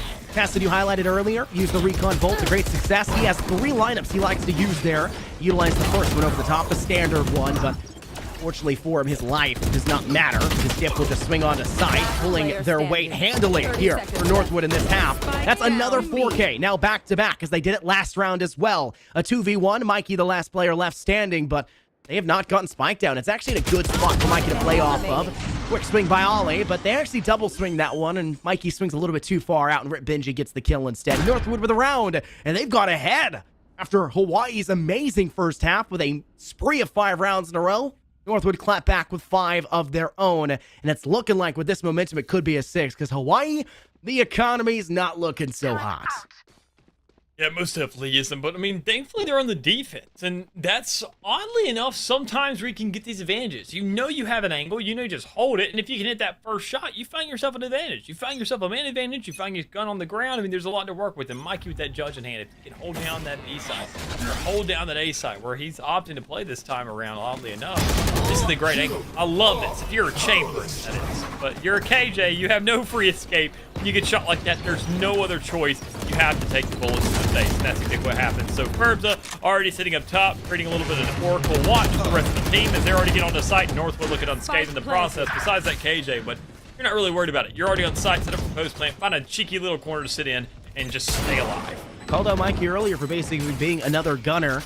See them do that role as a KJ. Maybe too much here. Dallas, they lose their life first going for that quick entry. Ollie and Furbza find one more. Furbza down with 3. It's been a really good round for Dip and Furbza, back and forth, and Ollie will finish the job with a quick pop flash through that dark cover. Northwood unscathed through that round. A little bit of damage off the top, but all 5 surviving, flawless for them. And yeah, that was Hawaii struggling through and through. The only real chance they had to get a kill was Mikey with the judge early, and like you mentioned, they don't have to get away. They cannot escape, and they even failed to find that frag. And so Northwood will now climb to 9. They're reaching double digits. But Hawaii now have weapons to fight back, and Prefix has an operator they're bringing to this round.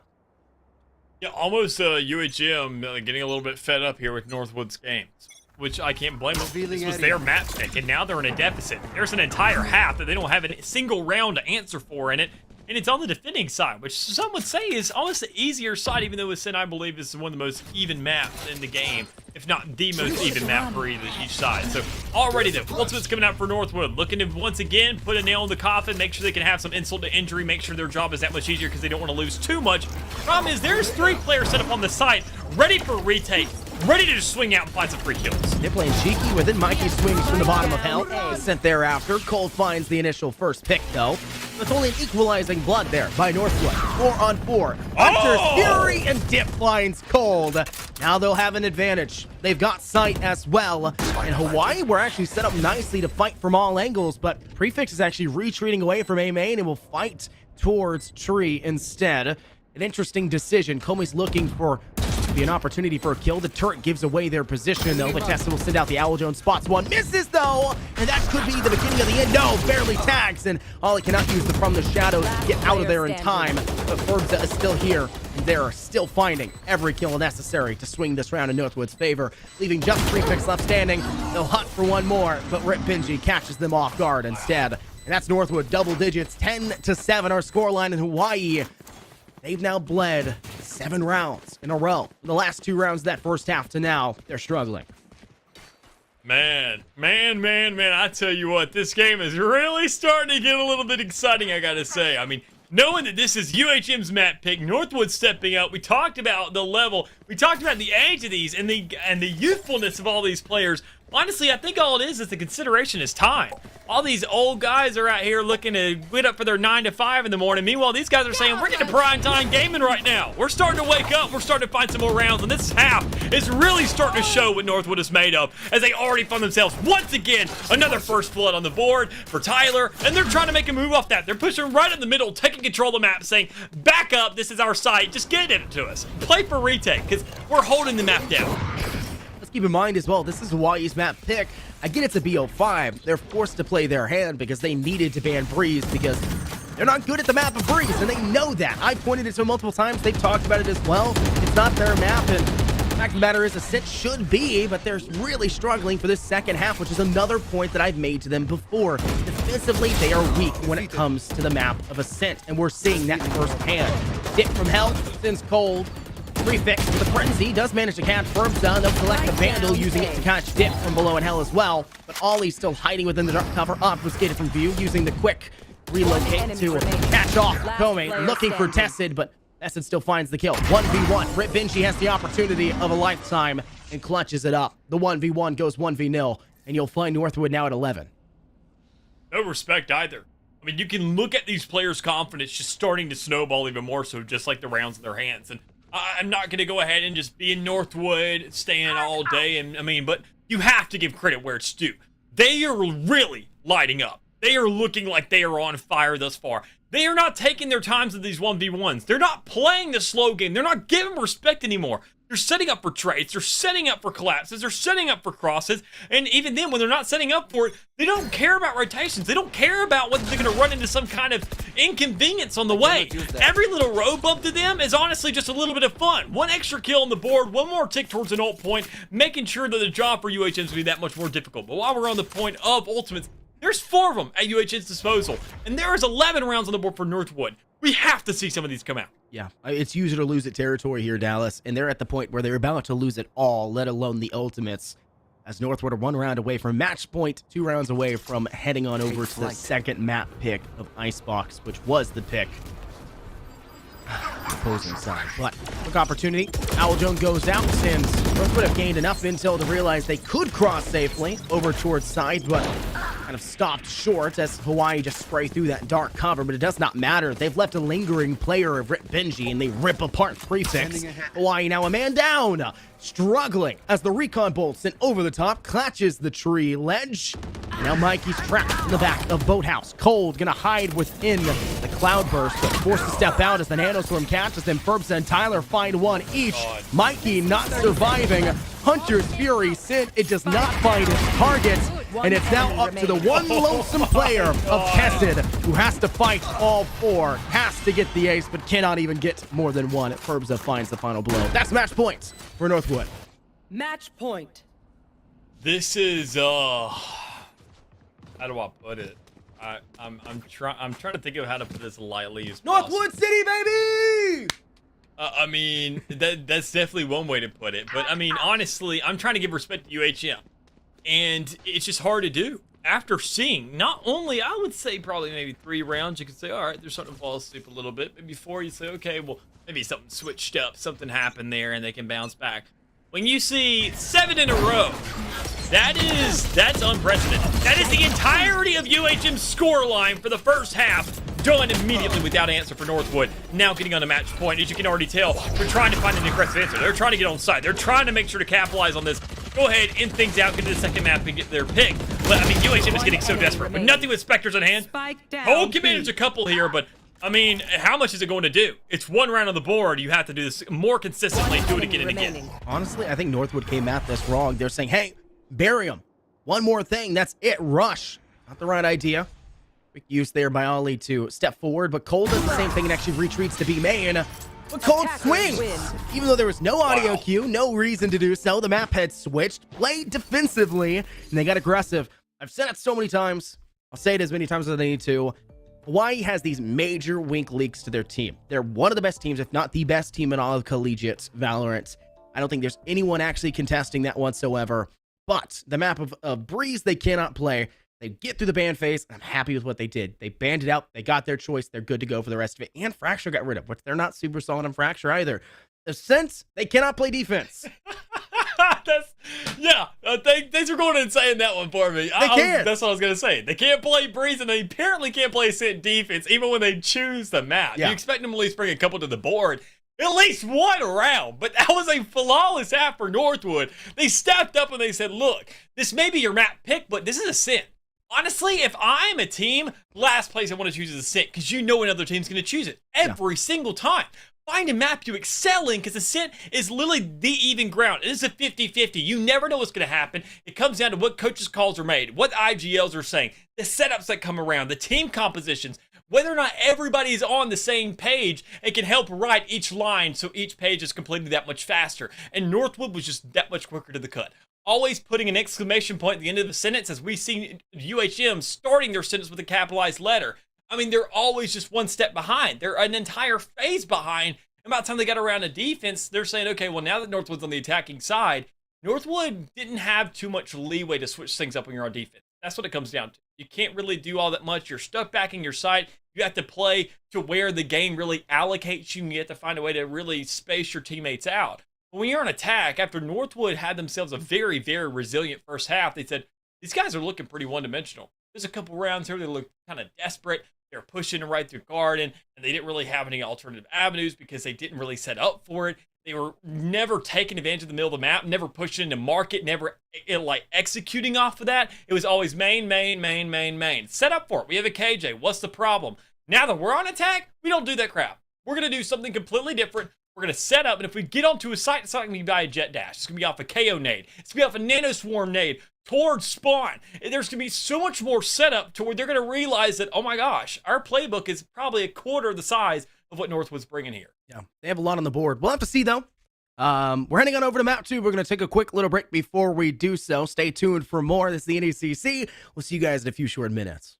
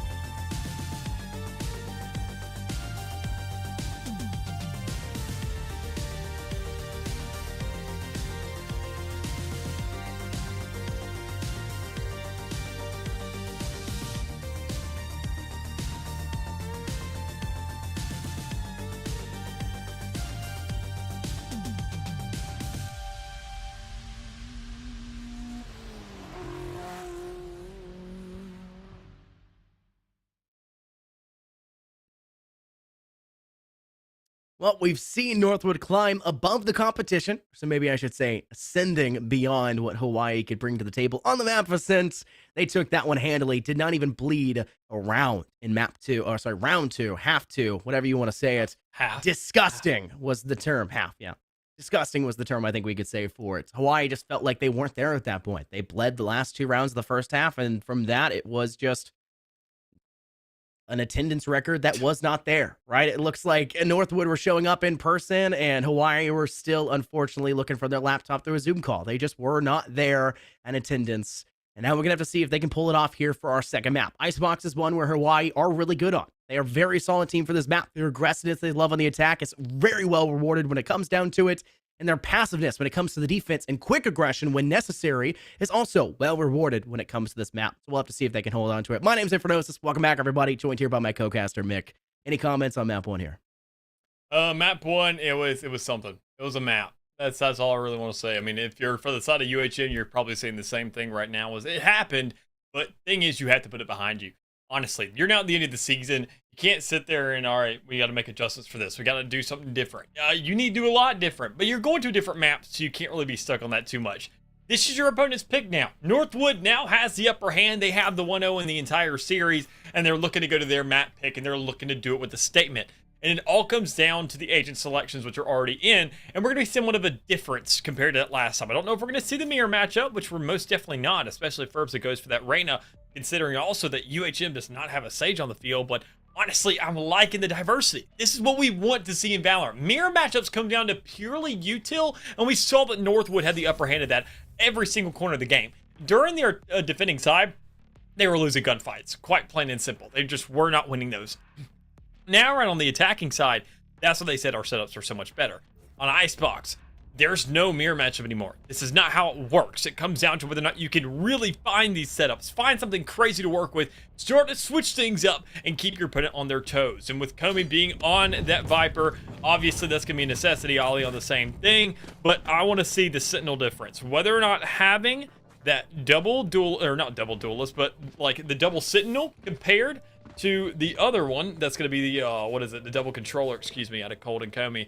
A little bit of a brain fart there, but I mean, looking at the two differences, controllers, they're a very, very good lineup. If you were looking for plays, if you think you were the smarter team, you go double controller. Even in the international stage, we see obviously the Japanese and all the APAC region, all of them utilizing double controllers because they have the brain power to back it up. Here in NA, we just run 5 duelists and we run it down and find kills.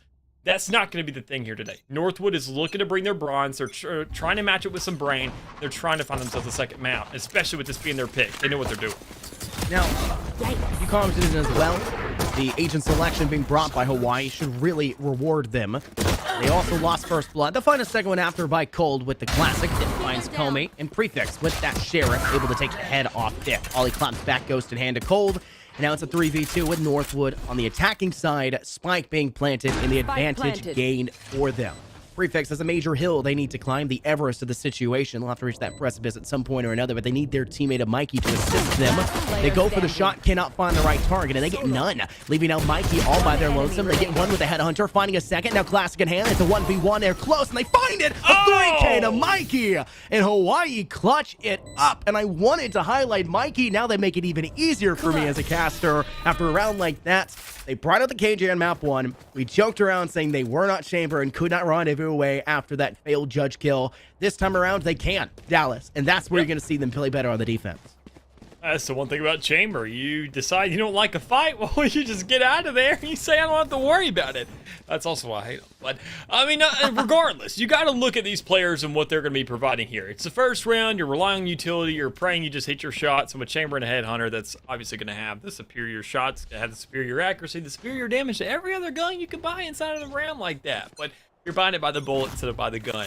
All things considered, though, now you can buy the guns. You can buy the actual utility to back things up, especially UHM. Grabbing that first round, get themselves a start and Furbs with a beautiful headshot to get us started here. That's for Northwood, though. A Marshal still being brought out from the squad and making sure to have somewhat of a damage done behind it. First part is Furbs, it was a one-shot body shot. No armor with that Marshal.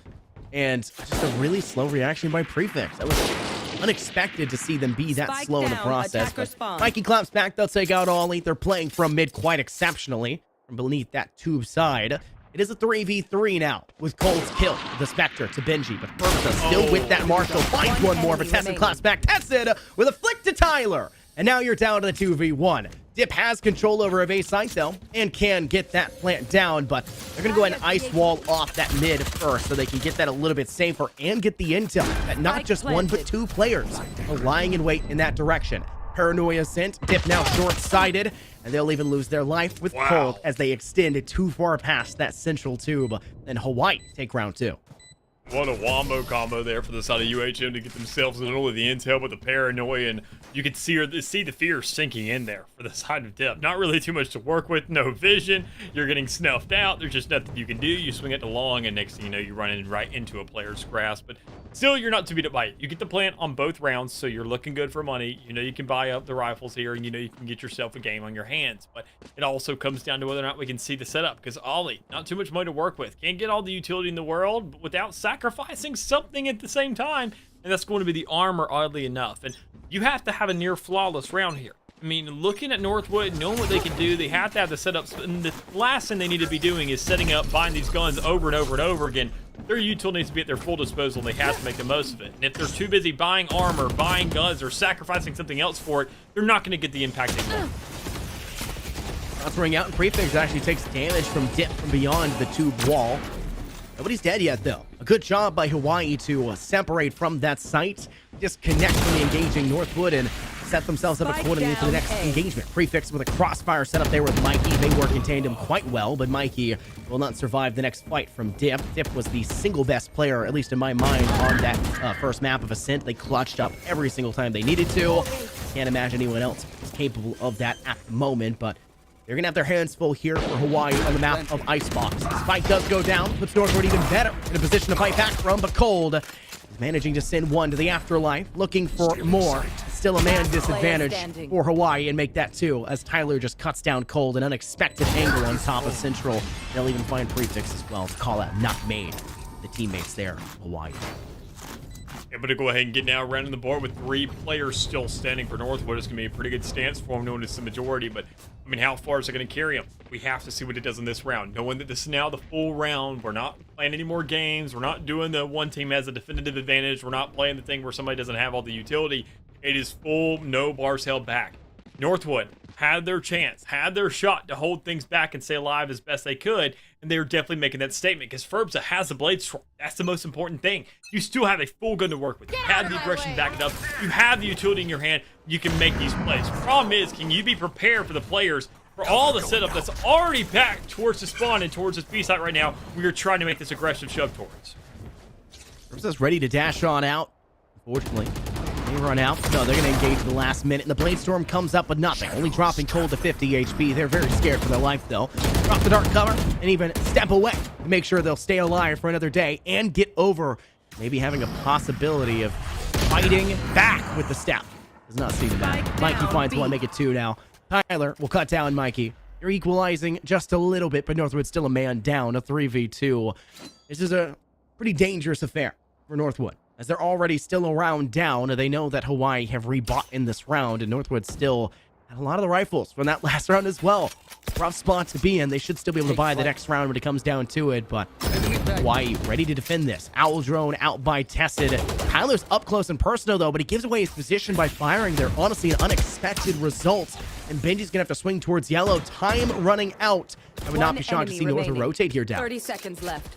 Yeah, I won't be surprised either, but Tyler barely has any HP. I think he's a little bit too concerned for his life right now, just trying to find any other kill, make it a 1v2, or just get whatever guns he can get out in the meantime. I'm kind of with you there. Maybe go for the plant, try to just rotate, do what you can here, but honestly, with 12 seconds left on the clock, that's not even an option anymore. Probably just going to save here, try to make sure you can hold on to one rifle, try to play it slow, throw the recon dart out towards the middle of the map and say, let's play this safe and secure. But I mean, talk about this round, talk about what UHM did.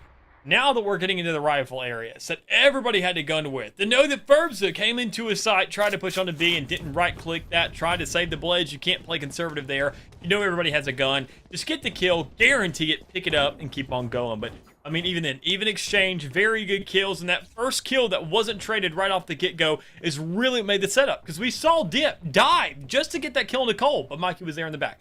I mean, every single time UHM had an answer, and by the time you really had to execute on a site and you didn't decide to rotate, you're already choked up. You already have no other options left, and something like that Northwood has to change.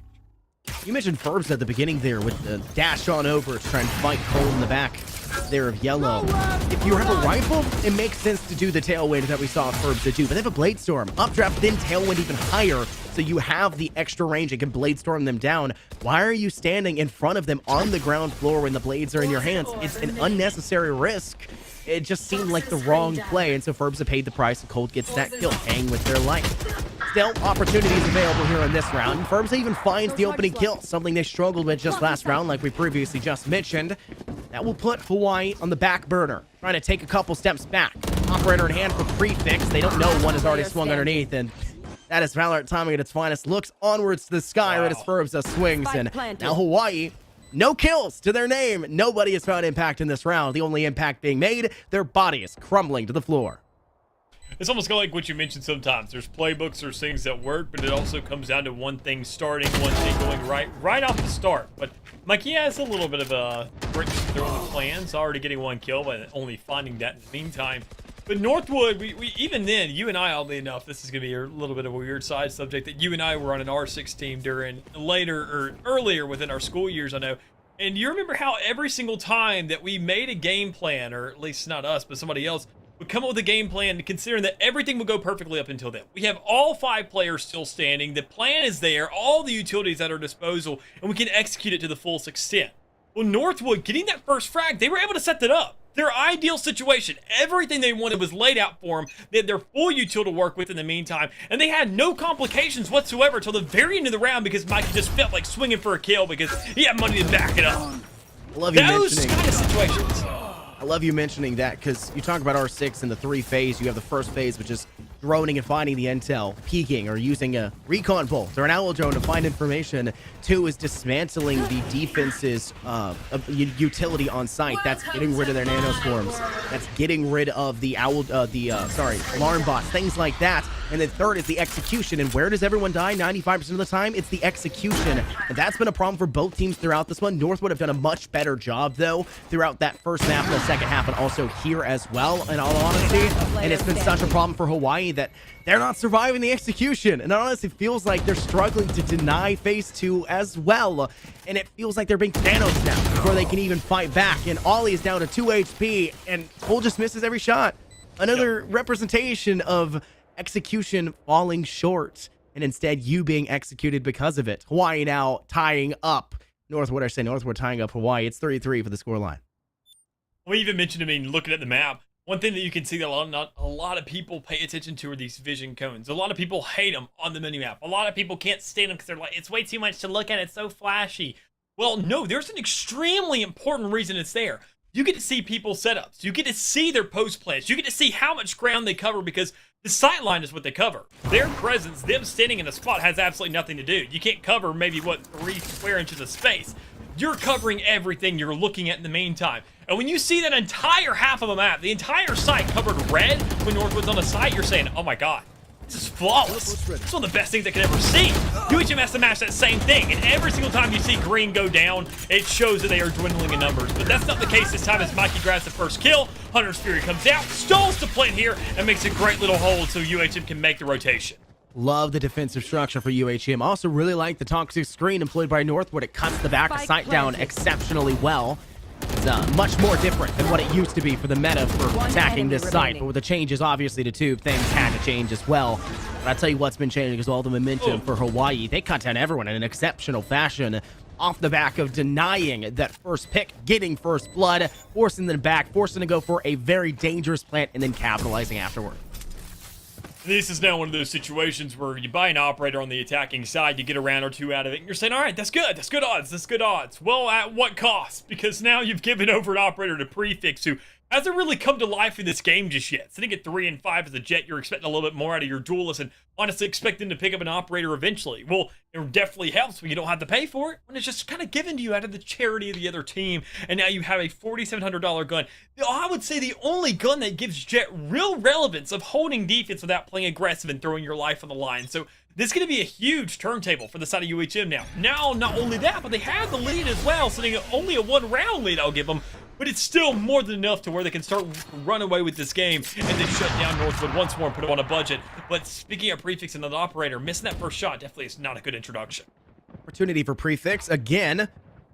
Not firing is a little bit sad to see, but I mean, if you're Northwood, maybe it's the right time, right idea. Ice Wall goes down. Keep in mind, Hawaii will not have that for their attack. I actually like that strategy a lot. Oh my goodness!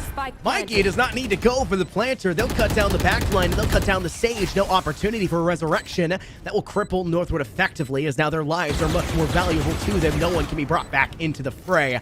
Tessa needs to reload their gun. They're not aware an owl drone could give away the information necessary to find a player behind him. Mikey does it instead. They lose their life to Furbs. Opportunity for Tess. Hit those send a recon bolt up and over the top to gather information, but Tyler's quick use of the Hunter's Fury does not find enough, and they'll have to start sending shock darts over the top, but Comey's still unfazed. 2v2. Tested gets aggressive, cuts down Tyler, and now Ollie, the last man standing, has a lot on their plate, and Comey has the full half defuse, now full defuses altogether.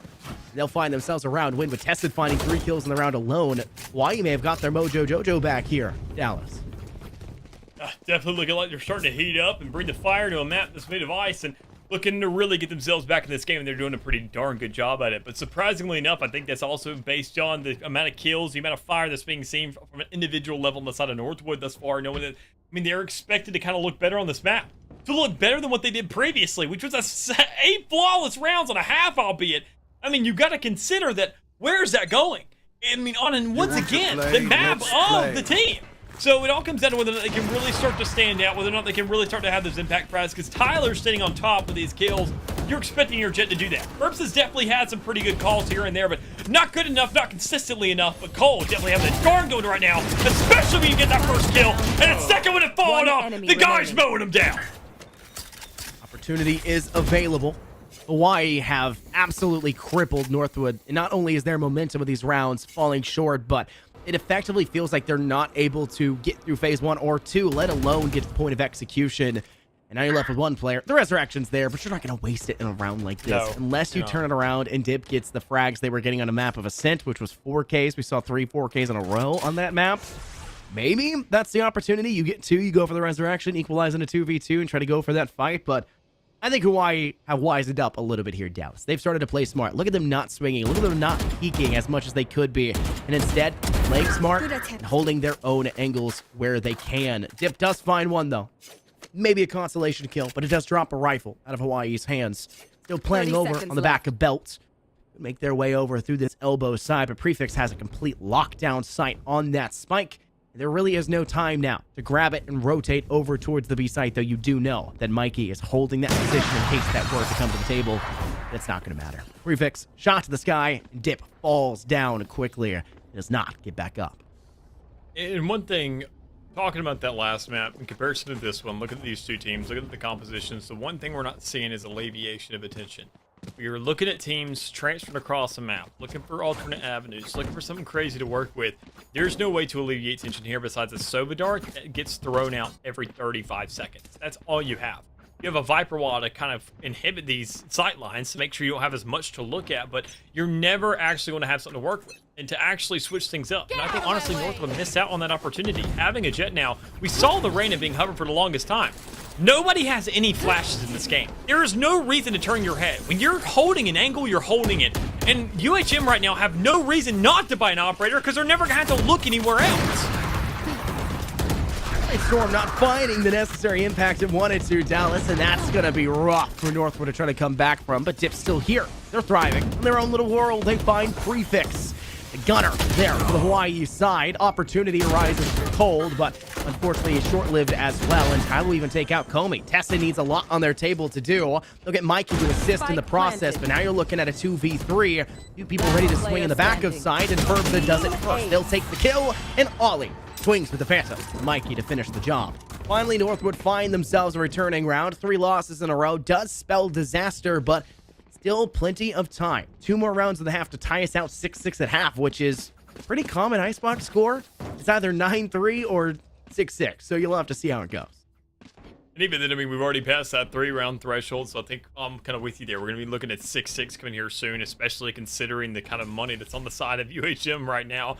unless Tessin wants to step up, be a friendly player, and buy for a teammate, which is exactly what's going to happen. But Comey's still kind of taking the short end of the stick.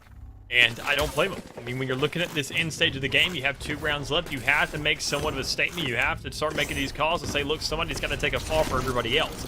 Viper, you are the biggest thing. No flash in the game right now. You're going to be the cover. We have to have the simple controller. We have to make sure to inhibit these sight lines and make sure that we can keep control of this map. But Northwood are taking control of A as we speak. Use of execution, and Northwood have ultimates as well they can utilize, but Tessin, cheeky angle, back of screens. They're more stressed about Comey's position, and they pay the price because of that. Hold on top of screens, looks for another angle, but Mikey gets a wallbang headshot kill, and a that shot there after. Hawaii did not like what you said there, Dallas.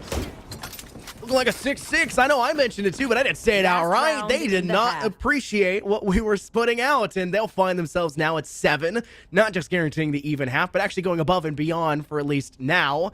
And that small eco problem that Hawaii were facing now looks like it's going to be in the books of Northwood. 2 players cannot full buy, and you have 3 players that do not have full armor as well. Rough time to be a Northwood fan, or a Northwood player, more so to say the least. There's also one thing that kind of scares me, quite honestly. Considering that last map and what we saw in the halftime score, it's going to kind of resemble this if we see Northwood grabbing one more round. But I'm not going to say too much more because I don't want to curse anything. Just let the game go out for itself and let these players speak and shoot for themselves. But already Cole going for this cheeky play again. Honestly, Northwood has to have a read on it, right? He ran into it the first time, and what do you know? Thanks for the free gun and the free kill. It's now a 5v3 almost immediately, and we have not only that, a Viper Spit and a Sage rest to go with it. There's so much potential on the board for Northwood. They are very well equipped for the rest of this one.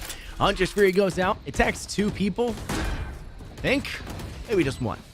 You can heal up, obviously, with that Sage, but it's not been a problem for him so far. 2v5 now in the books for Hawaii. No ultimates. They'll tag up Dip, not able to find any securing kill. Tested from screen side, very wary about this Viper's pit. They'll send a shock dart over. It doesn't find any impact either. And you're looking at a situation where Hawaii are like, well, what do we do? How do we go from here? It's not the place you want to be. And the second you step into the Viper's pit, you've got a decay on you to make matters even worse. But Northwood stray away from kind of the mold of this half so far. They get a flawless and actually managed to bring it up. Not a tied 6-6 half. They broke that mold, but it is 7-5. Northwood very close, but not far behind at all. And look at the setups, look at the way these teams can play this game. I mean, that is a great half for Northwood, considering they're the teams that had the 2 Sentinels. Now get on the defense. This is I think, where they were kind of trying to choose for it. They were trying to play for it. They were literally going in for their agent composition and trying to make sure they can have the layout for this, knowing that they can have a chamber that can rotate across the map. They can have a Sage that holds down literally everything, because otherwise, Mikey, these trademarks, now only having 1 for chamber is such a huge change, because you can't hold down an entire map anymore. You can't lock down the middle and lock down a site that you're trying to go to or trying to hold down. You can't lock down both sites and make sure to have somewhat of a presence there without your actual body and rendezvous totems being within the vicinity. And as you already see Ollie trying to push up, not only get a kill, but get a lot of damage on the test. And in the meantime, you took down their duelist. This is a great start with Benji being there for the backup. I want to point something out here, Dallas. One of the things that we noticed on map 1 was kind of complacency when it came to defense for both sides. It's really bad for Hawaii, but that's the opposite of what we need right now from Northwood. If you're bringing a Sage on this map in a meta where Sage has been falling back a little bit more, you need to make sure you're very mobile. You're unpredictable. You're all over the place. You do not want to be static. And that's something that's going to determine how this half is going to go. Can Dip be all over the place, or will they unfortunately be caught out in the open time in and time out? Firmsy gets the last kill, the second to last kill as well. Northwood take that pistol round. Good round for them. Now they'll have that bonus. But we've seen Hawaii deny the bonus before. Can they do it again? They're kind of going to have to, quite honestly. I mean, looking at Northwood, how they found themselves a great start, getting 4 players still alive towards the rear end there. Almost everybody kind of having their fair share of kills in that fight.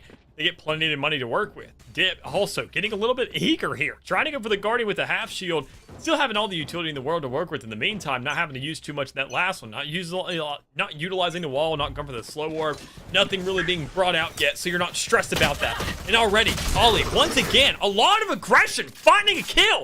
This guy's playing like a duelist, but he's a controller. He's saying, no matter what happens, I have a Sentinel as a backup.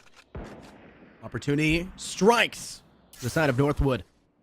They're looking for another opportunity to bite out and lash out at Hawaii, who are attempting to step into the foray, their territory, the den of Northwood. They're gonna have to fight the beast. Benji, opportunity there, but they're looking the wrong way. Thankfully, Ollie saves them. That's teamwork and coordination at its finest, Dallas. You did not expect to see that. I was expecting Benji to die straight out, but Ollie is there, and they are absolutely carrying this Northwood defense on this B site. Now, Hawaii left with 2. Cold as a Marshall. Is that enough? Prefix also there.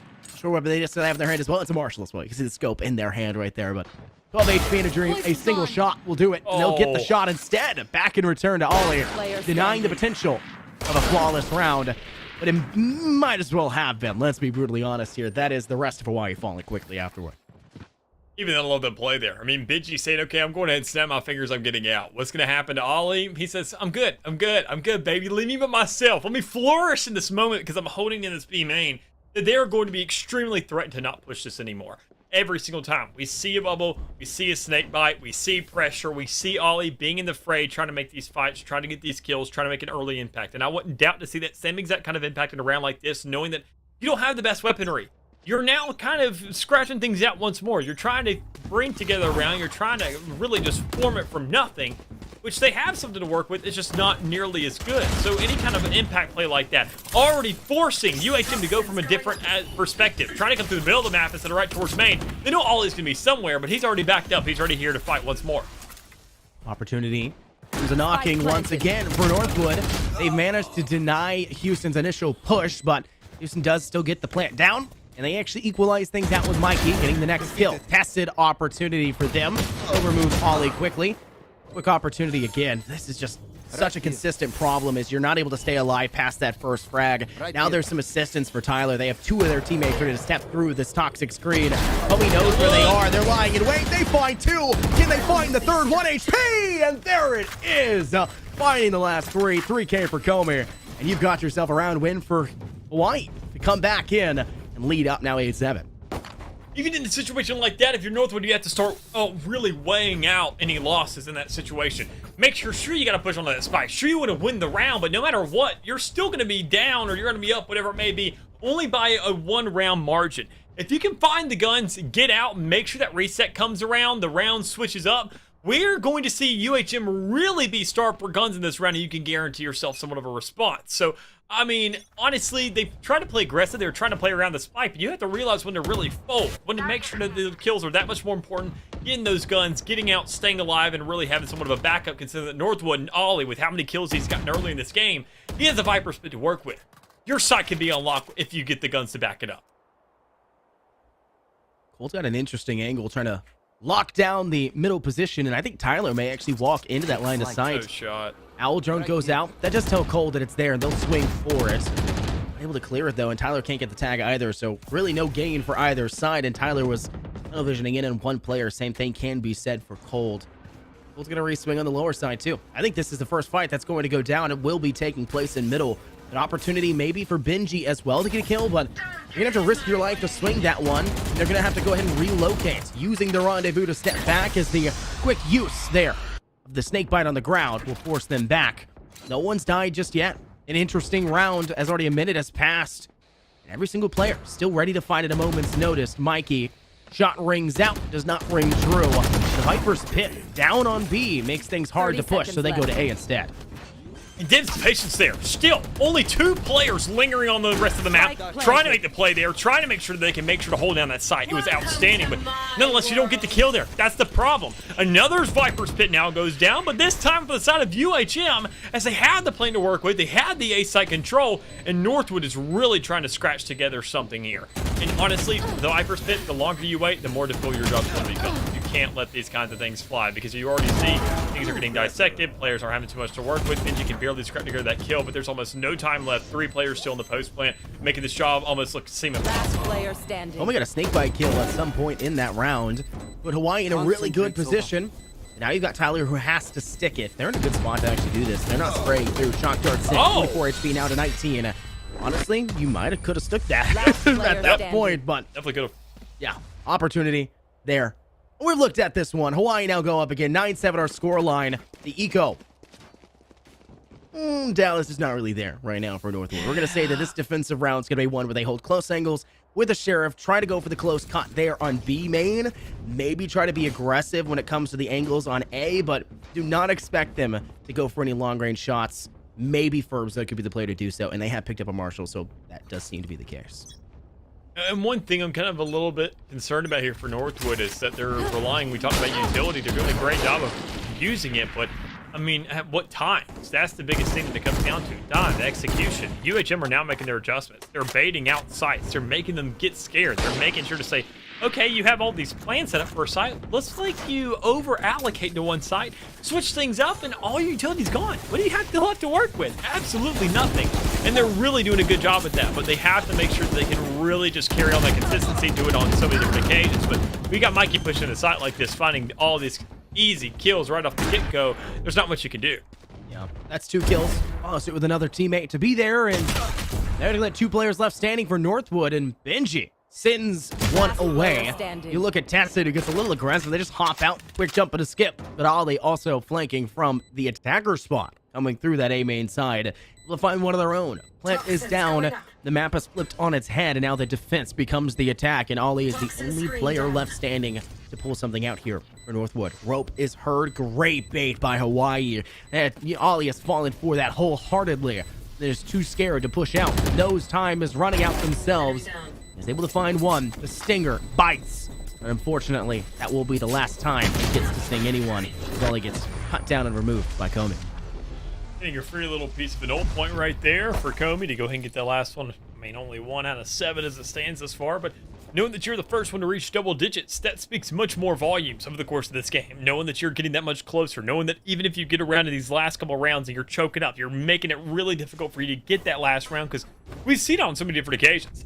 Teams are so darn good through the entirety of a map, but once it gets around to that 11th round, that 12th round, double digits, there's almost a pressure that comes down to it. With double the numbers comes double the pressure to say, we have to close this out. We have to find these last 3, and almost that 3, 2, 1 countdown is the most stressful out of it all. So already looking for some kind of a play. UHM trying to find some space in the map, but Northwood holding things down, making sure to get that rendezvous to come out. 44 is not having an impact just yet, and they're still holding strong. A 2-1-2 setup. Make sure to cover every single corner of this map, saying that UHM, they're splitting up, they're switching sites, they're rotating a lot. Let's just keep players everywhere, and let's make sure to keep it as even as possible. Keep in mind as well, Hawaii have been a very solid team throughout this map. The scoreline of map 1 was 13-7. Northwood failed to find themselves any round wins. We'll see a repeat, but on the opposing side. But not too shocking to see, considering Hawaii is very strong in the map of Icebox and is quite weak on the map of Ascent. Quick recon Bolton over the top. Hawaii trying to gather intel, and Dick falls victim to it. No. Great shot. Sees the intel and instantaneously acts off of it. Unfortunately, Mikey does not seem to realize you can't just hold W and pray. He'll get cut down.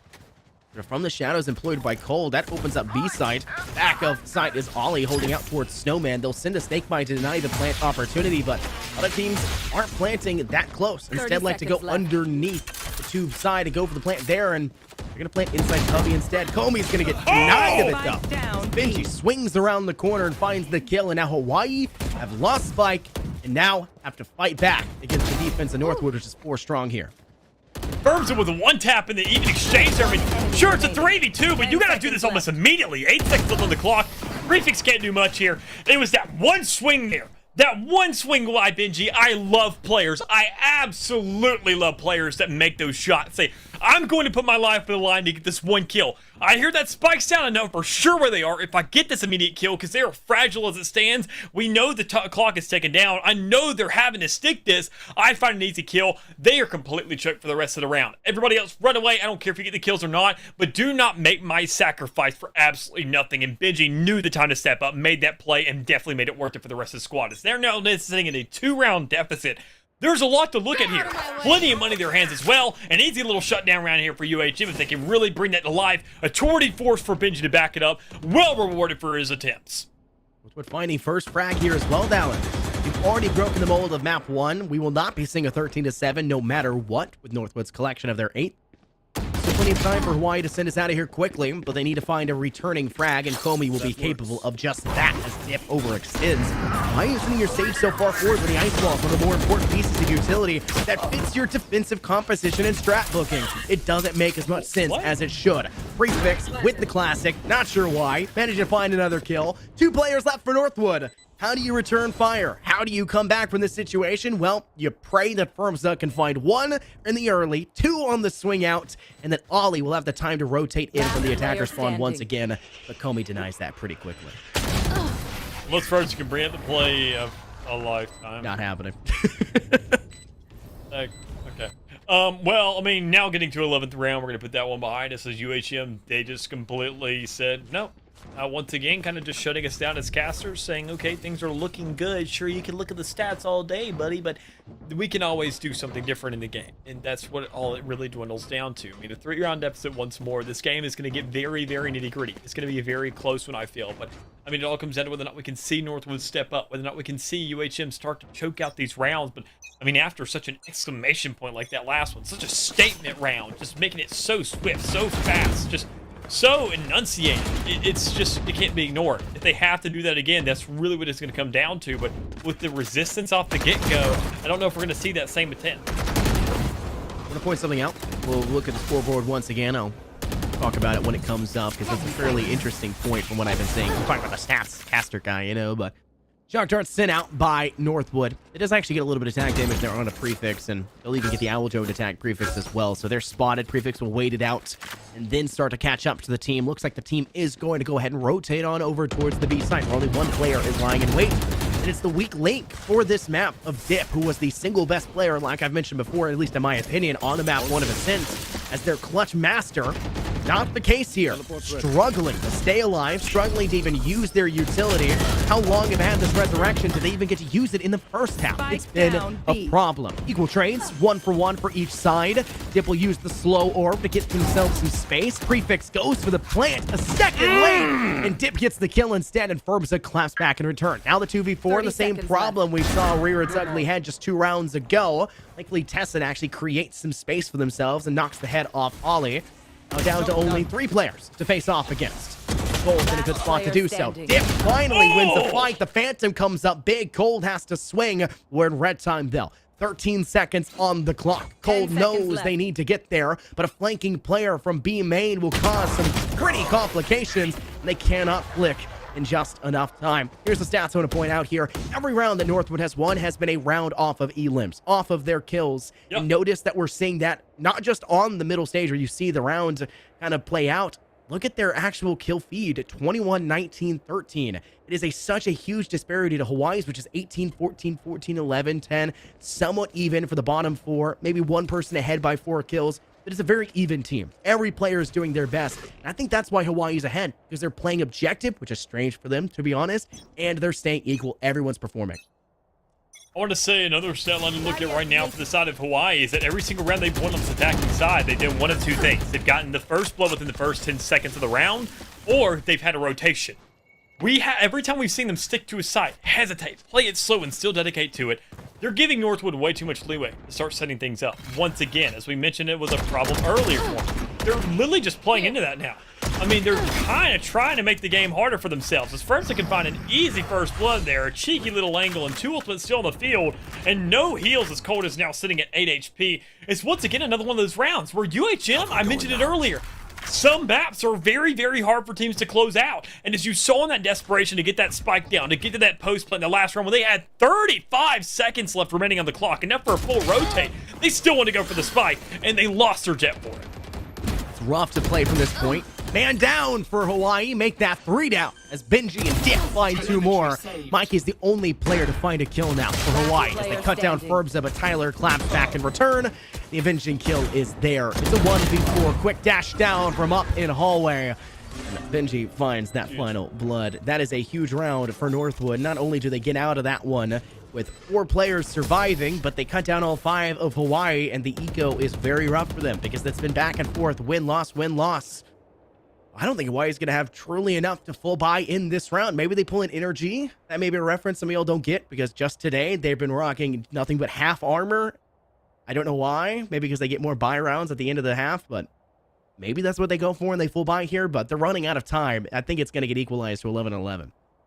They're also cracked. Let's be Yeah, real. that is energy. That is an Like- outstanding squad. If we're talking about VCT, we could have a whole podcast about how I enjoyed the lineup some of those teams got. But I mean, discussing this matchup more specifically, the one that is on our hands, I think we're getting to the same point. Exactly what I mentioned earlier. UHM, I mean, I'm not going to make any calls, say I'm a psychic by any means necessary, and say I'm in their hands and I know that they're choking up right now. But every single round that they go on now, ever since they hit that 10th round, they found one, but ever since then, the discrepancies getting larger and larger and larger. There's been the rounds that were clutched up. It was like a 1v2, a 1v1 maybe. Then the next round goes to like a 3v1 because of how everything's been mowed down. Now, that last round, it was 4 players sitting at the rear end for Northwood when they were looking like they could barely even hold a sight 1 round or 3 rounds earlier when they had the gun advantage and the armor advantage in their hands. This is going to be a game where Northwood, UHM, this little timeout right here that's going on, whatever they need, they desperately need because they have to figure out what they're doing wrong. They can't get in their own heads, and I pray they have a coach that's telling them, everybody shut up. Chill out. We need to figure things out. Don't get in your own head. Forget about what happened because Ascent is going to repeat itself. We have control of the map. We have control of the entire lineup. We can take this series point. We can get ourselves ahead or at least get ourselves tied up now, but we're literally throwing it away with our own thoughts.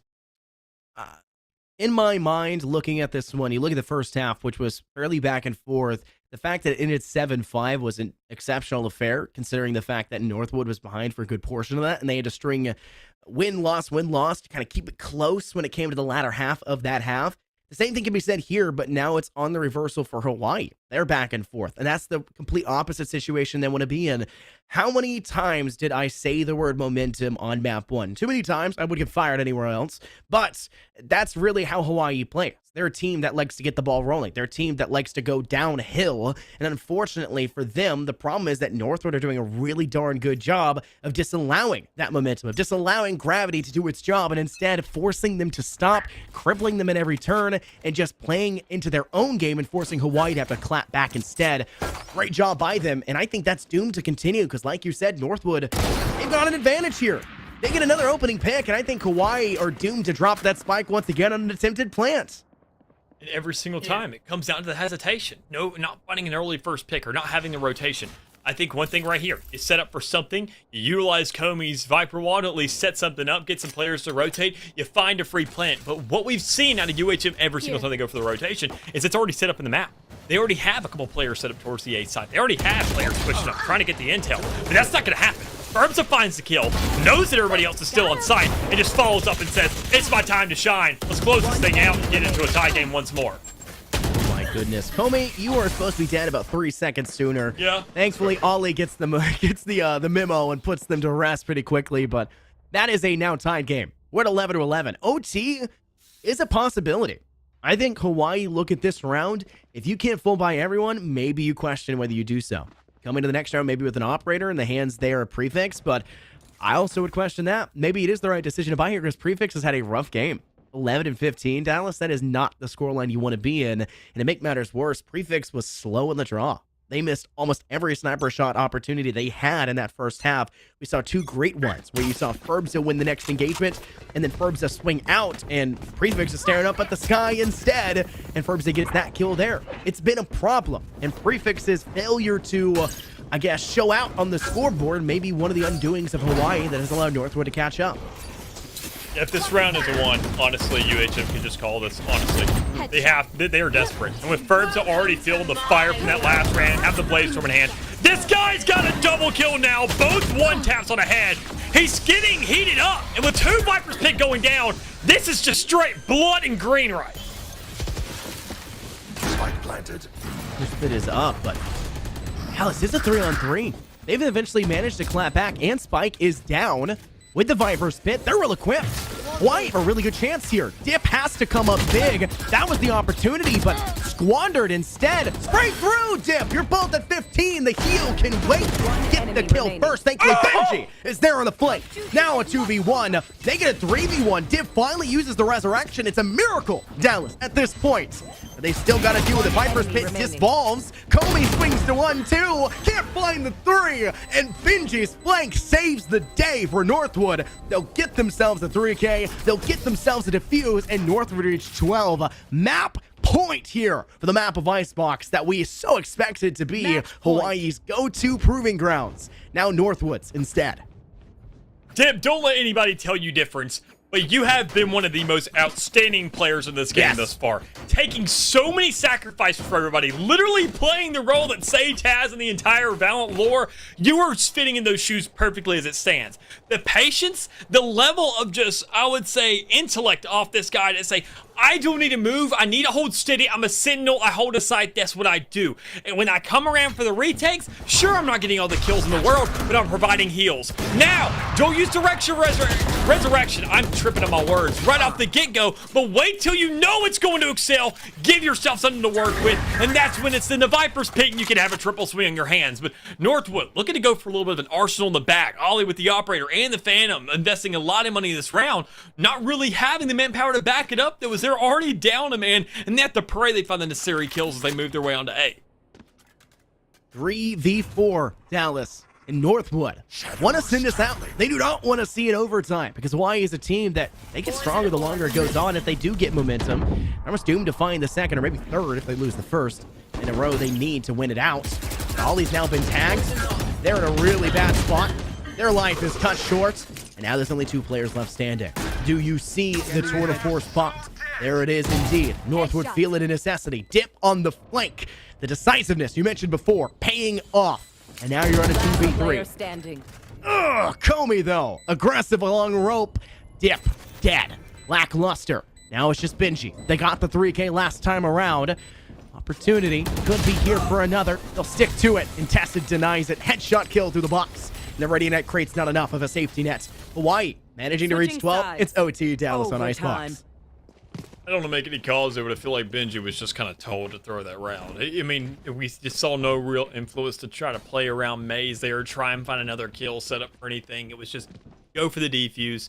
If they don't go for it, it doesn't matter. Let's go into overtime because UHM, we've seen them. They look pretty inconsistent. They can find momentum, as you mentioned on the site. Problem is, in every single round, you're switching sides. You're going 1-1-1. You're bouncing back no matter what. And you have to find a win on both sides.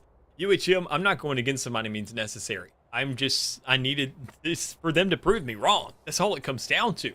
UHM has looked really, really good the entire season. I've seen them play a couple times. You praise this entire roster on so many different occasions, and I've seen it. I believe it. I believe you. But, I mean, right now in this series thus far, I'm seeing some little breakdown, and I have to see them start to wake up. Yeah, this is not the Hawaii team we're used to seeing. I mean, you casted for I've seen them a couple times. We've casted them so many times for different leagues and events. It's ridiculous to see. Even a couple of the players have gone in and done different amateur scene stuff and have played exceptionally well in those groups. They're a well sought out roster individually and as a whole, and we're just not seeing that right now. Maybe the break between the main season and this and the fact that not a lot of collegiate leagues were running was too long of a break for them, and they're still trying to make their return, and the longer this goes on, the more equipped Hawaii will be, because on paper, they were the stronger team. But they'll find an equal trade. Comey does get first spot, but Furbs basically equalizes out instantaneously. Does not matter. It's a 4-on-4 now for the rest of the fight. I would argue that Northwood are better equipped for this. They may have lost the recon bolt-wielding Sova, but now there's no chance a toxic screen to disallow their entry. And once again, it comes down to the controller specifically. I mean, whether or not you can keep those alive. You have no flashes, you have no real initiator, no way to alleviate attention. But if you can find kills like that, just swing right into them. Win those shots, straight shots, and find those kills.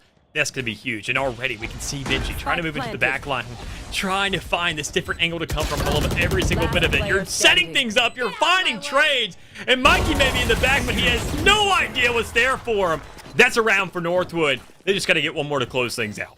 I like it ahead of the defense. Switching sides. The side that they did pretty darn good on, right? They got close. The affair was there. They did start to struggle. But I think Hawaii have been on such a downward trend in this second half that this is Northwood's chance here. The longer this OT goes on, I'll say it again, Hawaii, I think, will be favored. They can start to get that ball rolling. They're equalizing things out. We're getting round wins. That's where we do best. Northwood, on the other hand, it's kind of a different story. They already have that momentum. If they get cut down, we haven't seen them under that pressure of losing momentum. Because what did we see on first map, dude?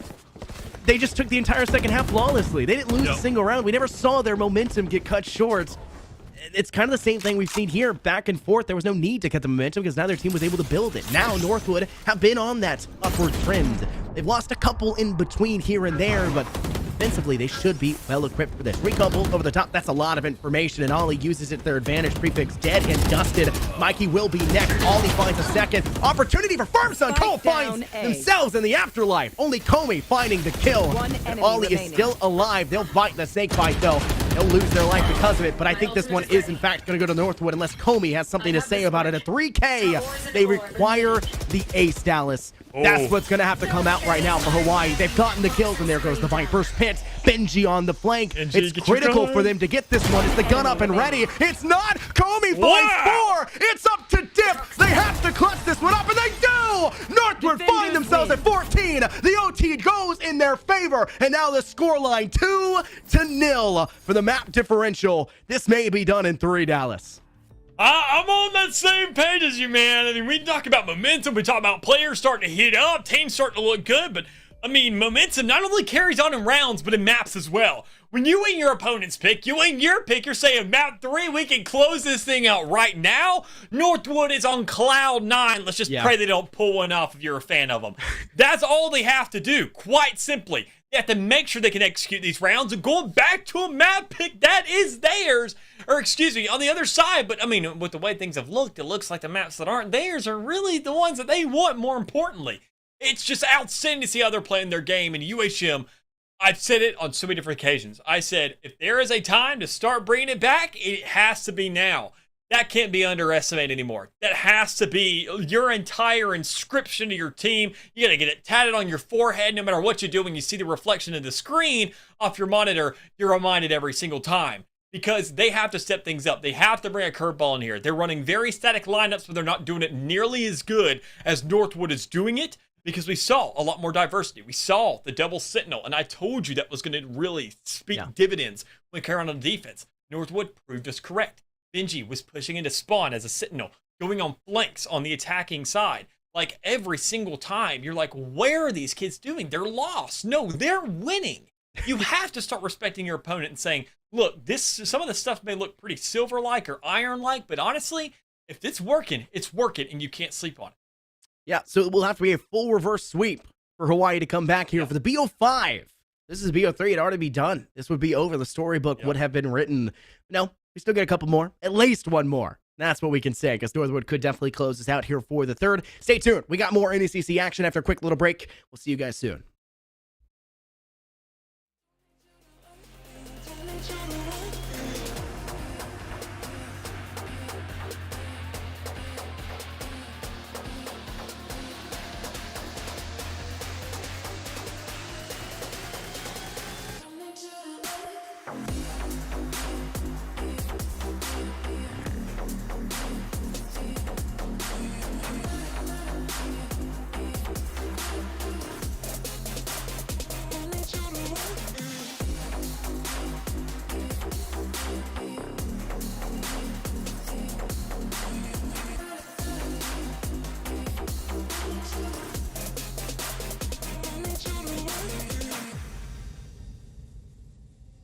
You can say hello, but I don't need you to like me. Don't need you to like me. Don't need you to like. You can watch me go, 'cause I don't need you to like me.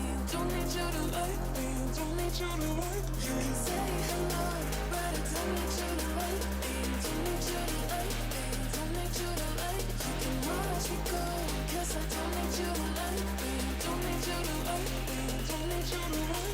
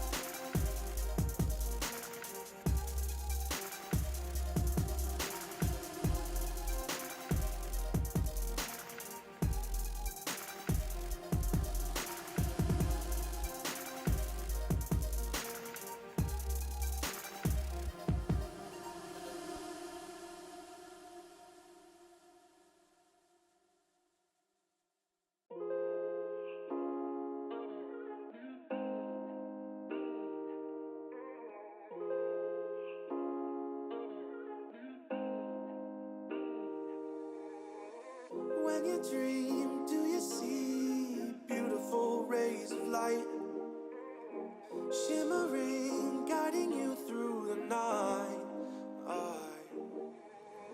I know it feels like the night's getting longer and light is harder to find. I promise I'll always be there. I'll remind you when you close your eyes. If they send for me tomorrow, even if I leave right now, you'll find comfort there in knowing whenever in doubt, you can find me when the lights turn out. When the lights turn out.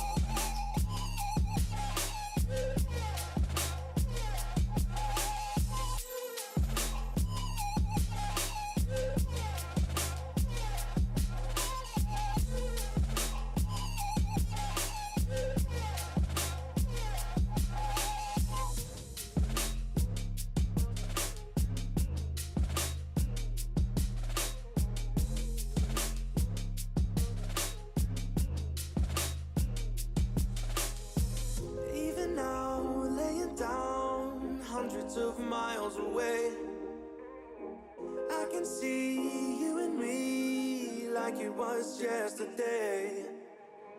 I know it's not the same, but I'm still behind you every step of the way. Look in yourself and I'll be there, I can guide you. All the love is the same. If they send for me tomorrow, even if I leave right now, you'll find comfort there in knowing whenever in doubt, you can find me when the lights turn out. When the lights turn out, you can find me when the lights turn out. When the lights turn out, you can find me when the lights. So, Dallas, I want to do some apologizing, actually. I looked over at a map ban screen, and I told you wrong, so you don't need to apologize. But, in fact, actually, Northwood's first map pick was Ascent. Hawaii did not pick Ascent. They did not go to it. So, in fact, and thank you very much for pulling this one up here, producer. Ascent on our actual ban screen, this is why I thought it was here, because I saw Hawaii pick up Ascent on our ban screen for our map ban link. It's actually listed as Northwood picking their defensive side and going to that favorite side. So it's interesting. I'm liking to see how it goes. Starting off on the defense means you have confidence. But I also think that leads me to believe that Northwood know what they're doing. Northwood understand the assignment. They know that Hawaii is weak in Ascent, which also leads me to why would you overarching pick the map? It just doesn't make sense to me. But then we have to go to Haven. And Haven is a map I know for a fact Hawaii are good at. I don't think it's their best map. I thought Icebox was their best map, brutally honest. And seeing Northwood take it, well, Dallas, I think that that might just tell everybody what I'm thinking. Yeah, you may want to stop making those calls, honestly, looking at the way the series is going so far. True, we do not have a good record. Yeah, I'm going to go ahead and let you know that, because you're We 0 get for a 2 coin. as it stands, just as Hawaii is as it stands right now. Knowing that Haven, though, I think they have a good shot here, if we're being quite realistic. I think Haven is going to be one of those places where UHM can really start to, I want to say, step into the game, start waking up a little bit more, because this is the map where I mentioned it prior in Icebox.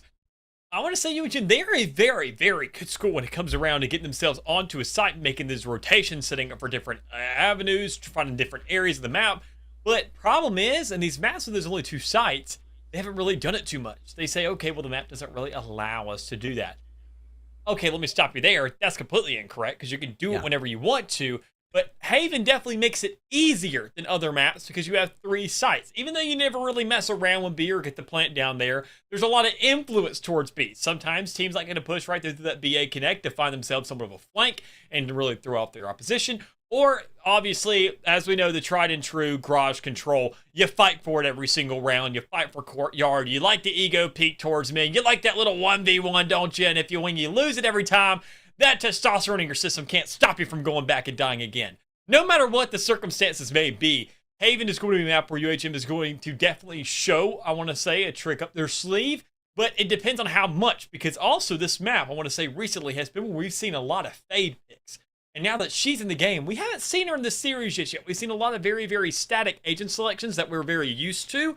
I want to see a curveball be thrown in there. A Neon, a Fade, one of those two we have to see in this series. I think that'd be enough of a curveball for UHN to put this back in. Neon's really good on this map as well. Yes. Neon on Breeze and Neon on Haven are like my two maps. I'm like, Neon is go-to. This is where you should play her. And I think, I don't know, maybe we see Northwood pick up Neon. That would be the team I would expect to pick up the Neon if it does come through. But I also want to point something out. You were talking about influencing and him being an influencer. I would say Hawaii, maybe they're sponsored by a certain group called Objectives, because they were the team of Objectives on map 2. And if you use code Plant the Bomb, you get a free round win, and that seemingly was the case for them. However, Northwood had their own specialty influencer code. It was called Shoot First, Ask Questions Later. And that's what they were doing to win that map. And ultimately, apparently gunning up, shooting first was the right call as they win it out in OT and take the W on that map. So with Haven on the chopping block and Hawaii also on the chopping block, looking down the wrong end of a barrel for sure, having to pull the reverse sweep, this is looking like it could be rough. And I'm seeing what you're seeing. I don't like what I'm seeing. I see a Jet, a Neon, and a Fade on hovered over for Northwood. That's a scary thought for me. This may be the call of a lifetime. I gotta get props where it's due. Please lock this in. Please let me. I'm so big brain. You do need a smoke, actually. Because Tyler was going for the Asher for a second. And I would have loved every bit of that. That would have been something that could have been a curveball that even I didn't see coming. And I would have loved to see that. But instead, we're seeing switch ups once again. Ollie is a smoke player, so I'm assuming that probably Brimstone will be the pick there. But said Omen. Wow, okay. But nonetheless, all the craziness we were expecting is not going to come to life here in this map, sadly enough. The one real curveball we have being thrown at us isn't even really much of a curveball. It's kind of to be expected, but it's only for one side of the map. It's going to be the initiating picks for the side of UHM. That tested pick with the breach, cold on the sky, something that I wasn't really looking forward to or knowing was going to be brought out because there is no solo, there is no intel for the squad whatsoever, and it kind of scares me a little bit. Now, let me talk a little bit on Hawaii, right? I feel at this point, if I'm hyping them up, maybe it gets them something. Cold is one of the single best Sky players I've ever seen in the collegiate scene. And I think that was one of the things that I've always looked at and say, this is it. Zbass is subbed in as well. Let's keep that in mind. They've come in and taken over the position of Mikey. So now they're playing the KJ here in the map of Haven, where the KJ was played on map 1 of Ascent. So if you're not hearing us say Mikey, well, it's because we're going to be calling out Zbass. And I think that's because Mikey is a really good gunner. And in a map like Ascent where you can gun and play the KJ, especially when it comes to the attack, you can. It's not necessarily the play here on a 3-objective map. You don't need to be the execution team for the gunning. You need to play smart. And that's why they're going to bring out Zbass, who's a little bit more clinical when it comes to playing that KJ utility-wise. So we'll have to see if that does come to its full fighting force. But Hawaii are well equipped for this. They understand this map. But the difference we're seeing right now, they're bringing out the breach. That rolling thunder to clear out sites will let their attack be very strong, and even more so defensively. They play from link to defend the A site on the most retakeable objective in the entire game of Valorant. I think Hawaii may be the best equipped we've seen for them for the defense throughout this entire matchup so far. Yeah, and that is, I mean, you mentioned the rolling thunder. That is a test that can find the necessary kills to start filling up that ultimate tick. True. Honestly, Tested, I want to say it's one of the main players I've kind of had a problem with in this series thus far. Not really finding too much impact in gunfights, especially in something as influential as Breach. You have to find that relevancy, and I just haven't seen it yet. But still, talking about relevancy is definitely going to be relevant, because that's the first time we put on to, and Benji's already here. He's ready to hold it down. 2 kills with the Headhunter, doing what its name foretold. Make that 3. This one not the head, just hunting out the competition. And though Cole now the only player left standing, they deny the possibility of the flawless round.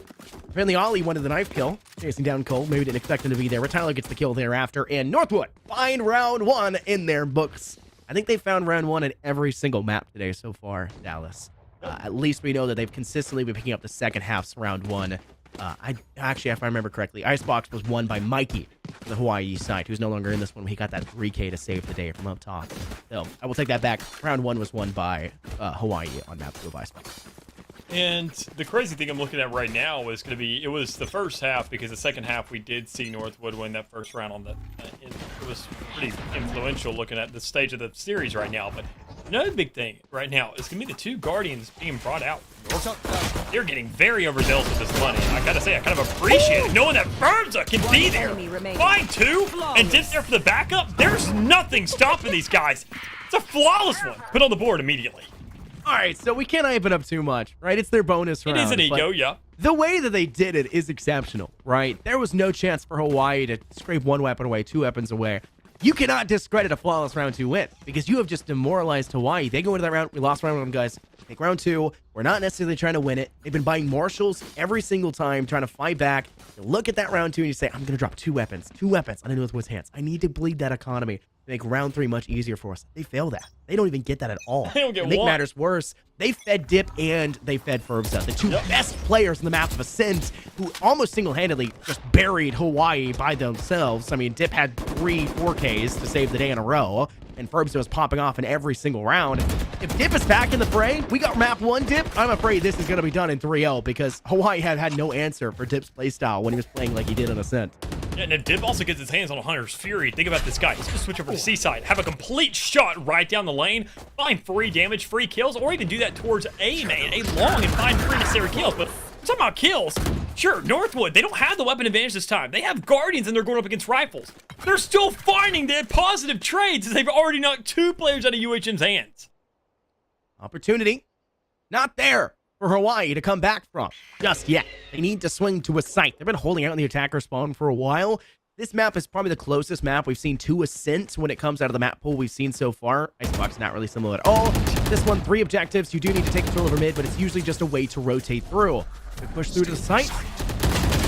Got themselves an opportunity for 1-2 as Hawaii go ahead now. A man advantage, 3 on 2. The shock darts come out from Dip, and that will buy them a little bit of extra time here, Dallas.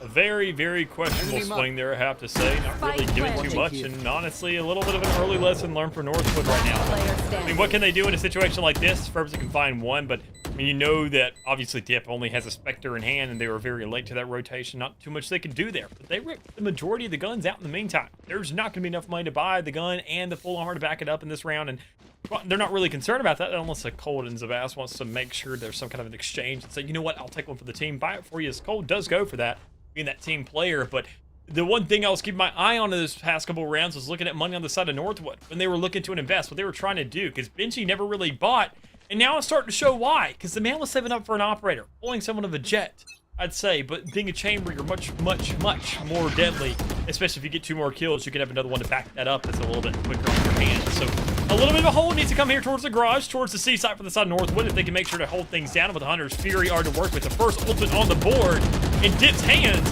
It's going to be a very, very easy plant denial so long as he has the lineup and just stays right there naking it. Keep in mind as well, Benji not buying. He gets an operator in this round. He can hand it off over towards their jet player of Firmza in the next round, because he'll more than likely have that tour de force come round 4. It'll be very interesting to see. Round 5. This is round 4. So we have to see how that pans out just yet. But Firmza looking like they'll have the first knock at the competition as this first duel goes forward. Great escape, though, by Firmza. Gets flashed, steps back, and that's why Hawaii bring out that Sky, the guiding light. Very pivotal to their success. They'll even go ahead and use that landslide to go ahead and give themselves an opportunity to snuff out one of the players pushing forward. Firmza from bottom of hell, since 2 there, too. Dip may lose their life, but Firmza's still alive, and he's got great covering fire as of the current moment. Tyler assisting them with a jump out. Cole does cut down Tyler, but Firmza now finds their third. Cole finding their second, and you're now down to the 1v1. Cole has the Seekers. Not great in the 1v1, but he can't buy you just enough time, and the looks of things, Cole is gonna go ahead and send it out just to give themselves some space while they go for this plant. They do know that they have already been found. 1-on-1, time constraint forced right as you enter red time. In Hawaii, theoretically, have the advantage. With the one-shot kill potential of that operator, what can you really say? And Benji hit the shot. No. Cole finds their third. And you'll find Hawaii now equalizing 2-2. And even then, the operator not picked up. I'm sure they definitely, Cole gave a little bit of a question over to Prefix saying, hey, yo, you want this? So no. I want to stay aggressive. I want to keep on playing that duelist role. I don't feel like I've really woke up enough to really warrant to pick up that operator yet. Start warming up for defense, being it's still such an early stage in the game. And I really respect those kinds of decisions. A lot of Jets like to be those op crushes. They like to say, I really like the op. I really want to go with it and play with it. And I completely give much more credit to the players that decide not to go for it. Sure, it's easy kills, but that's the thing, it's easy kills. You have to work for these wins. You have to make sure to show that you really want it. And in a round like this, I mean, this could be where it really happens, but Prefix of that Vandal and Cold following up. It's a massive start for him. But Ferbso finally with an answer. Bladestorm has been kind of Ferb's main go-to for a fighter when it comes to being a duelist. That's normal. You're a Jet, right? That's standard, but Ferbs has been going above and beyond with it. But in this round, there was really no fighting chance. Northwood had no money to do it. Hawaii were way better equipped. Dip had an opportunity right there. I mean, you're looking at a share shots to Comey, but none of them hits. Comey just dodging and weaving, pulling a Neo from the Matrix in the air. And now it's left with just one person left standing for Northwood, and this will be a Hawaii round that will go to 3. They'll even find Tyler and Spawn and finish the job. Great round there for Hawaii. Cannot be understated, but it was an eco round for Northwood. They should have the money to buy out here, and they also have the 2 ultimates necessary. They can bring that tour de force, bring the hurt down on Hawaii, and disallow them entry to these sites with that long-range potential. Now looking at the setup, looking at UHM, they're seeming to be a lot more confident. I think their fights, they're taking a little bit more aggressively. They're not being all that lackluster. Running the double initiator, they're kind of incentivized to play that aggression. They can't really switch things up too much. They can't play too passive because, well, obviously the utility will not allow it. But looking at the way we go into these rounds, it's still very early into the game. We're only on round 6, and there's still a lot more Valorant to go, at least when it comes around to Haven. And as you said, the ultimates now being on the field, the tour de force being one of those. Northwood, one more time, Benji. You have a shot with that operator, but you can't choke things up this time. You have to make sure you have to play aggressive when it comes into really mattering. But a force is popped. Interesting decision. Much of the time we've seen Northwood popping Tour de Force. We still have the same problem in Ascent here, Dallas, as well. It felt like the Tour de Force for Northwood is popped preemptively instead of retroactively. And Hawaii do much better, objectively speaking, for the Tour de Force to play the objective. And that's kind of been one of the major factors that give Hawaii the better objective playstyle. But Northwood are just gunning. They have Ollie. Find a quick swing with a teammate there for the first kill. They even find a second. They're on to sight. Benji loses their life. The Tour de Force not enough. Dip finds a quick 2.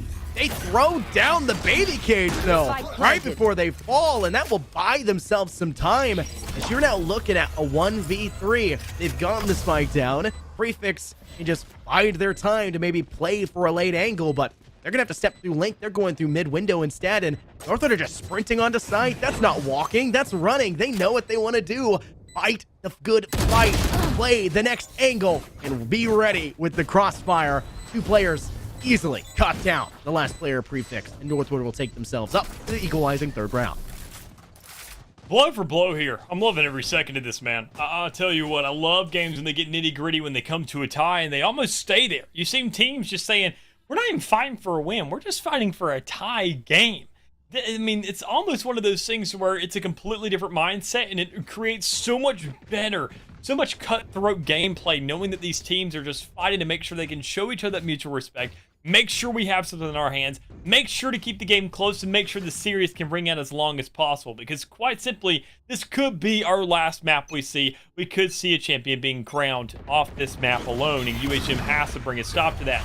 You see them getting nitty-gritty for it, and you see that Northwood, they're almost kind of breezing through it. They know they have an advantage. They know they're not really stressed for time. They know they're not stressed for maps until it gets later on the line. And right there, Ferbs with an easy exchange, sitting in a 4v4 now. Northwood just really suppressing and waiting it out. Both sides down to 4. As soon as you mention it, Northwood say, we'll give you 1 more. Now that's Ferbs dead, dusted by the side there of Hawaii. Comey wants to make things kind of more interesting, I guess, for Northwood. They'll take things back in his turn. Ollie, I'm not sure what you did. There's a store called Ollie Express. Were you trying to get the expressway to the afterlife? Maybe that's what that was. A mess up there for the step away from the shrouded step. I'm not sure. But now it's a 2v3. Hawaii have the advantage, and they're actually looking to implore towards the A site. Benji will be the first person to get this next duel. They've got themselves a nice shot opportunity. It connects, and you're equalized now for the 2-on-2. The mask goes for the plant. Cold's going to swing to the Tun side. Tyler's there for him, but neither side comes on top until Cold is cold with it. Finding one. Now it's Benji again in the clutch. Gotten one. Can't find the other. Could have been the 3K, but Cold collects for their 3rd instead. Benji has been there, Dallas, consistently getting 2 kills. Getting a kill at least in a round. But the rest of the team isn't showing up as much as they should be. And Cold got some ice on his wrist to match the name. The dude is rocking an 11-3 at this point in time. That was round 7 done. You've got 11 kills when the next best teammate has 4.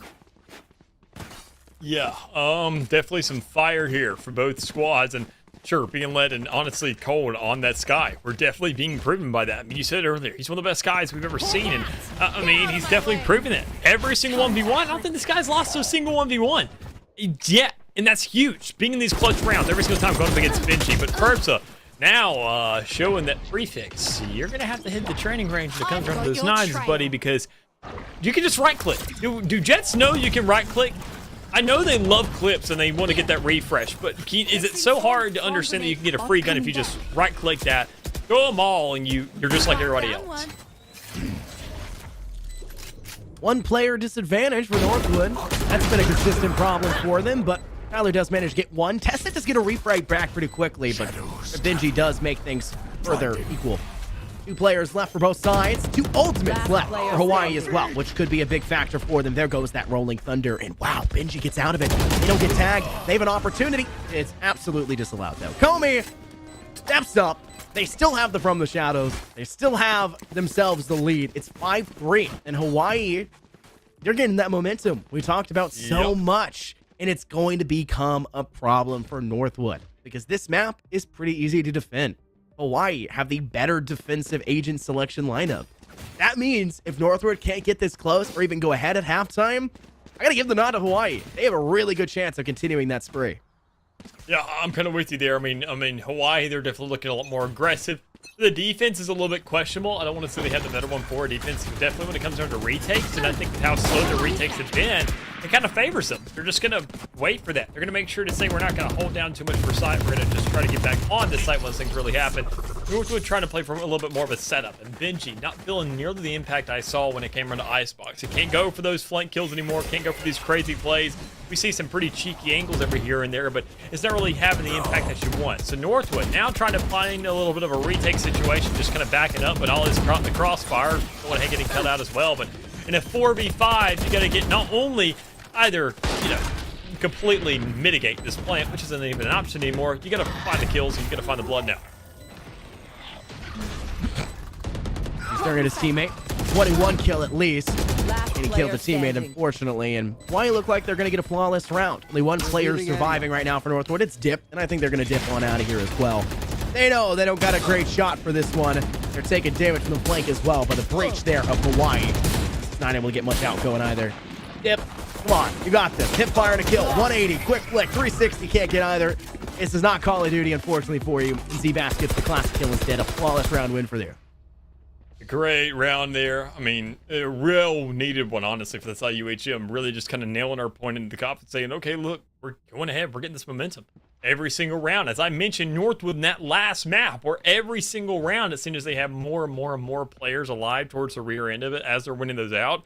UHM is showing that same exact resilience, that same exact snowball starting to go into the effect for their side. It's definitely able to be shut down. It's easy to shut down, quite honestly. Just get around, and you find a follow-up after that. You make sure that the econ is diminished. You have almost another free one after that. It's 3 rounds in a row, just purely driven by mental. But now look at Northwood, how much money they're investing in Odin and an operator on the field right now. A lot to work with. And I gotta say, I'm a little confused about it. Perfect's holding out in mid-window. Comey is pushing up through courtyard. You mentioned at the beginning, Dow. You don't typically go for the B site. You're using it as a way to translocate through to C or through to A. But sometimes the opportunity comes to knock and you ring that doorbell and it's open. Nobody's home and you just take that B site. And Northwood have been leaving up B for a good majority of this map. It's interesting to see. The problem is, even when they have a player there, like Tyler, who relocated from A to B, it doesn't survive. You lose their life, and now you're in a position you're down 2. No rifle buy round. You're not having to rely on Dip to find anything. They won't. Firm's on the flank all the way from A main. Does find 1, but they still have a 2-player disadvantage going through the rest of this round, and Benji is nowhere close. Has to pull out the headhunter. They do not want to lose that operator. That would be the worst part about this. I think that audio cue was in fact heard by Comey as they'll redeploy the dark cover and go for the kill, but Comey is faster on the draw. And then Verbs as being the last one alive, trying to find a kill and can at least manage one in the meantime. Needed 3 more to really clutch up this round. Even then, still has the clock ticking against his favor. Father Time being the one opponent that he can't really put a bullet in. It makes it very, very difficult to come back from something like this, knowing the double setup that you can see towards A Connect. There's one on the cold, and then fourth now coming out from Prefix, but can't really close things out on the tested there as he does find the exchange. But as you mentioned earlier, I mean, honestly, the operator, we're talking about a lot in the Benji's hands, and sure, he's managed 8 kills, but how many of those really feel like impact frags is my biggest question. That's always something I like to ask, and it's always a really weird criteria to set because you can't really warrant what a impact frag is until the end of the round when you have more of a rear view and the benefit of looking at what could have been done better. But the operator just isn't working for me, man. I gotta say, quite honestly, you need to run a Phantom. You gotta play close quarters. You have to find those free kills off shots, and you have just as much retake potential as you do first frag potential. And they're missing a lot by purely relying on it and not putting it towards C. Now, you mentioned it's hard to, like, categorize an impactful frag, and for Benji, a lot of his kills have not really netted him wins, even when he is popping off, and I think that's how we're trying to determine whether it's truly an impactful frag or not. Same cannot be said for Cold, though. Almost single-handedly bringing Hawaii into the foray. Once we see Northwood start to cripple down Cold just a little bit, maybe slow down the momentum of the one-man army that Hawaii are bringing to the table, maybe that's when we see something happen. But Benji, not liking us putting his name in his mouth, will cut down to the frag player there for Hawaii of Cold. Essence waiting to send out that landslide. They're each going to swing for it. Tested and Comey each now find one, and that puts the Rolling Thunder as well up on the board. He sticks the from the shadows, and Comey even gets the kill. Benji, not a chance. You're surviving that one. Cheeky for Hawaii. You know, Benji's relying on that operator, and that was almost, I want to say, the biggest statement that Comey could have made. To say, I'm not scared of your operator. You have a 284s of seeing your shots the entire game. Let me go ahead and literally shove your barrel into my stomach, and you can pull that trigger and see what happens. Oh, you still missed? Yeah, now's the time. I mean, let's not be doing this anymore. And I think, honestly, at this stage in the game, sure, you're trying to look at Prefix, you're trying to shut the guy down, you're a little bit concerned about what he can do as a duelist and whether or not he wants to come alive because he hasn't really done that yet, but it doesn't matter. We've said it on so many occasions. Cold is alive and well. If you don't kill that man, the round is still completely doable based on how many clutches he's managed thus far. And speaking of clutches, this could be one right now if this Hunter Spear, if it finds a little bit more damage, but just can't come to life. Instead, the rotation goes around to C. And once again, Cold being alive has Seekers and Heals completely resupplying the team. I mean, how do you, it's just such a easy, fresh, a breath of fresh air, as the saying goes. I always get that incorrect there.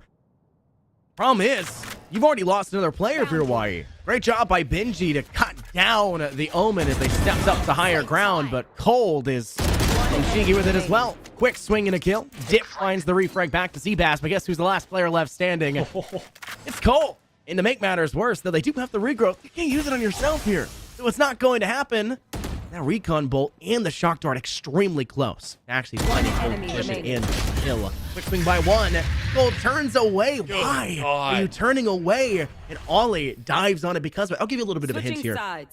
If a player that you're seeing is looking the other direction, that means their teammate is there and they're trusting their teammate to watch that side. You should have noticed that when the first swing comes out by Northwood, you had the opportunity to get the kill. Why you look away? He's not watching his back. He's not looking to the opposing corner. You know his teammate's behind him as well. That's a lot to think about, like, in the course of a millisecond or 4 seconds. I barely registered that. These are real gamers, Dallas, actually. So I'm pretty sure they're maybe higher than Copper 4. So we know you're not one because that's definitely not a rank. Yeah. But I think I said it. I mean, regardless, so looking at the side switching up now, there's still a lot more game to go. 8-4 half isn't too shabby, and Cole now being on the defense, it's going to be the kind of impact I really want to see. You've talked about this guy. I've talked about this guy. We've all talked about this guy, but the first now being on the attack, he's already opened things up, found the first blood, and we got to see whether or not this defense that you mentioned is really going to come to life here, because quite simply, Northwood, they don't want it to. They have to shut it down almost instantaneously. Shots ring out. Hawaii on the back burner. Great job by Northwood, and the frenzies and classics come through. Benji, impactful kills, Dallas. Impactful kills. Not only do they come out with 3 frags, but they win the round. And that was the thing that I'm looking at saying, okay, do the kills matter? You just loot. Yes, they sometimes do. The Benjis felt like they haven't. They felt like they fell flat, much like him after he loses the clutch 1v1 that we saw happen 3 or 4 times in that first half. This game would already be tied. It would have been a 6-6 affair had Benji clutched up those rounds. Now, that is a lot to ask of one person, but the same thing could be said for Cold, who had clutched up every round in that first half and gave Hawaii that momentum. You needed that standout player, Northwood. You needed that potential behind you. And Hawaii were crippling you and punishing you because you didn't have it. Now is your chance. The second half of the attack, set your own pace. Be quick with it. Huge setup there and tested with an easy stun, able to go ahead and get some slowdown on the field. Enough for the teammates to come on the rotation, grab some guns in the meantime, and also get some kills to really set up this round as it's already sitting at a 4v2 as Northwood, with such a strong start they had. All of the armor at their disposal as well in this round. They are snuffed out almost immediately with nothing but a Guardian and a Spectre to work with, and a couple of prayers as they get themselves onto the seaside. Problem is, why are you not checking your corner? I get it, you're walking into an obfuscated view, you're walking into a dark cover. There's no reason why you should tempt fate. Guess what? Why are you bringing scissors? That threat of fate you're trying to keep alive, you're putting a lot of tension on it. When you're stepping through a dark cover without any idea, without clearing corners, without any intel, and it's like round 1, round 2, you don't have the eco to buy the owl drone and send it through and send out the knives constantly, but you can turn your mouse, and we just can't see it happen. Paranoia sent out. Ali, unfortunately, can't get anything after it. Zbass finds that closing finisher. You're now at a 9-5 scoreline for Hawaii as they are climbing more and more to bring this one back even further for them. They should be the team to reach double digits first. I completely believe so as well. And one thing I do want to mention is Riot needs to make more of those finishers. Purely, I know I'm speaking on the spectators' behalf as well. Everybody loves those, and we only have like 2 in the game. Please and thank you. But besides that, moving on, discussing the game once more, we have to talk about what Northwood can do to get in this game. UHM obviously being in the upper hand here, they showed that this is their map pick. They actually had a map that they selected that they're winning by a good margin, that they look comfortable on, which, I mean, to say the least, is kind of surprising to come out of our mouths as ironically as we're saying it. But knowing that now, the setup, knowing that this has to be the buy round, we have to see something outstanding, but when Prefix pops off like that, there's just not much you can do. I mean, you're looking at a Northwood that feels the burn right now. The individuals of Hawaii. Thankfully, though, Ollie now has 4. The Guardian being the main decider. Oh, Ollie, you're dead. Yeah, that's not going to happen. That is unfortunate. The omen and omen violence rings true, though, for Hawaii. And they'll reach double digits like we mentioned previously, but that did drop a lot of the weapons out of Hawaii's hands, which is pretty good for them, and Northwood have plenty of money for this round. To go even further and beyond that, they can buy all rifles and armor. They don't need a sniper for the attacking half. If anything, they use it to contest Prefix, who could be holding C, could be holding A. The question is, can you get him to ring a shot out without hitting you and then rotate fast enough to get to the other side so you don't have to face the operator? Yeah, I mean, looking at what we are dealing with thus far, I got to say, I like the setup here on the attacking side. And more importantly, as I mentioned earlier, I don't want to see Benji on an operator. Here on the attacking side, you're really forced to where you can't use it. In Cold, I'm not going to say throwing the round here, but being the first player to fall, being so aggressive, when you're the most impactful player on your squad is on your team, without a doubt, I got to say a little questionable. Let's go through. Hawaii taking advantage of it, too. They'll find 2 kills. Now make it 3. Tyler, the only player to find a frag right now for Northwood. When it comes to this last duel, it's still continuing on. There's plenty of time for Northwood to find something, but Prefix watching the angle and cuts down one more. Pops the blade barrage. Not seem to do much for them, unfortunately. Much more like a single dagger being sent out and then their life being sent out as well. That was just Dip left standing. We know that to be the Clutch Master from map 1. We knew them to be the great utility player on map 2. Balance. Now we're looking here for map 3. Can Dip pull it off as they sprint their way on over to the C site? Hawaii are going to have to run from A, the full 11-second trek, and that will buy them plenty of time. 30 I think it's quite feasible, and even then I would be more excited to see what Dip can pull off here. Whether or not he just goes to the default, sets up for the post plant right there towards C-Long, which it looks like he's going for, making my point not nearly as exciting anymore because it's already being read. I mean, a little bit of the checkpoint would have been nice. Setting up a roadblock somewhere throughout the map, cutting off one of those players, making it a 1v1, catching them off surprise, and you can even tell that they're setting up for the double. If you stack right there towards Crate, have that lineup, see how long it is. It can be such a nice breath of fresh air. Enemy remaining. Already, there's one off the board, setting up, doing a great job. And the Hunter's Fury here as well, a little bit early, but you're just trying to buy time, trying to slow it out. You get one hit, you know the player's there, you just swing, get the kill, and there's a clutch, baby, and another round for Northwood. We said it. Dip was the clutch master map 1. We saw them come back alive here for map 2. And then we just saw a really large gap of not enough dip. This is not Dip City anymore, dude. We were looking at a open barren field, which was unfortunately the kill feed with Dip's name in it, as it was on the wrong side of it. Always on the right, never on the left. Now we get to see it on the right side if you're a Northwood fan. The problem is the damage has been done. They're 4 rounds behind now. Was 5, so you're climbing. You're getting there, but a single round in return, you gave Hawaii momentum. That is the complete opposite of what you want to do, and they were walking away with it because of that. They didn't even look like they were struggling in some of those rounds. Already a little bit of the split towards 2, which I'm liking to see every single bit of, but I mean, considering, looking at the stance, looking at what these teams have to do, I mean, we see the Seekers coming out. That's a lot more of an important detail, knowing that you're going to see where they are on site, but knowing that they're all clustered up anyways, it's not going to have the biggest impact, because as you see, as a couple bullets, they're all mowed down, and Cole goes right along with them.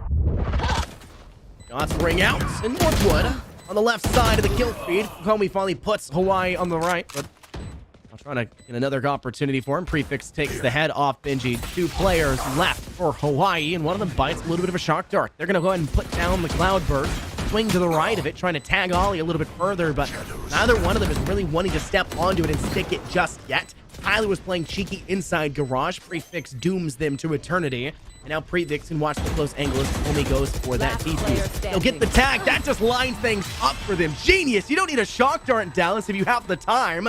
Then a recon bolt in. If you nail that shot into the dark cover, you're going to see them. And you can gun them down from anywhere all across the board. And Prefix was not prepped to deny that shot opportunity of Northwood.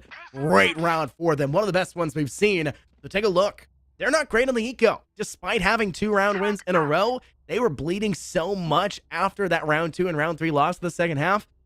They cannot give Ferbza a weapon. So instead, they're going to have a Tour de Force and the Blade Storm ready, and they're going to save a little bit of that eco on the top. The crazy thing to me looking at this game is that, I mean, we saw the aggression from Cold earlier up that A-long, trying to find that flank around, trying to get that aggression, and honestly, it would have worked when you're in that post-plant situation, where you're trying to go for a flank because they set up on C-long, and Northwood, I won't blame them to go for it again. That's exactly what they're doing. They found a recipe that works for them. They say, if we make a pretty darn good cake, let's just make cake our specialty. Their cake, I mean, C starts, you know, it's the starting letter of cake, and it's honestly their bread and butter as well. They are looking so darn good on the site. Their post-plants are outstanding. They're setting up in C-long. They know how to play it, and honestly, it's more important that UHM doesn't know how to play around it. We see no flames coming out yet, but finally Tessa wants to make some kind of an impact frag. Comey's pushing up, but how much will it really matter? It's going to matter all the time in the world, because the defuse goes down, not enough sprays go through, and that's another round 1. And a lot of players still living in the rear end before Prefix has something to say about it. But, I mean, finally, a flank, aggression, something that seems maybe stupid in some eyes, works at the end of the day. These are the kind of curveballs that UHM has to be ready for. Northwood will make adaptations. They will make adaptations. That will be plain and simple. That will be engraved for the rest of history. If you're playing Valiant, you have to adjust around the map. And that's what they're doing.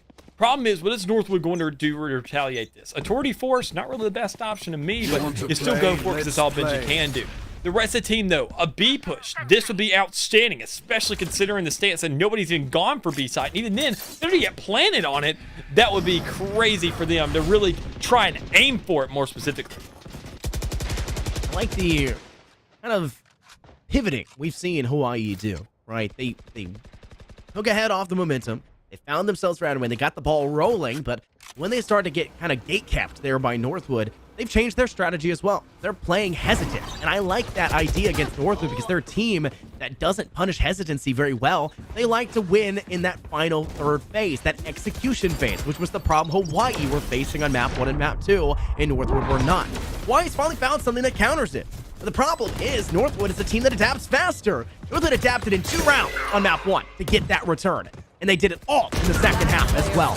If they do not cut down Northwood fast, it's going to be done and dusted for them. And the case of the matter is, for this round at least, Northwood cuts down Hawaii first. Step up, find all the frags necessary to win. Easy job for them. It didn't look like they struggled too much, though it was a bit of a hectic mess with those abilities being tossed in through mid-window.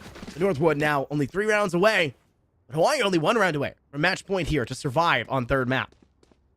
Yeah, I think honestly what Northwood, all it comes down to is, this can be a weird analogy, is that the fact that UHM, Northwood's trying to build a puzzle right now because of how big of a map and how complicated a map Haven can be. You're just trying to put all the pieces together. Slide yourself in where you're trying to look at, with one of those being the side, and trying to see if you can really match yourself there. And honestly, Northwood's done a pretty good darn job at that thus far. Every single time they've hit a side, they've been successful in putting the spike down.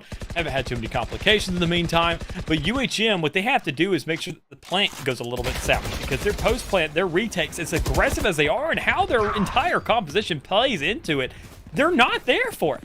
Sure, it's an eco round. We can't really read too much off of this, specifically knowing they're dealing with frenzies and a couple of classics and all kinds of weird stuff, and a blade storm, more importantly, which Prefix is just now getting a kill with. But there's a lot more round to go. The plant's going down, and if we see Northwood just set up for the post once more, get all the way towards the back, I think this could be easily another round on them where they hit 9-11. Very true. Prefix does get 1 kill.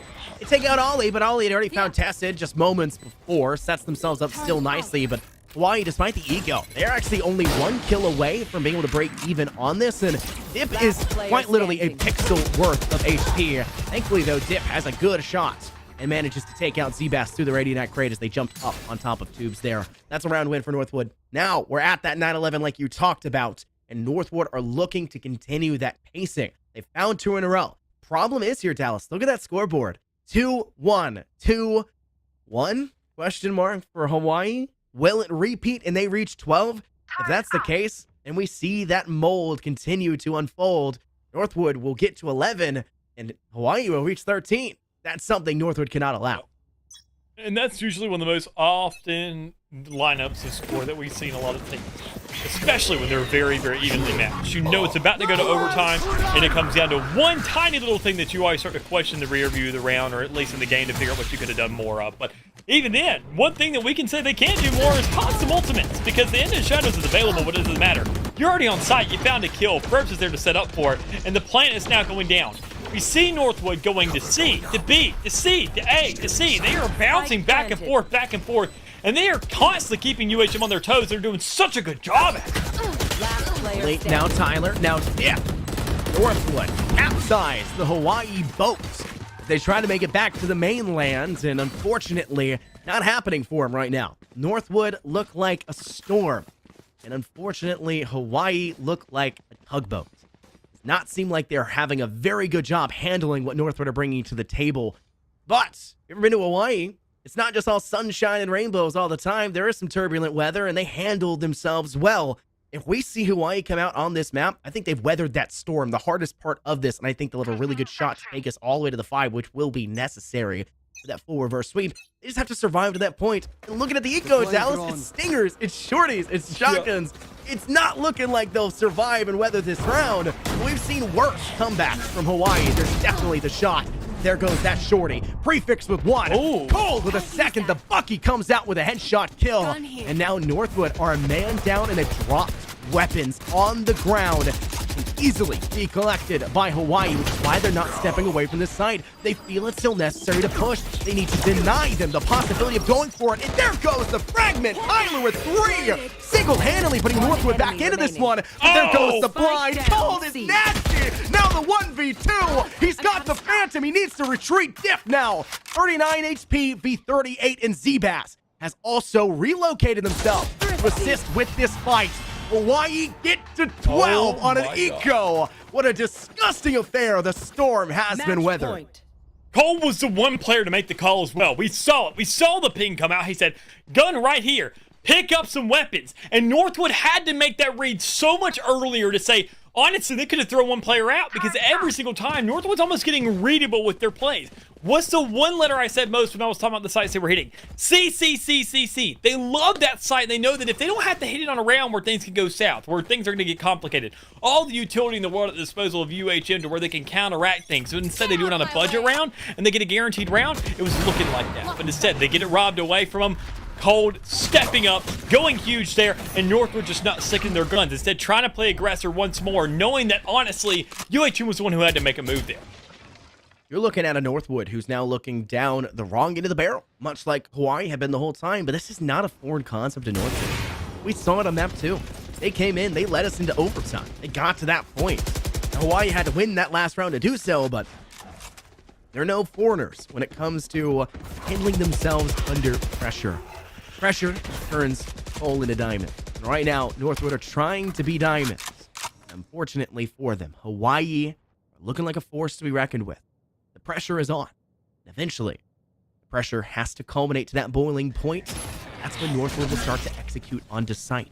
Z-Bash, KJ's locked away, but the shot connects, and Tyler is the first to fall. But Ollie quick, that quick refrag back in return. See it from the shadows up to heaven. Ollie will be there. He needs some assistance. Cold is close. You got to get that kill. Not gonna happen. And now Cold might just have saved this round. The UHM side trying to spray through. That's not a great position for that quick toss. There goes the rest of Northwood. They gun them down 4 in the matter of 5 seconds. And you see Northwood collect their 11th round win. And that eco for the side of Hawaii, it ain't there. The only people who got the money, who got the guns, will be Z-Bass and Cold, and they only have one ultimate to work with, but it's a dang good ultimate to use here. It most definitely is. I mean, look at the scenes of the game. Looking at, how Zabas has a baby cage ready as well on the defense.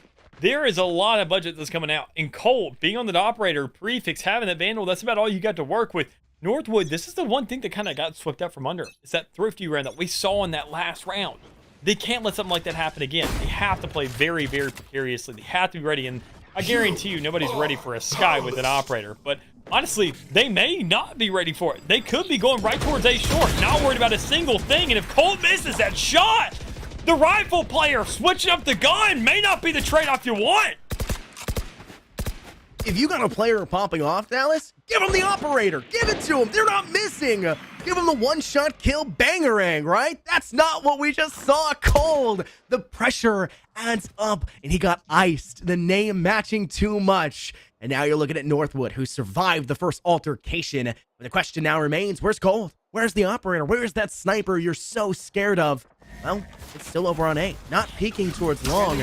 Look at what we're seeing from Northwood. They're going to B, but they sent the util a little too soon. The Nanoswarm buys a little bit of time there. The UHM side, once that breaks, they've sent themselves onward. They're on the site. They're dropping down the lockdown, and Northwood could step away. Where is the baby cage placed? They just have to figure that out, but they can't get it. They now have to swing away. They've gotten the spike down. Northwood have escaped the baby cage and now can fight for the rest of this. None of them getting detained, and now you're left with just 3. You've gotten the Rolling Thunder. It's charged itself back up. Cold needs some assistance. Prefix gives away his position. This could be dangerous, as now Ollie can look to fight this one out. Head is seen, but they're just buying time. They'll relocate. They'll manage to step away, but cannot survive. But Tyler off screen gains one more. And Farmtha finds the next 2. A 3K to the man to mark it down at OT on map 3 once again. Overtime. I'm not going to lie, putting that baby cage down, great decision. Problem is, on the B site, that's the worst place you could put it. Yeah. Northwood had to read for that. That is a genius call out. Every single team I've seen, you may not even, and a lot of people don't even think about this, but B site, when you push out on it, you have probably one of the most powerful positions in the game. You have the middle of the map. You can stretch things out. And I always like to kind of compare it to one of those old, I forget what the name of the toy is, but it's like the ball that stretches out, and then you can collapse it back into like the little spiky one.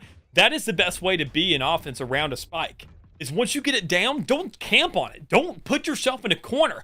Create some breathing room. Take control of the map. Scout out a little bit. Then recollect, reconvene, recollapse back in on the occasion to make sure that nobody's on top of it and come at it from every single angle and pound on it over and over and over again. And that's what we saw right there. The opportunity given to Northwood to get to this OT. But now they're in OT. They're back on defense. We got to figure out what they can do here.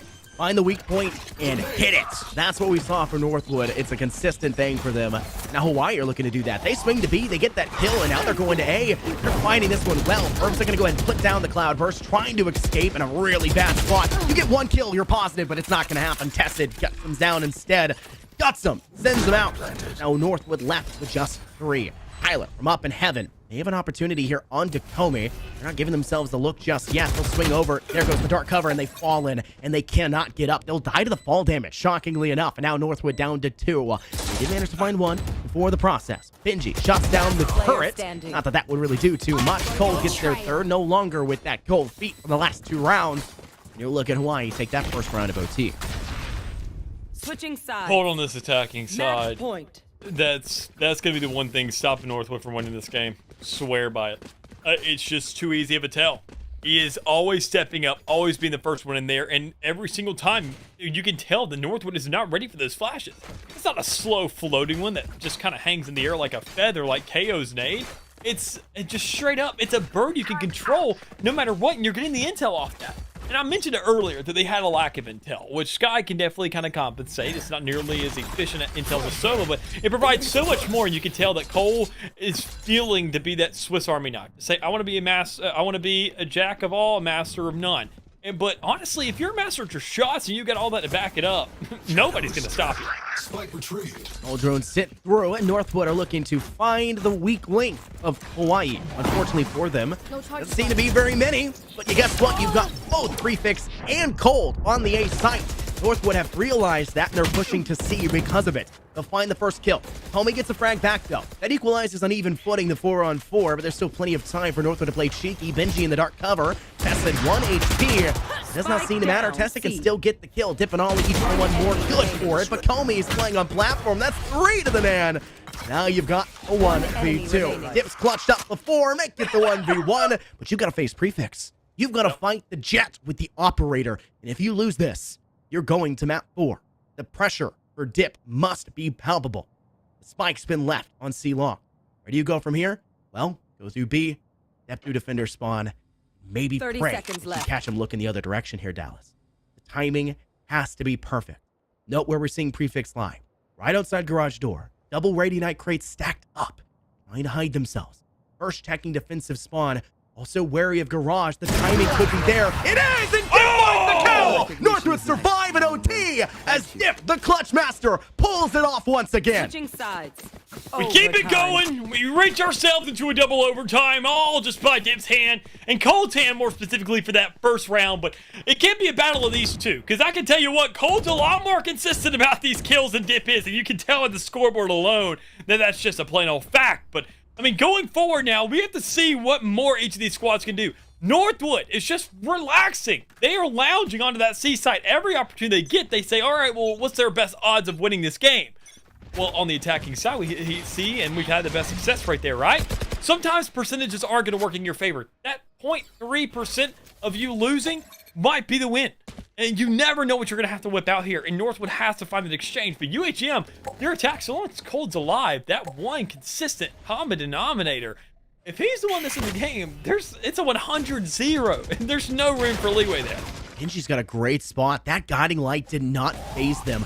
The issue is there goes another blind, and Benji will have to use the rendezvous to escape. Interesting that the first one did nothing. They tried to bait out the rendezvous in the first place. They know where Benji's lying. Benji's been doing that the whole time we've seen Northwood on the defense. Thankfully, though, for Northwood, Benji survived. They get away. Now they can fight for another engagement, and the looks of the thing will be C. As 3 players stacked inside garage. One looking to push through C long, and another one hanging out by hay. Cold now pushing to C long as well. The angles will be there, and there's so much blind and flash potential on the side of Hawaii. They're well equipped to absolutely brute force their way onto the C site. But can they survive the execution? Homie sends out the dark cover, covers the garage window, covers defensive spawn. They'll save the blinds. They'll keep them for the last bit. Northwood did not do a good enough job of engaging early, and now must pay the price as Hawaii set themselves up quite well to defend this one on the long range. Look how far back they've retreated. 3 players will hold out in C long. 2 will watch the hay bale flank, and only Benji will apply pressure from that rear, and they cannot get the kill because Colt is there instead. Garage rush out now employed. They have to go for the spike. They'll drop it initially. They'll use the landslide. Seabass has to swing out. Prefix gets a kill. Tyler for one of their own. Push out from Cold. Still not dealt with. They'll finally handle it by Dip. Tessa gets tagged, but Prefix still there. It's just Forbes left standing, and it's not gonna last. Northwood fall, and Hawaii find another round win. And as you Switching mentioned, just not sides. enough retaliation there Match right point. off the get-go to really force some of this utility out of UHM's hands from Northwood. They were just kind of letting them have that sight. They said, okay, do what you got to do. But honestly, they have the reaction speed. They know whether or not they have to use that utility or whether or not they can really save it for later. And the trade-off was just not there. Knowing that you have an Omen, knowing that you have a Sky, your most critical piece of utility, just regenning at your hands once you've already used them to get around the map. That's exactly what UHM was waiting for. That's why they stationed themselves in Garage. They said, no matter what, we wait for all these smokes to be up. Wait for all these flashes to be ready. No matter what, we have to be prepared for this. And at the end of the day, they didn't even need it. The smokes were just enough. You didn't even need Cole there to really follow things up and have those kills there that were necessary to get that dub. But I mean, regardless, you're now in a new round. You have to switch things up. In Northwood, they know they can't rely on C because the last time it was a 1v1 situation, they clutched out a little bit too scary. They know Prefix going to have that operator, so they have to really gamble on where it could be and what kind of new setup they could really lean into to find themselves another round to take us into a triple. Patience, the waiting game, slow and steady. However you want to describe it, that's on the mind for Northwood. They know that UHM have a really solid objective game. They have been the team of objectives throughout this entire matchup. They've already lost one. The dark cover spam we saw Hawaii employ just last round, it's not available now for Northwood as they've lost Tyler early. How do you recover from this? Where do you go from here? How do you play? Well, get a kill.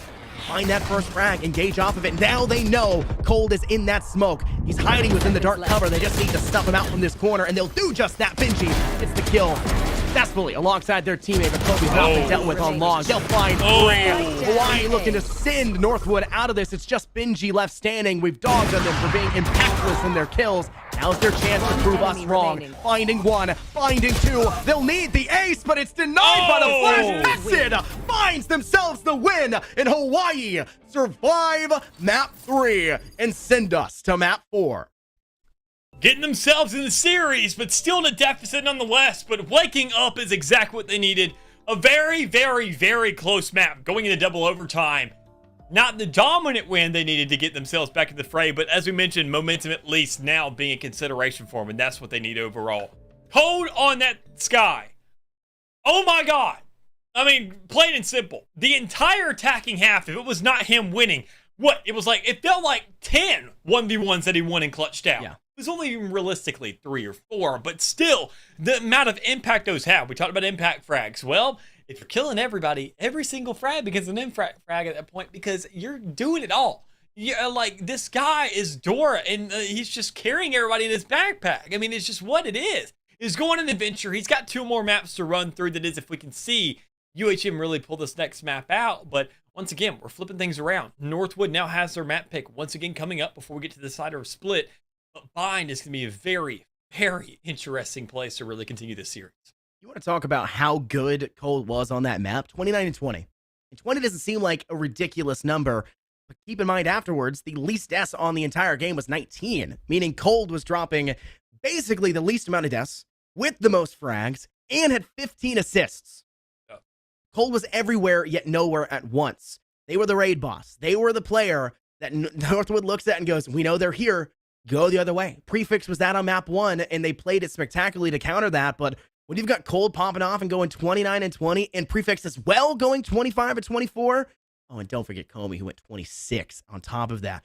It's just statistically an anomaly, and Northwood had no way to counteract that. The fact it even got to OT is a marvel for them as a team. They played that amazing, but a victor had to be held for it, and Hawaii held on. They rode that wave. The storm moved beyond them. We'll have to see. Will it come back, loop back around here after map 4 as we head on over to Bind? We'll have to see. But we'll take a quick little break first. See you guys in a few short minutes. Now we vibe. It's been a while and such a ride, the stars align. I love the fact I didn't let her go. She loves the fact that I just let her know. Now we're together, it's a different mode. We getting crazy in a different role. I love the fact I didn't let her go. She loves the fact that I just let her know. Now we're together, it's a different mode. We getting crazy in a different role. We getting crazy in a different role.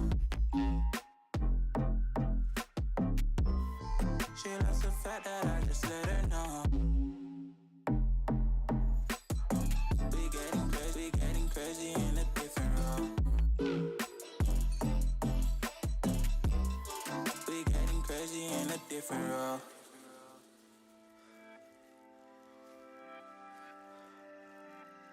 She my do or die, my bona fide. My up when I'm down, she's always beside me. She makes me feel alive, I won't deny. Her love for me is real and kinda suicide. She's not the same, she's such a rare type. She's far from plain, at least in my eyes.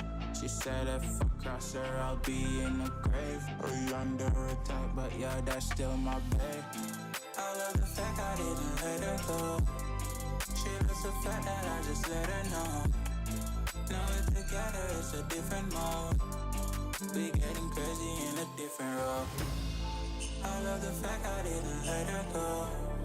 She loves the fact that I just let her know. Now we're together, it's a different mode. We getting crazy in a different role. We getting crazy in a different role. She loves the fact that I just let her know. We getting crazy in a different role. We getting crazy in a different role. Getting crazy in a different role. We getting crazy in a different role.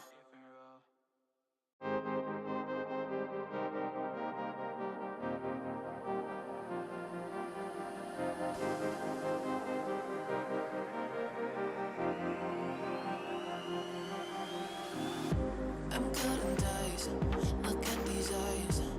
They're not here to please you. There was a time you could be mine before all that you put me through. I knew that you were trouble, but I don't think you were bad.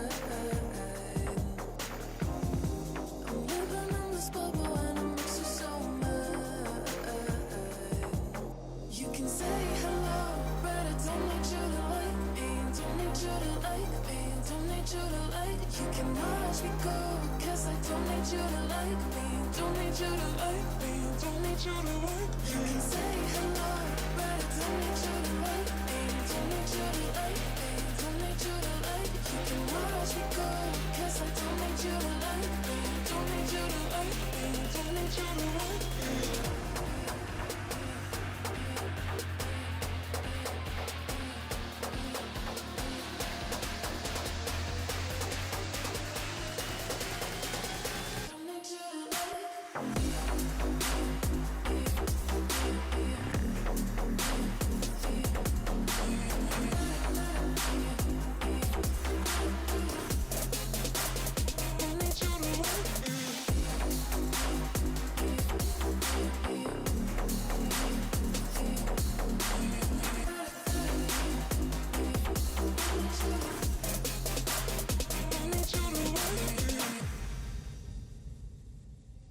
You can say hello, but I don't need you to like me. Don't need you to like me. Don't need you to like. You can watch me go, 'cause I don't need you to like me. Don't need you to like me. Don't need you to like. You can say hello, but I don't need you to like me. Don't need you to like me. Don't need you to like. You can watch me go, 'cause I don't need you to like me. Don't need you to like me. Don't need you to like me.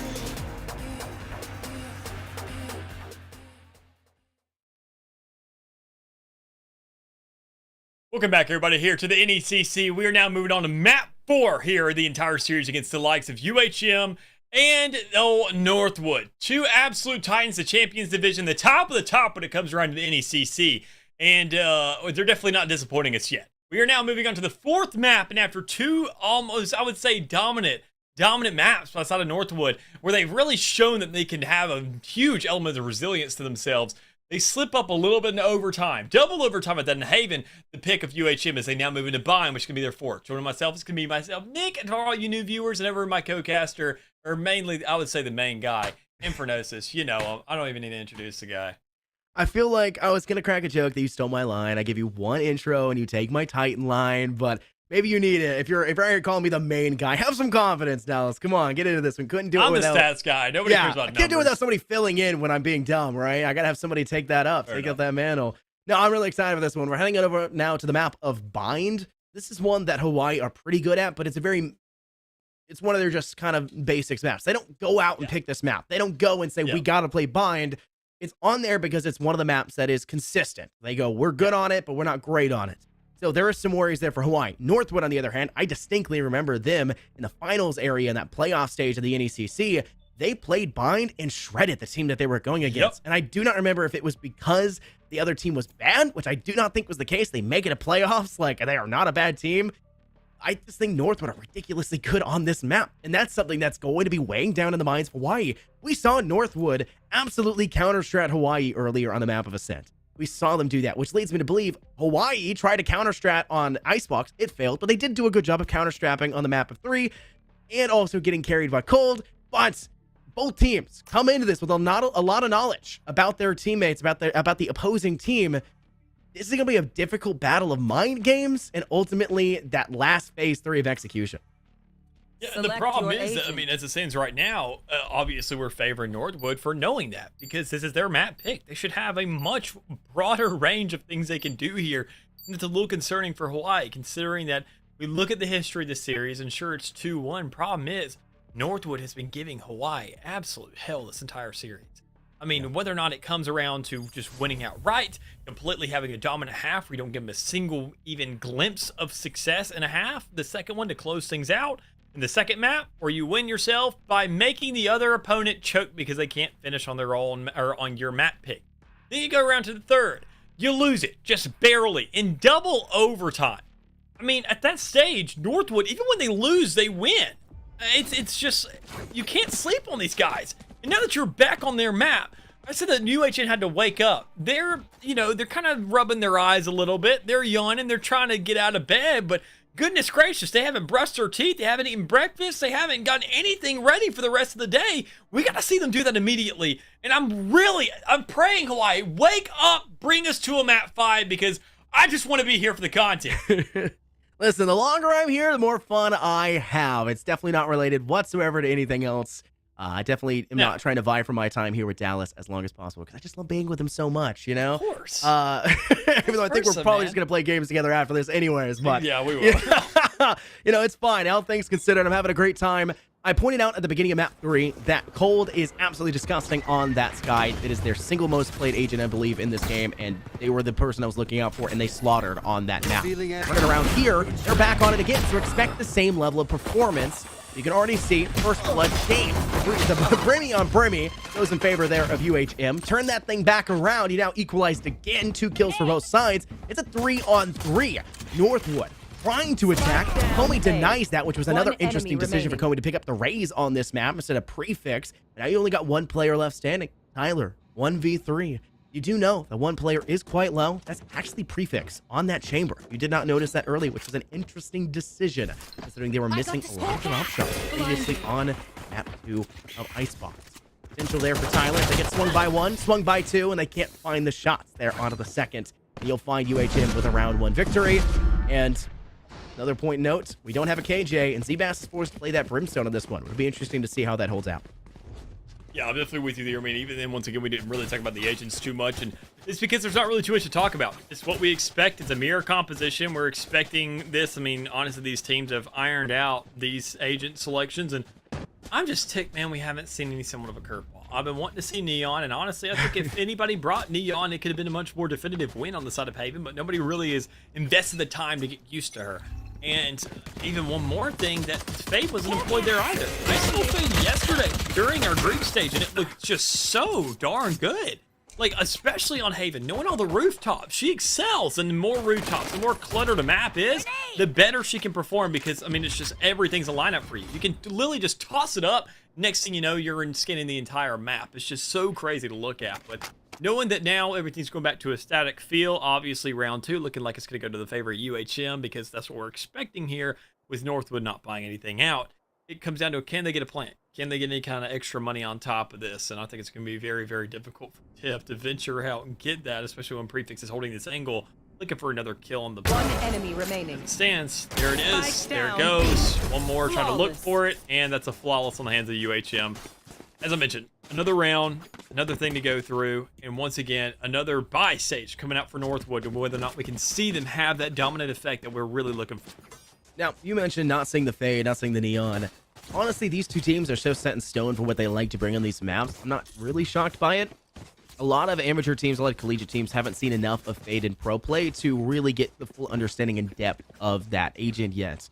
And that's one of the problems that comes with a quarantine period in any league, let alone VCT Masters, you know, high T1, T2, you know, leagues and tourneys and whatnot, whatever it is.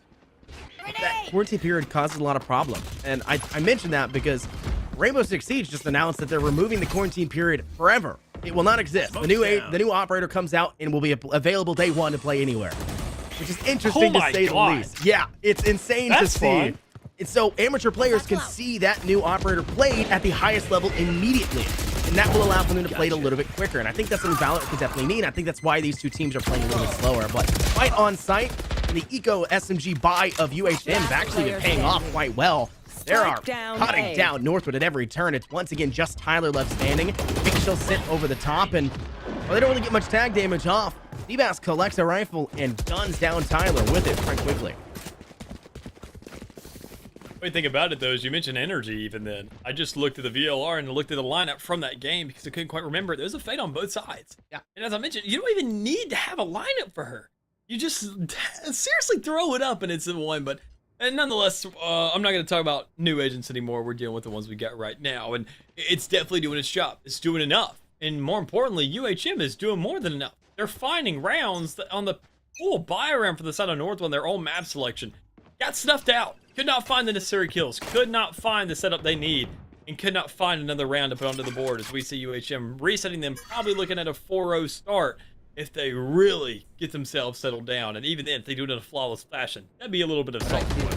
Benji had the opportunity to step through there, Dallas, but hearing that the old group got finished on that pickup, they stopped, hesitated. Right decision. A little bit quicker would have been great, but notice what we're seeing right now for UHM. They are just spraying down Northwood easily. Now it leaves just Benji left standing. RIP could be what we see.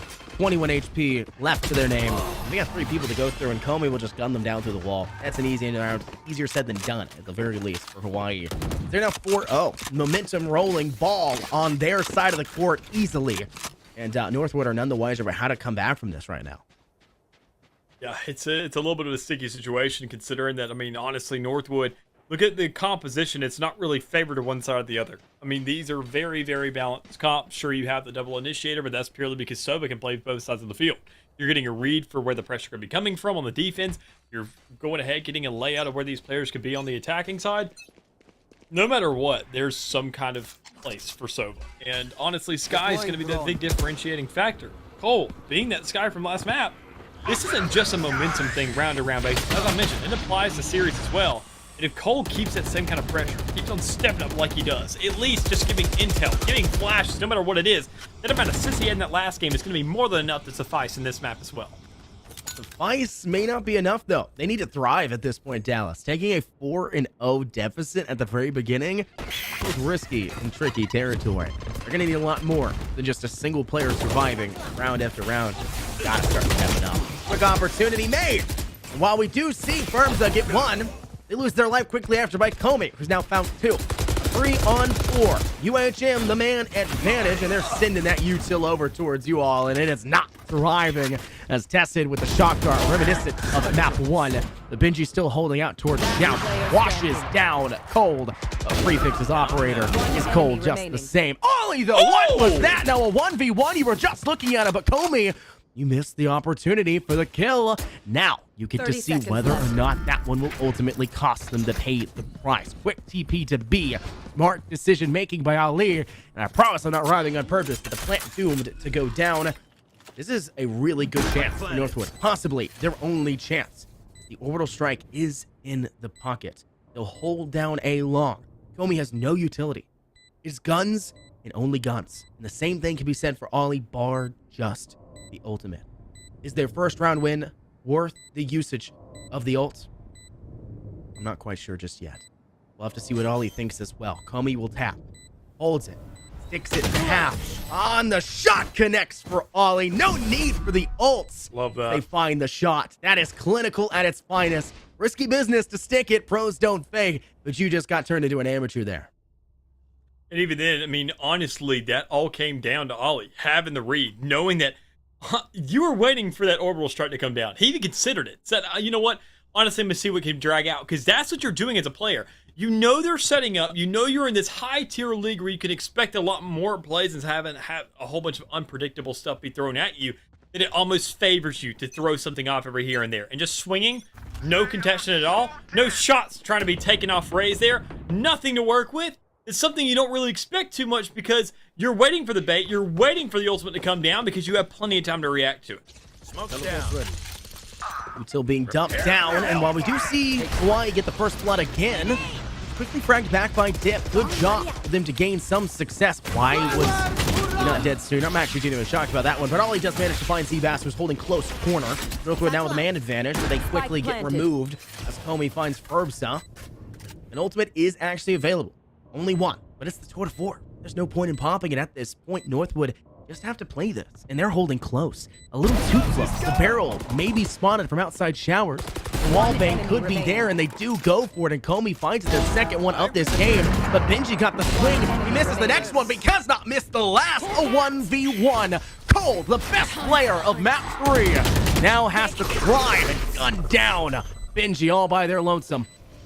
Cole needs to play for the bait on the defuse. Cole is hopping off. He does not get the kill. He needs to stick, and there's the shot. Benji with a 3K. That's an impactful frag, Dallas, if you ask anyone here for Northwood. If I was Benji, I'd be screaming right now. Out of just pure excitement. Finally, after so many 1v1s in that last map of Haven, and him losing every single one of them against Cold and finally coming out on top, it just feels like the conclusion of a story. But guess what, Chief? It's not over yet. You still have plenty more Valorant to go, at least in this map. And even then, if you don't close things out right here, you got another one to go to. So, I mean, all things considered, you got guns to work with. Benji has the Tour de Force to play with as well. So, I mean, all things lined up for both sides here. The only thing I'm confused about is going to be that old, the judge in the hands of Raze. But honestly, if anybody can excel with that gun, it's going to be that agent alone. For real. I mean, Raze is one of the most disgusting agents when it comes to the map of Bind. These close, tight-knit corners, and the ability to toss out those paint shells and completely cordon off an entire area. It's nasty, to say the least. Herbs up. Raze we're talking about in a lot of ways. Managing to get one kill. Comey did not just do that. Sprays wildly and gets the kill. Seabass retreats back. That is Spike, though, on site for B as they're hanging out towards Elbow. Looks like Northwood will, in fact, have the opportunity to plant, but they're playing this one slow. Prefix caught down their sight line, obfuscated now by the sky smoke. But that is Hookah under lock and key for Hawaii. And I would dare say Northwood may just need to rotate here. This is not an angle I would feel comfortable pushing out of, especially if you have just dropped Spike like you just did with Seabass's kill onto Ollie. Yeah, I don't know how I feel about this either. I mean, you're relying on Benji to make this push to grab these kills, and with the Tour de Force still used, already popped, he was the one who should have been sitting in an angle like that. Should have been playing a little bit more aggressive, trying to find these kills. And when he's on an angle like that, he finds a shot, surprisingly enough, clearing enough breathing room for his teammate to get this plant down, but they are not expecting the wraparound through spawn. But as you do get the plant down, you can hold the angles and everything's set up. It just comes down to whether that Prefix can hit these shots, get these strafes out in a perfect timely manner. But that shot alone, coming out late and missing as well, is not the situation you want. Let's see, if I was Prefix, I would have just saved the operator here. Smarter man than I. Oh my goodness, Prefix! My God. The clutch of the round, maybe even the game, as they find an easy shot with the Tour de Force down towards Hookah, and then buries the last player there with the Headhunter. What an amazing performance from Prefix, a player that struggled so much on map 2 and has gotten their highlight moment again on map 3 and map 4. That is UHM, now 5-2 of Northwood. Does not seem like the ball is going to stop rolling for them, and that's a defensive UHM on the map of Bind. That's an impressive ordeal. Most definitely is. I mean, all things considered, though, we talk about balls rolling, we talk about the momentum really going to one side or the other. I think there's a big thing to really look at on this map thus far. I mean, just the entirety of this game as a whole feels unorthodox. It feels very odd. Cold and the other Sky sitting at the bottom. I mean, everybody kind of feeling a little bit of sleep at the wheel, I want to say, in terms of playing as an initiator on this map. And then as a follower, we're not seeing Northwood play the same aggressor that they usually are, trying to find these first bloods, trying to really start to excel, trying to get in the face of the opposition. And even then, after 2 rounds, now we see a bounce back out of UHM. Is that going to be a big enough of a stall to stop the momentum, or is it going to be a little bit of a slowdown? It all comes down to this round and what Northwood can pull out for. Well, we do have the Sky as well, meaning they can bring back some of the players that have been getting tagged up to full fighting shape, but not really given the opportunity to do so just yet. Ollie's in a rough spot.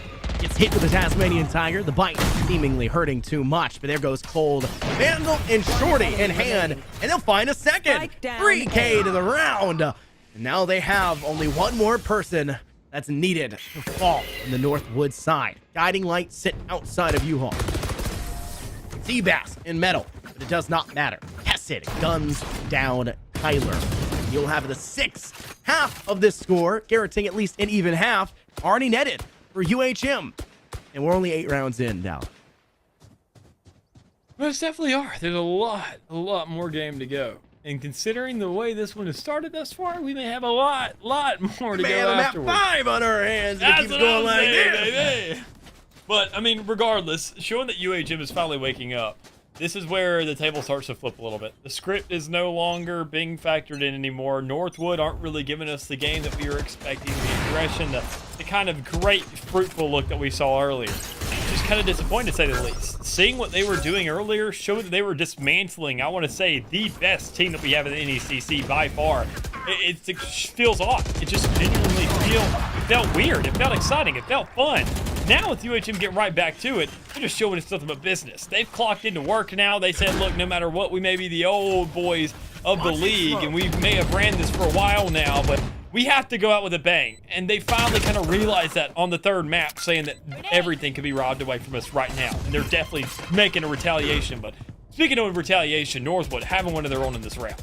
I mean, you're talking about UHM that went 8-0 in the season for the NECC, and then won in the playoffs. They're a team that's gone through trials and tribulations and now has to face off against Northwood, who's the same thing of trials and tribulations. It's a difficult way to play.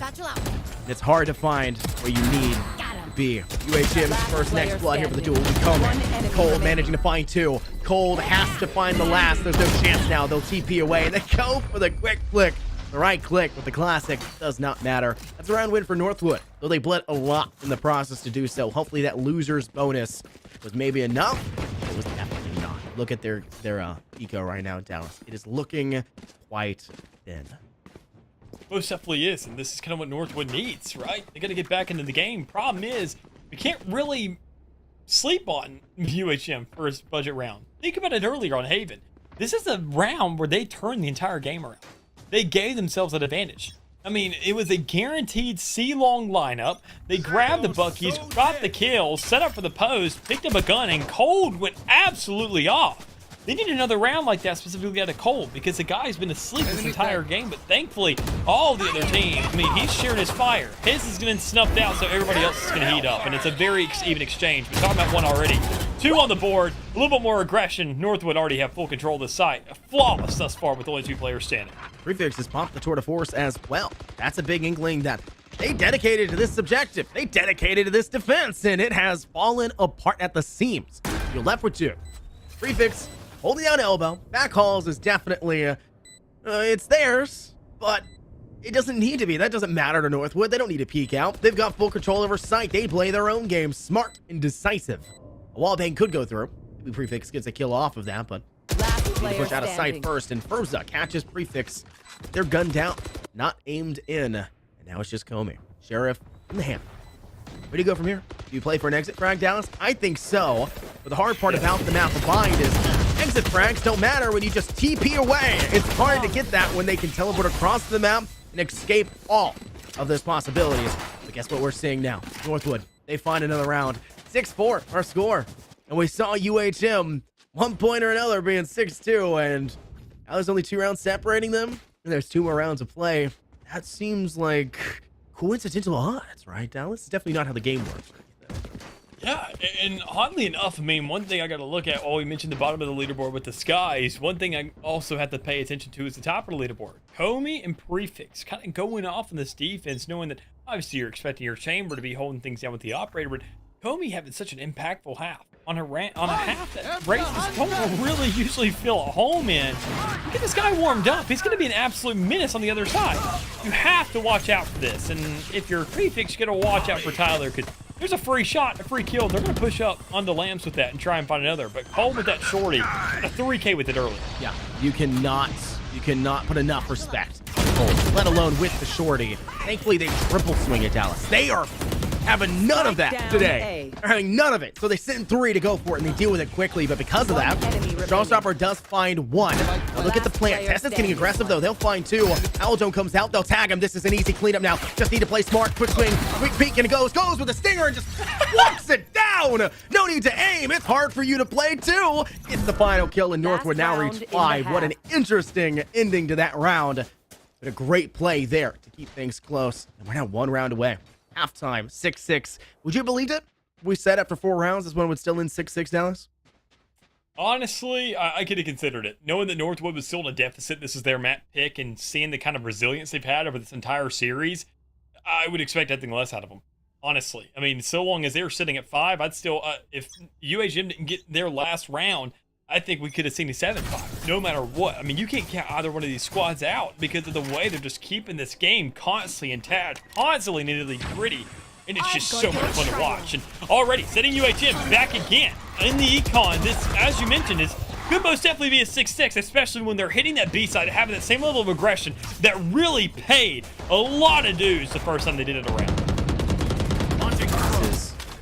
Right within a smoke, doesn't matter. Dips the player, find the next frag, and it's actually for Northwood once again. That's 2 down off UHM. That puts us in good footing to have Northwood actually hit that 6-6, and considering the weapons are quite weak for UHM, this makes matters even worse. Orbs up 1, make it 2. That's a 3K total in the round. It leaves just 1 left standing. Is it another flawless round? They will have strung together 2 flawless rounds out of the 4 last rounds we've seen, which were all victories for Northwood. That is an insane statistic. Half of their round on this very triumphant return. Flawless. Still have to find the final kill. Cold is not one to go out without a fight. Not go into that good night. But that's what's going to happen. Sleeping tight on the floor. Dip swings as the Bucky fails to one-shot kill. That's a 6-6 halftime, Dallas. A score unprecedented, at least in my mind, with the return by Northwood. The ball got rolling for UHM, but it came crashing down, much like the wave of their logo.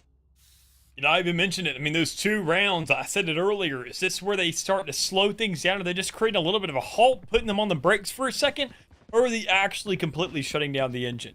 And honestly, it looked like one of the other. We saw those 2 rounds where they looked a little bit closer than expected. They weren't really dominant by any means necessary, so Northwood knew they constantly had that shot to stay in the game, to keep that relevancy, to look good, no matter what odds were thrown at them. Now be on the opposing side, be on this defense. They have to show that same level of aggression. They have to show that same level of emphasis that we saw prior. And with them, all things considered, we got to see what this UHM attacking side can do. It hasn't felt very strong so far. They've had to dedicate to a side if they really want to win things out. They may have to follow suit here. Some decent hands, and it looks like UHM going aggressive, but they're baiting. They're going to go over towards the B site instead. But Northwood actually still left 2 players stacked over there. That's really solid, but the quick use there of the molly cuts down that sight length just a bit. Great flash with the frenzy. What? Cannot select a target, Dallas.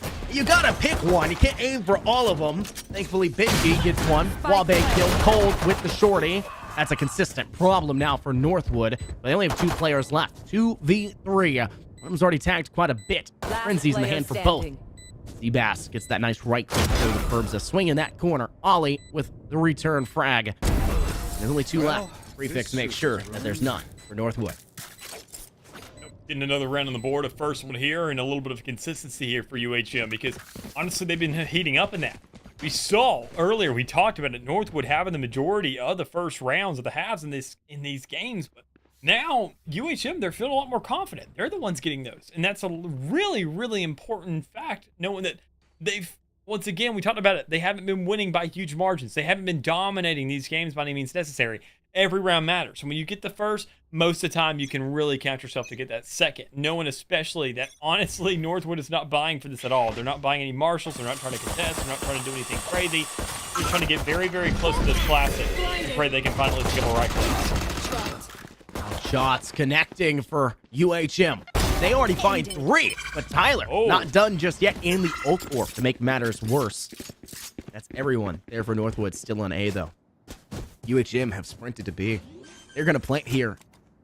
This is not a thing that you can deny. You're going to have to play this quite exceptionally well for the retake, and this is a hard objective to retake as well, especially if both of you are coming from spawn, defender spawn. Dallas, how are you expected to put 2 people in back halls and survive a quick flush and a rush by Prefix? You're not! They'll gun down both of you. Easy finish, and UHM take the first 2 pistol rounds all over again. Will we see history repeat itself, much like that first half? I will have to tell. I most definitely will, and whether or not we can see the adjustments, because as I mentioned earlier, I mean, Northwood, their utility usage is just outstanding. They really know how to set up a game plan, but they just haven't had as many opportunities to execute it. With these teleporters now being introduced in Bide, UHM, they can completely dismantle something. I talked about it earlier. I said that UHM, the one thing they do, they find a very quick early kill, or they rotate. We've seen a lot more rotations. Why? Because the map literally incentivizes them to do that. It says here, instead of making them out and having to run for 15 seconds before you set up somewhere else, letting them know what's going on, how about you immediately hop from one side to the other, and we just give it to you. And you say, okay, well, rotations, we'll take them all day. We'll horse race this sugar. We'll go around in laps and laps and laps. How close Benji's holding this defensive hold, though. I mean, you're sitting in Octagon, the fighting ring, the boxing ring, so to say. And you're trying to go off the top rope. Interesting to say. Thankfully, it's a chamber.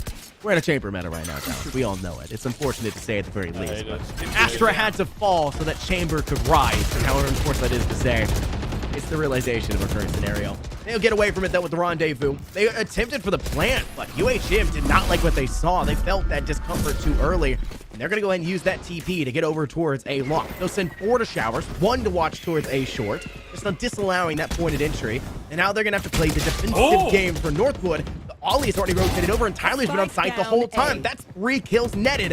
1 player short, 1 in showers, only 2 remaining. Make it 1 with Tyler's second frag now. Takome.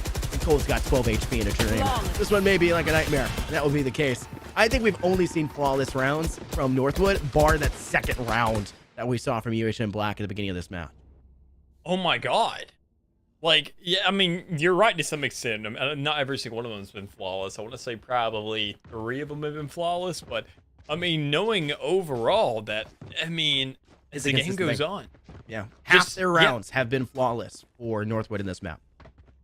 Oh, but a round like that, knowing that that is a statement. That's a statement to start a half. That's what you need. Yeah. We talk about it every single time. And we've even mentioned it earlier that sure, it's great on pistol rounds. It looks great on secondary rounds because it's an eco. You should be expected. Ouch. A round like that, you're now saying, okay, we got to make our jobs easier. You made nothing easier. They spend 1K. They're right back there on the same level of economy, same level of armor, same level of utility to use, everything at their disposal. And just with that alone, how much they still had to work with is enough to carry over and have themselves an advantage once again on a round that UHM has to have. Too far. Entering the dire straight time of this map as well. We're getting towards the end. When UHM realized that Northwood, if they win this map, it's over. They're done. There is no map 5. They've been in this position now for 2 maps. They bled the first 2 instantly.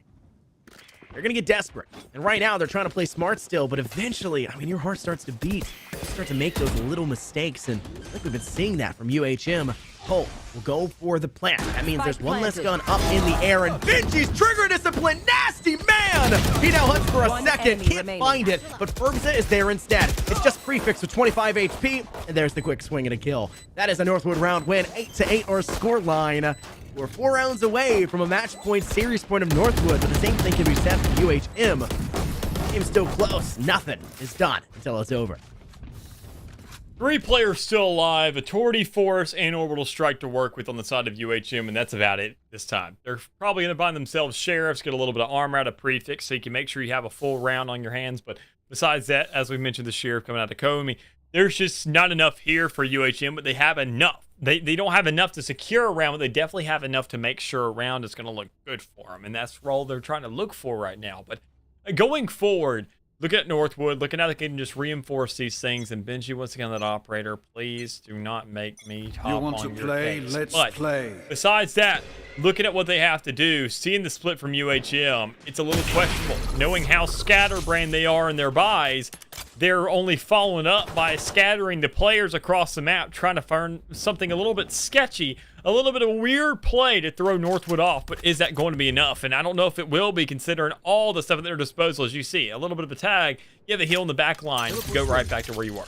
I'm very confused about why you were seeing the tour de force pop by UHM. They know this isn't the round. This is an eco for you. Take this one on the chin. You may need that tour de force for another round. You're using probably the best ultimate in your pocket for sure. As an entry and prefix, I get it, you're a jet main, but you're asking a lot. Don't run any away though after picking up Benji.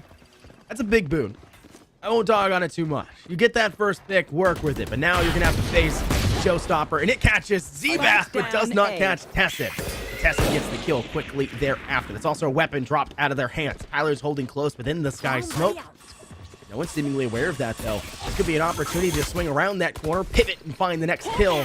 Go ahead and go for the flash as well. Up, they go for it, get the kill, make it 2, and they will! Fragged immediately afterwards, that equalizes things out on the 2v2. Prefix is tour de force, finds one. Ollie cuts down Cold. Prefix has to hit these shots. He's gonna orbital strike down. Ollie creating space.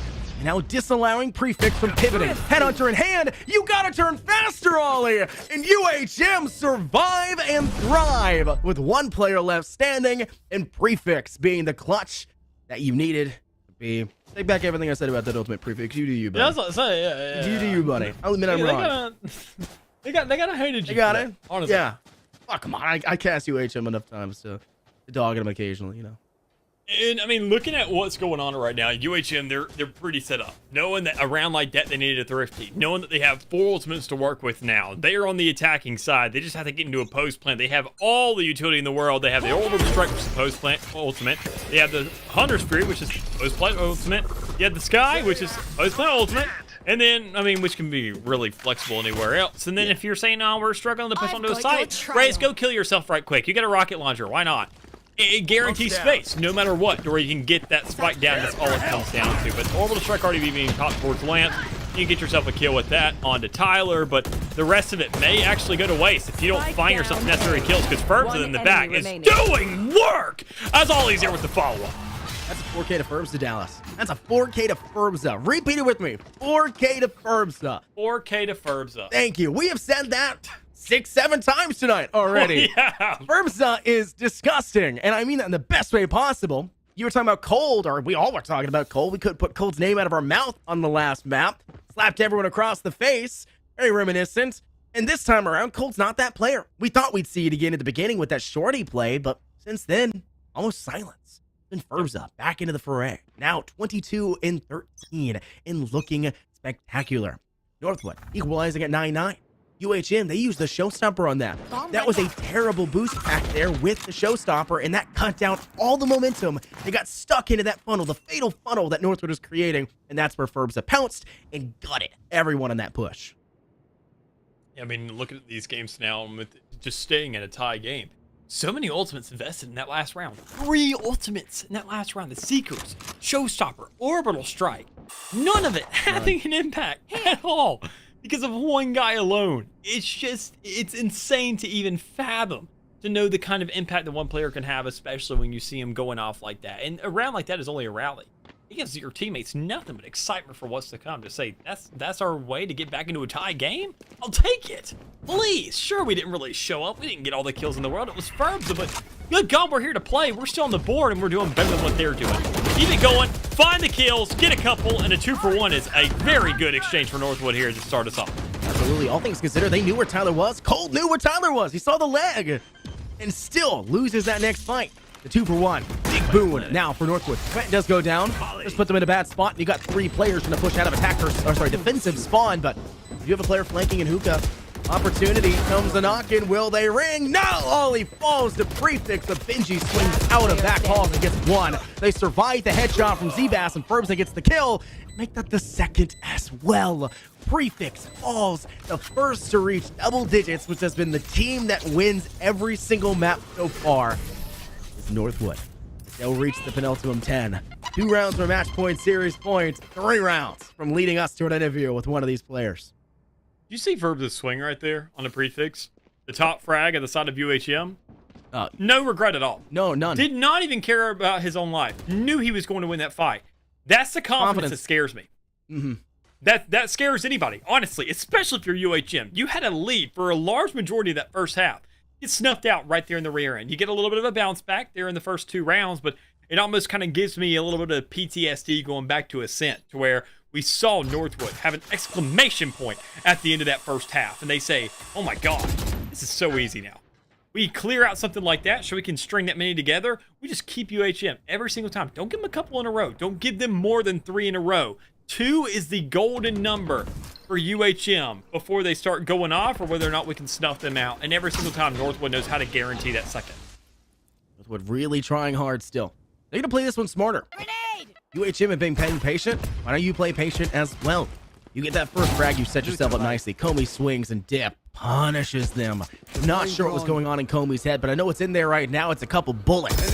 As you see, Northwood now have that man advantage. Cold will be the next to swing. The recon bolt as well. The guiding light does nothing. Rip Benji finds the kill. Dip may have fallen, but that's a 2-for-1 trade again. And you see Northwood with a major man advantage. Blind does nothing. It blinds both of UHM instead. That has got to be one of the worst possible things to come out of that situation. I think that loss 2 rounds ago with the 3 ultimates, you talked about the 3 ults on the board that did nothing, shut down by 1 man. I think Ferbs' momentum beyond that, and the mental of UHM has not recovered. I think, honestly, I mentioned it. 2 is the magic number for them to go ahead and get that momentum building up. And the 3rd, if they win that or lose that, it sets or settles the rest of the game for them. They don't have that luxury anymore. They don't. That 3rd round will get them to match point. And either it secures the game or it doesn't. This is a do or die round for UHM, and they are on a budget. They have not timed this well enough for themselves. They are not prepared for this. They have nothing but a Hunter's Fury. They have to clutch this game. This roundup right here, right now, where I say they go home. He's going in aggressive. Northwood, Polly shuts that down. Despite it being a cheeky position to work from, it does not work out for them. Hunter's Fury tested does net 1 prefix with another. Benji up close. Mania Tiger sends, and Benji capitalizes. That's teamwork. That's cohesion. That's coordination. Now you've got 2 players outside of you all trying to play smart. Tyler with a jump shot kill. Tested claps it back in return. You're now down to 1 because Benji is still there. Still playing smart and still cutting down UHM at every turn. It's Prefect. 56 HP. And now he's spotted. That is a quick run. Hop and a skip. And that's spike control, might I add as well, in U-Haul for the side of Northwood. Dallas, this is an unrecoverable position. It will take every bit of skill Prefix has been bringing to the table in these maps. Pulling it out right now. We saw the clutch up earlier with the Headhunter. Wasn't enough. Didn't seemingly won. As 30 UHM are seconds left. down 2 rounds. Dip with the first initial swing. Prefix goes for the shot. Dips out early, but does not dip out with their life. They dip away with the kill. And you'll find Northwood now match point, series point here on map 4 as they reach 12. I feel bad. I genuinely feel bad for Hawaii. After such a strong showing, after all the resilience, them fighting back in that last map, showing that they can really draw out a series as long as possible, that they're not going down by any means necessary on an easy basis. They're not going out on a sweet note. They're not accepting the boot out the door. They are fighting every last second until they are kicked off the property, better get the door. Let's play. But as it stands right now, they have to fight their way all the way back to the boss. They have to fight themselves all the way back into the main office. It is just, there's so much they have to do, and the only thing they have to work with is a Tour de Force. If you have any kind of upper echelon that you believe in, you need to make sure that they can secure a couple kills off this Tour de Force. And the first one needs to be Dip to get a free gun to work with.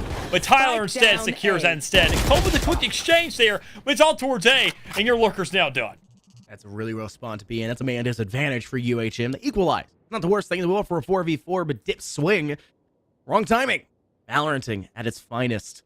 You pointed out, you win 2 rounds in a row, and that was when Northwood would take 4. You let them get the 2. They take a mile. Give them an inch. Take a mile, and that's what we're seeing here as well. The first time we could see Northwood take 5 in a row. That might just be the case. Prefix swings, showers, and Ollie is absolutely hidden, Last obfuscated, player standing. cutting you down. Herbs up finding one more. Herbs up finding two Defenders more. win. That's Northwood sending Hawaii back packing. And that is the NECC Nationals taking your victor of Northwood all the way through. It took them 4 maps, almost 5, but Hawaii eventually was fell. After we see a dynasty, almost a team that was going to be running down for the entirety of the year, we see a new one possibly in the rise here today out of Northwood. A very, very young, fruitful squad, showing that maybe that youth may be the one thing that could take them to a dub here, because they did it. A nothing but a team of freshmen and one sophomore to trump the entirety of a team that we have kept our eyes on the entire NECC season. As soon as the conception of this team came out, no matter what, on a consistent basis, because, I mean, this team has not changed very much. Even last year, they were looking so darn good. They were always on everybody's radar, and they were just an outstanding squad overall, constantly keeping the fight to draw out. But problem is today, they just drew it out. They didn't find it to come to a conclusion, and Northwood, I'm going to give you props, because not only are just them as a squad in Valorant showing a lot of success, but them as a school, they are looking like one of the huge tyrants that are going to be overloading everybody else in the collegiate scene for the next couple of years. I know for a fact Hawaii were aware of who Northwood was going into this as well. Because I remember going main season, I'm getting ready for my broadcast. I'm coming on. I was going to outclass the previous casters, you know. So I'm scoping them out, and I know who I'm facing off against. We have our own competitions here. But I see Northwood playing, and I'm watching like, this is a really good team. And I specifically remember buying. And who do I see in the chat? I see Mikey Val in chat, talking it up. I see Tessid as well. They're waiting for their game. That's up next that I was actually casting, but they're watching this game. They're looking at the players, and they're talking. They're chatting in the chat. They're not just sitting there and having a good time. They're also looking at what could very well be competition, climbing up the scene. Yeah. The great thing about collegiate Valorant is you're not just in one league. You're everywhere. You are everywhere. There is too much, honestly, to do. You look at any other esport. I mean, collegiate R6 has 3 tourneys you go through. And if you're the top of the top teams, you do 1 tourney, and that is it for the entire season. It's not the case with Valorant. You'll do 3 in a day just for the sake of doing it. It's just how much they want to play the game. And, well, the team played better today. The young blood roster of Northwood dethroned Hawaii, unfortunately, for them. And so they'll have to say goodbye in second place to themselves. But I think we have an interview that's actually coming up soon. We'll get that ready and underway. I don't know who it is just yet, but I mean, we'll figure it out at some point. But Dallas, I want to point out one more thing. A question for you. Who is your standout player? It can be on either team, because while you did have Cole that was standing out quite a bit, but who is your standout player through the whole thing? I want to say, okay, I got a couple actually here. I got the stats pulled up. I got a couple here. I want to say, obviously, Dip being one of those. Being a huge clutch player, and even then, when we saw Dip on Icebox, on that huge recovery play they made to bring the win back, that Sage, a lot of people slept on it. It's just a Sage. Everybody's in Radiant. I want to see Clips. I want to see Jets. I want to see Duelists. I want to see Chamber meta. Yeah. I want to see Sages. I want to see players that have not only patience, resilience. I want to see players who are making an impact for the rest of the team. They're the ones who are behind the scenes putting the entire show on. It's like us as casters. We're the faces you see, but it's the producers and the observer who really create this environment for us. I mean, it is a slept-on giant that you can't really let go. Otherwise, nothing will be able to happen without them. And besides that, another player, obviously, I want to say Prefix. Cold obviously went off for a map, but Prefix was a consistent factor through the entire series, able to find the kills and frags. But would not have been possible were it not for Comey being that little 2 peas in a pod, able to make sure that whenever one fell, one was able to set that up, set those plays up, and also if things fell through, you had a very reliable second hand. I could go on for hours about Hawaii. I've casted them so many times. I've casted them alone facing off against Houston's main roster 4 times. Literally. Casted them that game alone 4 times. Whether it was the MSI Student Radiant Cup, whether it was here or the CVC, they are a very consistent team, and they're one of the best teams that I always point out to, and I say, this player, check out Cole on the Sky. It's who I legitimately think in Collegiate is one of the best guys, if not the best guy in Collegiate. I say Nasi is one of the best, if not the best, Sova in Collegiate. He plays for, I'm pretty sure Houston. I may be incorrect about that. I'm really bad about team names. I remember the players themselves, but Hawaii is always in the books. Hawaii is always in the books when I'm talking about players, right? and seeing them be dethroned by Northwood, and I were only casted one time before this, is actually really nice to see. It means that the collegiate scene for Valorant is fresh. We've got blood. We've got beef. We've got consistency, and yet we have the chance for new people to come into the scene and rip it apart at the seams. And that's what we're seeing right now for Northwood. And I'll be very interested to see how they face off against everybody else. We do have information. We do not have an interview. The Northwood players are already out celebrating. They're already having a good time. I wish them all the best of fun. I do not blame them whatsoever. Hard fought 4 maps. They come out the victory. My name's Infernosis, joined here in the booth by my great friend Dallas. We had Jiro up in the booth producing and Bolby out at observing. Thank you guys, everybody, for tuning in, and we'll see you guys for the NECC next season.